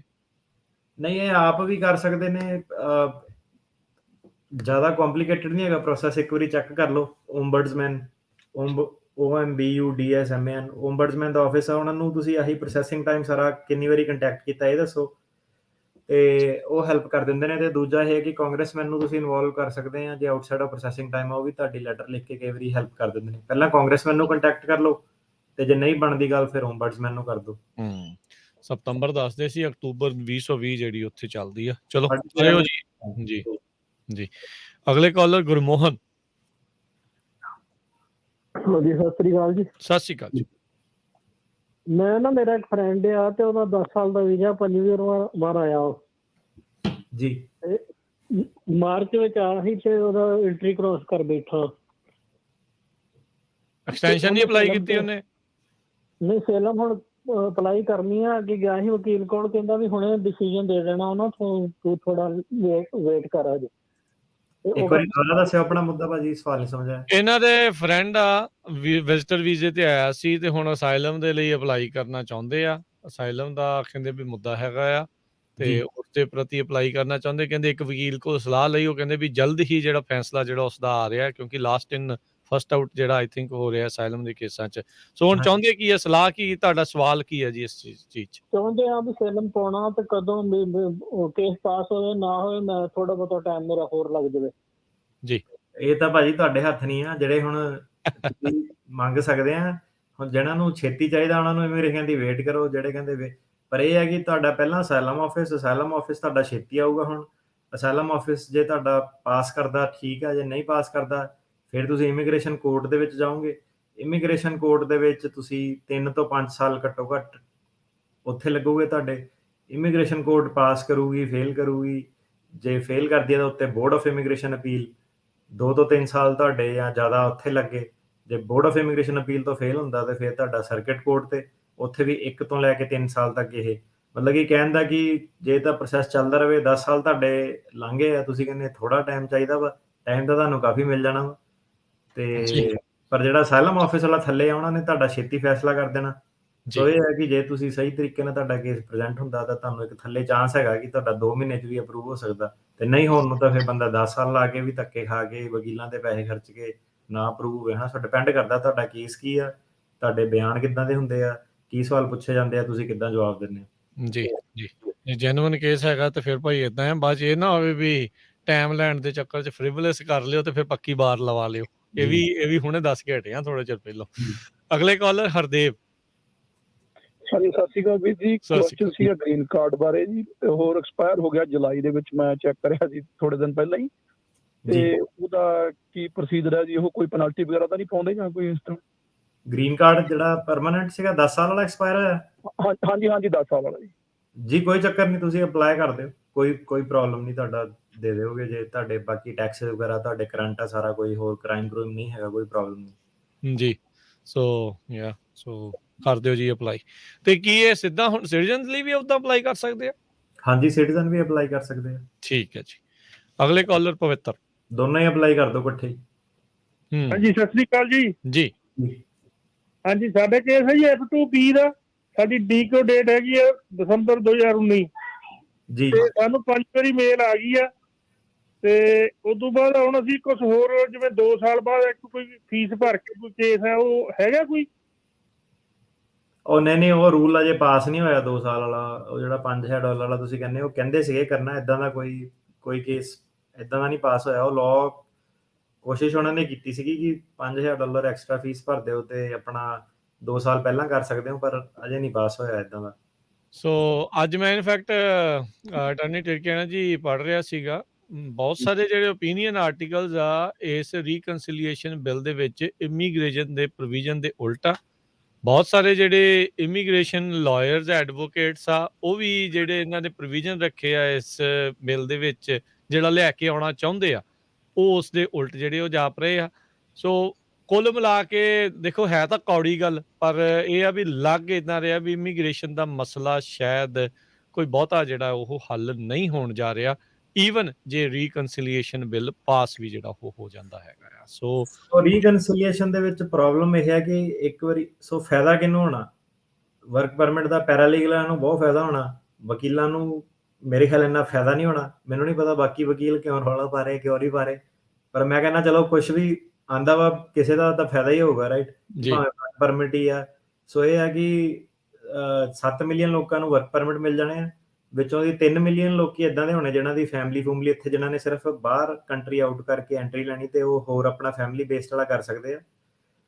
ਇਮੀਗ੍ਰੇਸ਼ਨ ਲਾਇਰ ਤਾਂ ਕਰਕੇ ਰੌਲਾ ਪਾ ਰਹੇ ਆ ਮੇਰੇ ਹਿਸਾਬ ਨਾਲ ਕਿ ਉਹਨਾਂ ਨੂੰ ਇਹ ਲੱਗਦਾ ਕਿ ਜੇ ਆਹ ਵਰਕ ਪਰਮਿਟ ਵਾਲੀ ਇੱਕ ਵਾਰੀ ਪਾਸ ਕਰਤਾ ਨਾ, ਫਿਰ ਅੱਗੇ 30 ਸਾਲ 40 ਸਾਲ ਤੱਕ ਕੁਝ ਨਹੀਂ ਪਾਸ ਹੋਣਾ ਹੋਰ ਰਿਫਾਰਮ ਪੱਕੇ ਪੁੱਕੇ ਹੋਣ ਵਾਲਾ। ਇੱਕ ਵਾਰੀ ਪੱਕੇ ਵਾਲਾ ਹੀ ਹੋਵੇ। ਹਾਂਜੀ, ਫਿਰ ਉਹ ਕਹਿੰਦੇ ਫਾਈਟ ਹੁਣ ਫਿਰ ਉਹਦੇ ਵਿੱਚ ਇਦਾਂ ਆ ਗਿਆ ਨਾ ਕਿ ਬੜੇ ਸਾਰੇ ਜਿਹੜੇ ਲੋਕ ਹੈਗੇ ਆ ਉਹ ਟੰਗ ਵੀ ਬਹੁਤ ਹੋ ਜਾਣੇ, ਕਈਆਂ ਦੀ ਜ਼ਿੰਦਗੀ ਜਿੱਦਾਂ ਓਵਰ ਹੋ ਜਾਣੀ ਜਿਹੜੇ 40 ਸਾਲ ਤੋਂ ਵੇਟ ਕਰ ਰਹੇ ਆ। ਸੋ ਕਿਸੇ ਹੱਦ ਤੱਕ ਇਮੀਗ੍ਰੇਸ਼ਨ ਵਾਲਾ ਇਹ ਹੈਗਾ ਕਿ ਜਿਹੜੀ ਇਹ ਫਾਈਟ ਹੈਗੀ ਆ, ਤੁਸੀਂ ਹਥਿਆਰ ਤਿਆਗੋ ਨਾ ਆਪਣੇ ਸਿਸਟਮ ਦੇ ਥੱਲੇ, ਤੁਸੀਂ ਸਿਸਟਮ ਨੂੰ ਮਨਾਓ, ਫਾਈਟ ਆਪਣੀ ਜਾਰੀ ਰੱਖੋ। ਸੋ ਕਈ ਇਮੀਗ੍ਰੇਸ਼ਨ ਲਾਇਰ ਆ ਉਹ ਫਿਰ ਇਸ ਹਿਸਾਬ ਨਾਲ ਸੋਚਦੇ ਆ ਕਿ ਨਹੀਂ, ਜਿੱਤ ਆਪਣੀ ਜਿਹੜੀ ਆ ਪੂਰੀ ਹੁਣ, ਜਿੱਦਾਂ ਖੇਤੀਬਾੜੀ ਵਾਲੇ ਵੇਲਾ ਸਿੱਖ ਕਹਿੰਦੇ ਕਿ ਨਾ ਪੂਰੇ ਵਾਪਸ ਕੈਂਸਲ ਕਰਾ ਕੇ ਮੁੜਨਾ, ਆਪਾਂ ਕੰਪਰੋਮਾਈਜ਼ ਕਰਨਾ ਨਹੀਂ ਕੋਈ। ਸੋ ਉਹ ਵਾਲੀ ਗੱਲ ਆ ਗਈ ਇੱਥੇ।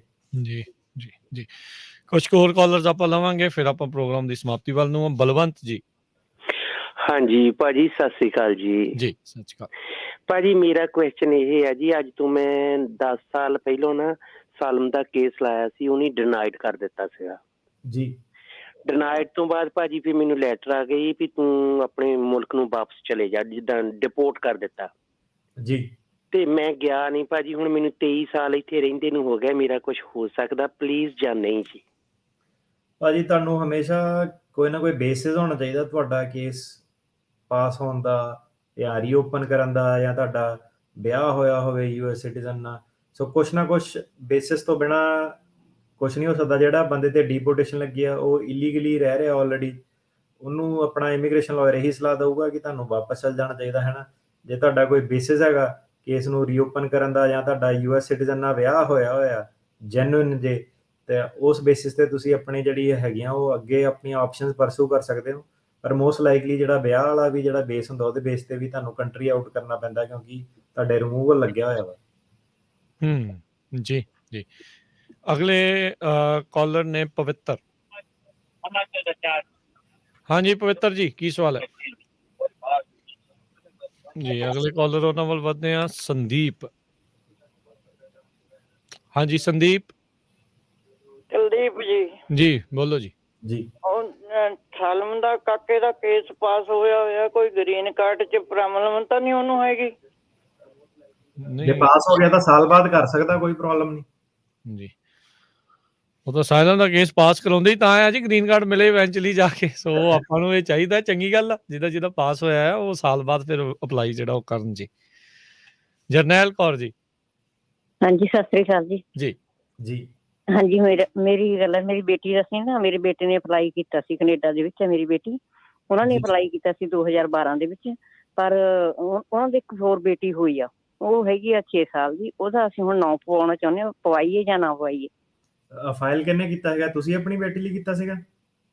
ਨਹੀਂ ਮੇਰੇ ਬੇਟੇ ਨੇ ਕੀਤਾ ਸੀ, ਉਹ ਸਿਟੀਜ਼ਨ, ਅਸੀਂ ਵੀ ਸਿਟੀਜ਼ਨ, ਅਸੀਂ ਇਹ ਵੀ ਪੁੱਛਣਾ ਮੈਂ ਵੀ ਅਸੀਂ ਉਹਦੇ ਵਿੱਚ ਪਤਾ ਨਾਂ ਅਪਲਾਈ ਕਰ ਸਕਦੇ ਹਾਂ ਕਿ ਨਹੀਂ ਕਰ ਸਕਦੇ? ਹੁਣ ਉਹ ਜਦੋਂ ਉਹਨਾਂ ਦਾ ਨੰਬਰ ਲੱਗੂਗਾ ਨਾ, ਉਦੋਂ ਨਾਂ ਵਿੱਚ ਐਡ ਹੋਣਾ, ਜਿੰਨੇ ਵੀ ਬੱਚੇ ਉਸ ਟਾਈਮ ਹੈਗੇ ਆ, ਇੱਕ ਹੋਰ ਭਾਵੇਂ ਹੋਵੇ ਉਹ ਵੀ ਐਡ ਕਰ ਸਕਦੇ ਆ। ਹੁਣ ਇਸ ਵੇਲੇ ਕੁਝ ਨਹੀਂ ਐਡ ਹੋਣਾ।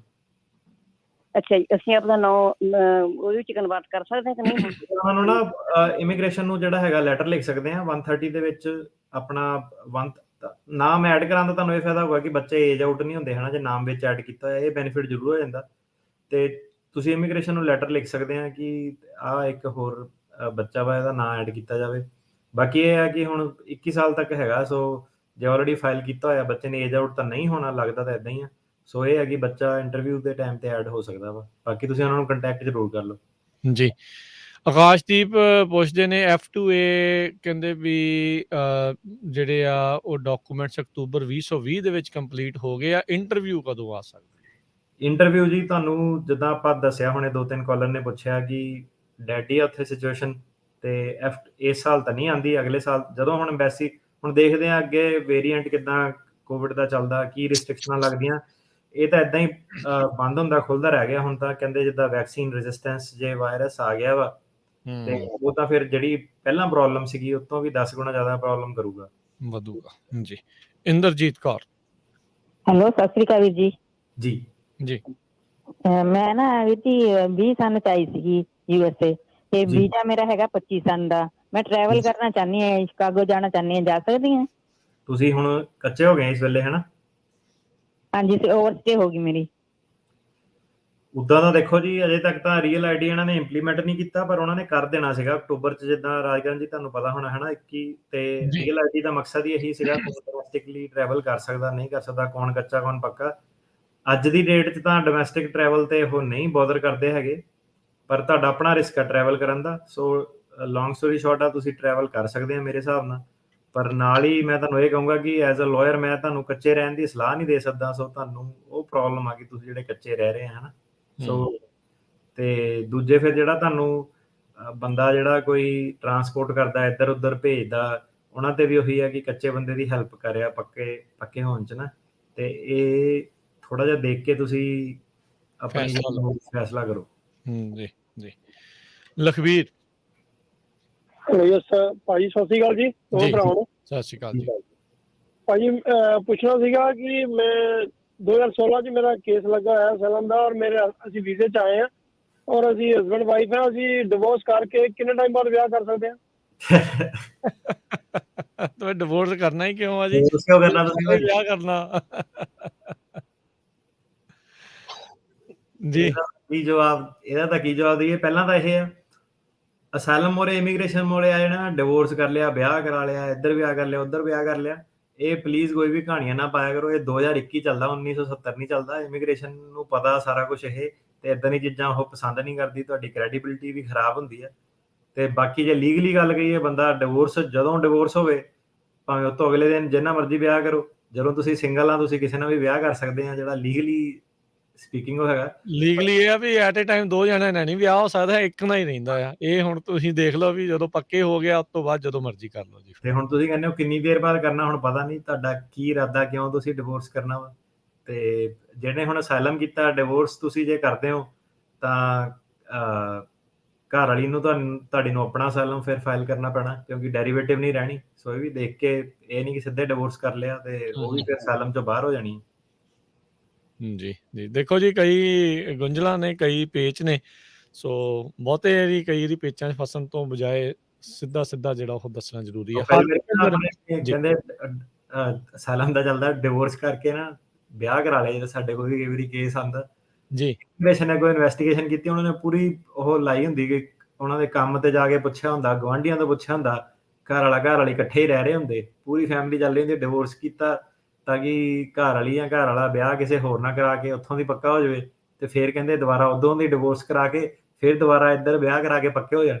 ਹੁਣ ਕੋਈ ਇਹ ਕਹੇ ਕਿ ਇਮੀਗ੍ਰੇਸ਼ਨ ਨੂੰ ਮਜ਼ਾਕ ਸਮਝਿਆ ਹੋਇਆ, ਏਦਾਂ ਥੋੜ੍ਹਾ ਹੋ ਸਕਦਾ। ਜੀ ਜੀ, ਉਹਨਾਂ ਨੂੰ ਕਿਹੜਾ ਪਤਾ ਨਹੀਂ ਲੱਗਣਾ ਇਹਦਾ ਉੱਤੇ ਜੇ ਸੀ ਥਰੂ ਇਟ, ਉਹਨਾਂ ਨੂੰ ਜਿਹੜਾ ਉਹ ਦਿਸਦਾ। ਜਿੱਦਾਂ ਤੁਸੀਂ ਕਿਹਾ ਵੀ ਇਹ ਹੁਣ ਪਹਿਲੋਂ ਦੇ ਨਾਲੋਂ ਭਾਈ ਸਖਤੀ ਹੋਈ ਜਾਂਦੀ ਆ। ਜਿਹੜੇ ਮੇ ਵੀ ਪਹਿਲੋਂ ਚੀਜ਼ਾਂ ਜ਼ਿਆਦਾ ਇਦਾਂ ਚੱਲ ਜਾਂਦੀਆਂ ਸੀ, ਨਹੀਂ ਸੀ ਪਤਾ ਲੱਗਦਾ, ਪਰ ਹੁਣ ਉਹਨਾਂ ਦੇ ਮੂਹਰੇ ਬਹੁਤ ਇਹ ਚੀਜ਼ਾਂ ਬਿਲਕੁਲ ਨਹੀਂ ਚੱਲਦੀਆਂ। ਮੈਨੂੰ ਨਹੀਂ ਪਤਾ ਕੌਣ ਵਕੀਲ ਤਾਂ ਕੋਈ ਨਹੀਂ ਸਲਾਹ ਦਿੰਦਾ ਇਹ ਇਦਾਂ ਦੀ, ਜਿਹੜੇ ਭਾਵੇਂ ਜਿਹੜਾ ਮਰਜ਼ੀ ਵਕੀਲ ਹੋਵੇ। ਸੋ ਇਹ ਪੈਰਾਲੀਗਲ ਐਡਵਾਈਸ ਹੀ ਆ ਜਿਹੜੀਆਂ ਇਦਾਂ ਦੀਆਂ ਹੈਗੀਆਂ, ਤੇ ਉਹ ਐਡਵਾਈਸ ਤਾਂ ਦਿੰਦੇ ਆ ਕਿ ਉਹ ਸਕੀਮਾਂ ਉਹਨਾਂ ਨੂੰ ਲੱਗਦਾ ਕਿ ਆਪਣਾ ਉਹੀ ਵੈਦ ਬਣੇ ਆ ਸਾਰੇ। ਸੋ ਇਦਾਂ ਦਾ ਪਲੀਜ਼ ਕੋਈ ਕੰਮ ਨਾ ਕਰਿਆ ਕਰੋ, ਸਾਰੀ ਕਮਿਊਨਿਟੀ ਫਿਰ ਬਦਨਾਮ ਹੁੰਦੀ ਆ। ਤੇ ਜਿਹੜੇ ਕੇਸ ਹੈਗੇ ਨਾ, ਉਹ ਆਲਮੋਸਟ ਲਾਫੇਬਲ ਕੇਸ ਹੈਗੇ ਜਿੱਦਾਂ ਇਮੀਗ੍ਰੇਸ਼ਨ, ਉਹ ਵੀ ਕਹਿੰਦੇ ਕਿ ਕਿੱਦਾਂ ਦੇ ਕੰਮ ਕਰਦੇ ਇਹ, ਸੋ ਇਦਾਂ ਦਾ ਪਲੀਜ਼ ਕੰਮ ਨਾ ਕਰੋ। ਜਿਹੜਾ ਅਸਾਈਲਮ ਲਾਇਆ ਉਹਨੂੰ ਚੱਲ ਲੈਣ ਦਿਓ ਤੁਸੀਂ। ਜਿਹੜੇ ਇੱਕ ਸਵਾਲ ਪੁੱਛਿਆ ਆ ਹਰਭੁਪਿੰਦਰ ਹੋਣਾ ਨੇ, ਕਹਿੰਦੇ ਵੀ ਆਪਣੇ ਮੁੰਡੇ ਦਾ ਤੇ ਕੁੜੀ ਦਾ ਅਪਲਾਈ ਕੀਤਾ ਸੀ ਉਹਨਾਂ ਨੇ ਸਿਟੀਜ਼ਨ ਦੇ ਲਈ, ਕੁੜੀ ਦੇ ਸਿਟੀਜ਼ਨਸ਼ਿਪ ਹੋ ਗਈ ਪਰ ਮੁੰਡੇ ਦੀ ਅਜੇ ਵੀ ਉਹ ਵੇਟਿੰਗ ਦੇ ਵਿੱਚ ਹੈਗੀ, ਕੀ ਕਾਰਨ ਹੋ ਸਕਦੇ ਆ? ਕੁਛ ਨਹੀਂ, ਡਿਲੇ ਹੀ ਕਿਹਾ ਜਾ ਸਕਦਾ। ਜੇ ਕੋਈ ਹੋਰ ਕ੍ਰਿਮੀਨਲ ਰੈਕਡ ਜਾਂ ਕੁਛ ਇਦਾਂ ਦੀ ਚੀਜ਼ ਨਹੀਂ ਹੈਗੀ ਤੇ ਸਿੰਪਲੀ ਡਿਲੇ ਹੋ ਸਕਦਾ। ਜੀ। ਸੋ ਇੱਕ ਸਾਹੀ ਸਿੰਘ ਹੁਣਾਂ ਨੇ ਪੁੱਛਦੇ ਨੇ ਵੀ ਉਹਨਾਂ ਦਾ ਕੋਈ ਫਰੈਂਡ ਆ ਅਸਾਈਲਮ, ਉਹਦਾ ਪੈਂਡਿੰਗ ਆਈ ਜਿਹੜਾ 360 ਆ, ਪੈਂਡਿੰਗ ਰਿਸੀਵਡ ਵਰਕ ਪਰਮਿਟ ਉਹਨੂੰ ਮਿਲ ਗਿਆ ਹੈ ਤੇ ਉਹਦਾ ਲਾਇਰ ਕਹਿੰਦਾ ਵੀ ਉਹ ਇੰਡੀਆ ਨੂੰ ਜਾ ਸਕਦਾ ਹੈ, ਲੀਗਲ ਐਂਟਰੀ ਕਰ ਸਕਦਾ ਆ ਤੇ ਵਾਪਸ ਫਿਰ ਜਿਹੜਾ USA ਨੂੰ ਆ ਸਕਦਾ ਹੈ।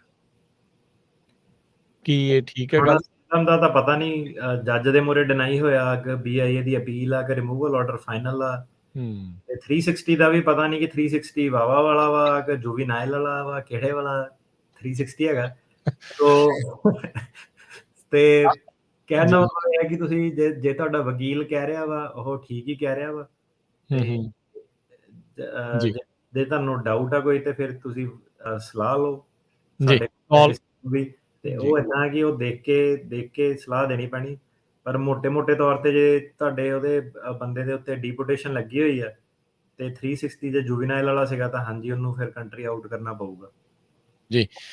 ਇੱਕ ਸਾਡੇ ਪੁੱਛਦੇ ਨੇ I-730 ਵਾਲਾ ਵੀ ਫੁੱਲ ਪ੍ਰੋਸੈਸਿੰਗ ਬਾਰੇ ਡੀਪਲੀ ਦੱਸੋ। ਦੱਸਿਆ ਹੈ ਜੀ ਅਸਾਈਲਮ ਦਾ ਪੂਰਾ ਡੀਪਲੀ ਆਪਾਂ ਜਿਹੜਾ ਉਹ ਦੱਸਿਆ ਸੀਗਾ।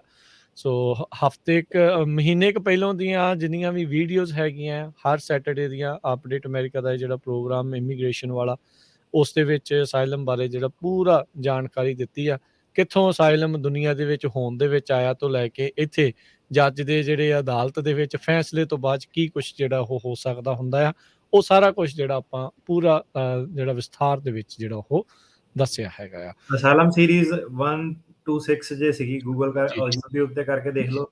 ਇਹ ਜਿਹੜੀ ਇਨਫੋਰਮੇਸ਼ਨ ਆ 730 ਦੀ ਹੈ, ਮੇਰੇ ਖਿਆਲ ਸੀਰੀਜ਼ 5 ਜਾਂ 6 ਦੇ ਵਿੱਚ ਹੋਣੀ ਹੈ, ਦੋਨਾਂ ਚੋਂ ਕਿਸੇ ਦੇ ਵਿੱਚ ਇਹ ਇਨਫੋਰਮੇਸ਼ਨ ਹੋਣੀ ਹੈ। ਸਾਰੀ ਸੁਣ ਲੈਣ ਜੀ, ਗੱਲ ਹੀ ਕੋਈ ਨਹੀਂ, ਪੂਰਾ ਪਤਾ ਲੱਗੂਗਾ ਨਾਲੇ ਵੀ ਕਿੱਥੋਂ ਆਇਆ ਕਿੱਦਾਂ ਚੱਲਿਆ ਤੇ ਵਧੀਆ ਜਿਹੜਾ ਰਹੂਗਾ। ਬਾਕੀ ਜ਼ਰੂਰ ਅਸੀਂ ਬੇਨਤੀ ਕਰਦੇ ਹਾਂ ਜਿੰਨੇ ਵੀ ਸਾਡੇ ਇਸ ਟਾਈਮ ਸੁਣ ਰਹੇ ਆ ਦੇਖ ਰਹੇ ਆ, ਵੱਧ ਤੋਂ ਵੱਧ ਆਪਣੇ ਦੋਸਤਾਂ ਮਿੱਤਰਾਂ ਨੂੰ ਪੰਜਾਬੀ ਰੇਡੀਓ USA ਦੇ ਵੈਬ ਚੈਨਲਸ ਜਿਹੜਾ YouTube ਦੇ ਉੱਤੇ ਆ ਤੇ ਨਾਲ ਜਿਹੜਾ Facebook ਦਾ ਫੈਨ ਪੇਜ ਆ ਉਸ ਨੂੰ ਲਾਈਕ ਸ਼ੇਅਰ ਸਬਸਕ੍ਰਾਈਬ ਜਿਹੜਾ ਉਹ ਕਰਵਾਓ ਤੇ ਆਪ ਵੀ ਕਰੋ, ਤਾਂ ਜੋ ਜਦੋਂ ਵੀ ਨਵੀਆਂ ਵੀਡੀਓਜ਼ ਨਵੀਆਂ ਅਪਡੇਟਸ ਆਉਂਦੀਆਂ ਤੁਸੀਂ ਉਸ ਤੋਂ ਜਾਣੂ ਹੋਵੋ। ਤੇ ਹੁਣ ਅੱਜ ਦੇ ਪ੍ਰੋਗਰਾਮ ਨੂੰ ਇੱਥੇ ਹੀ ਆਪਾਂ ਹੁਣ ਸਮੇਟਦੇ ਹਾਂ। ਬਹੁਤ ਧੰਨਵਾਦ ਅਟਾਰਨੀ ਟੇਰਕੇਣਾ ਜੀ, ਮਿਹਰਬਾਨੀ ਜੀ, ਸਤਿ ਸ੍ਰੀ ਅਕਾਲ ਜੀ। ਸਤਿ ਸ੍ਰੀ ਅਕਾਲ ਜੀ। ਸਰੋਤਿਓ ਇੱਥੇ ਸਾਡੇ ਅੱਜ ਦੇ ਪ੍ਰੋਗਰਾਮ ਦੀ ਸਮਾਪਤੀ। ਅਗਲੀ ਵਾਰ ਤੱਕ ਲਈ ਇਜਾਜ਼ਤ। ਮੇਰੇ ਵੱਲੋਂ ਵੀ ਤੁਹਾਨੂੰ ਸਭ ਨੂੰ ਪਿਆਰ ਭਰੀ ਸਤਿ ਸ੍ਰੀ ਅਕਾਲ। ਸੁਣਦੇ ਰਹੋ ਜੀ ਪੰਜਾਬੀ ਰੇਡੀਓ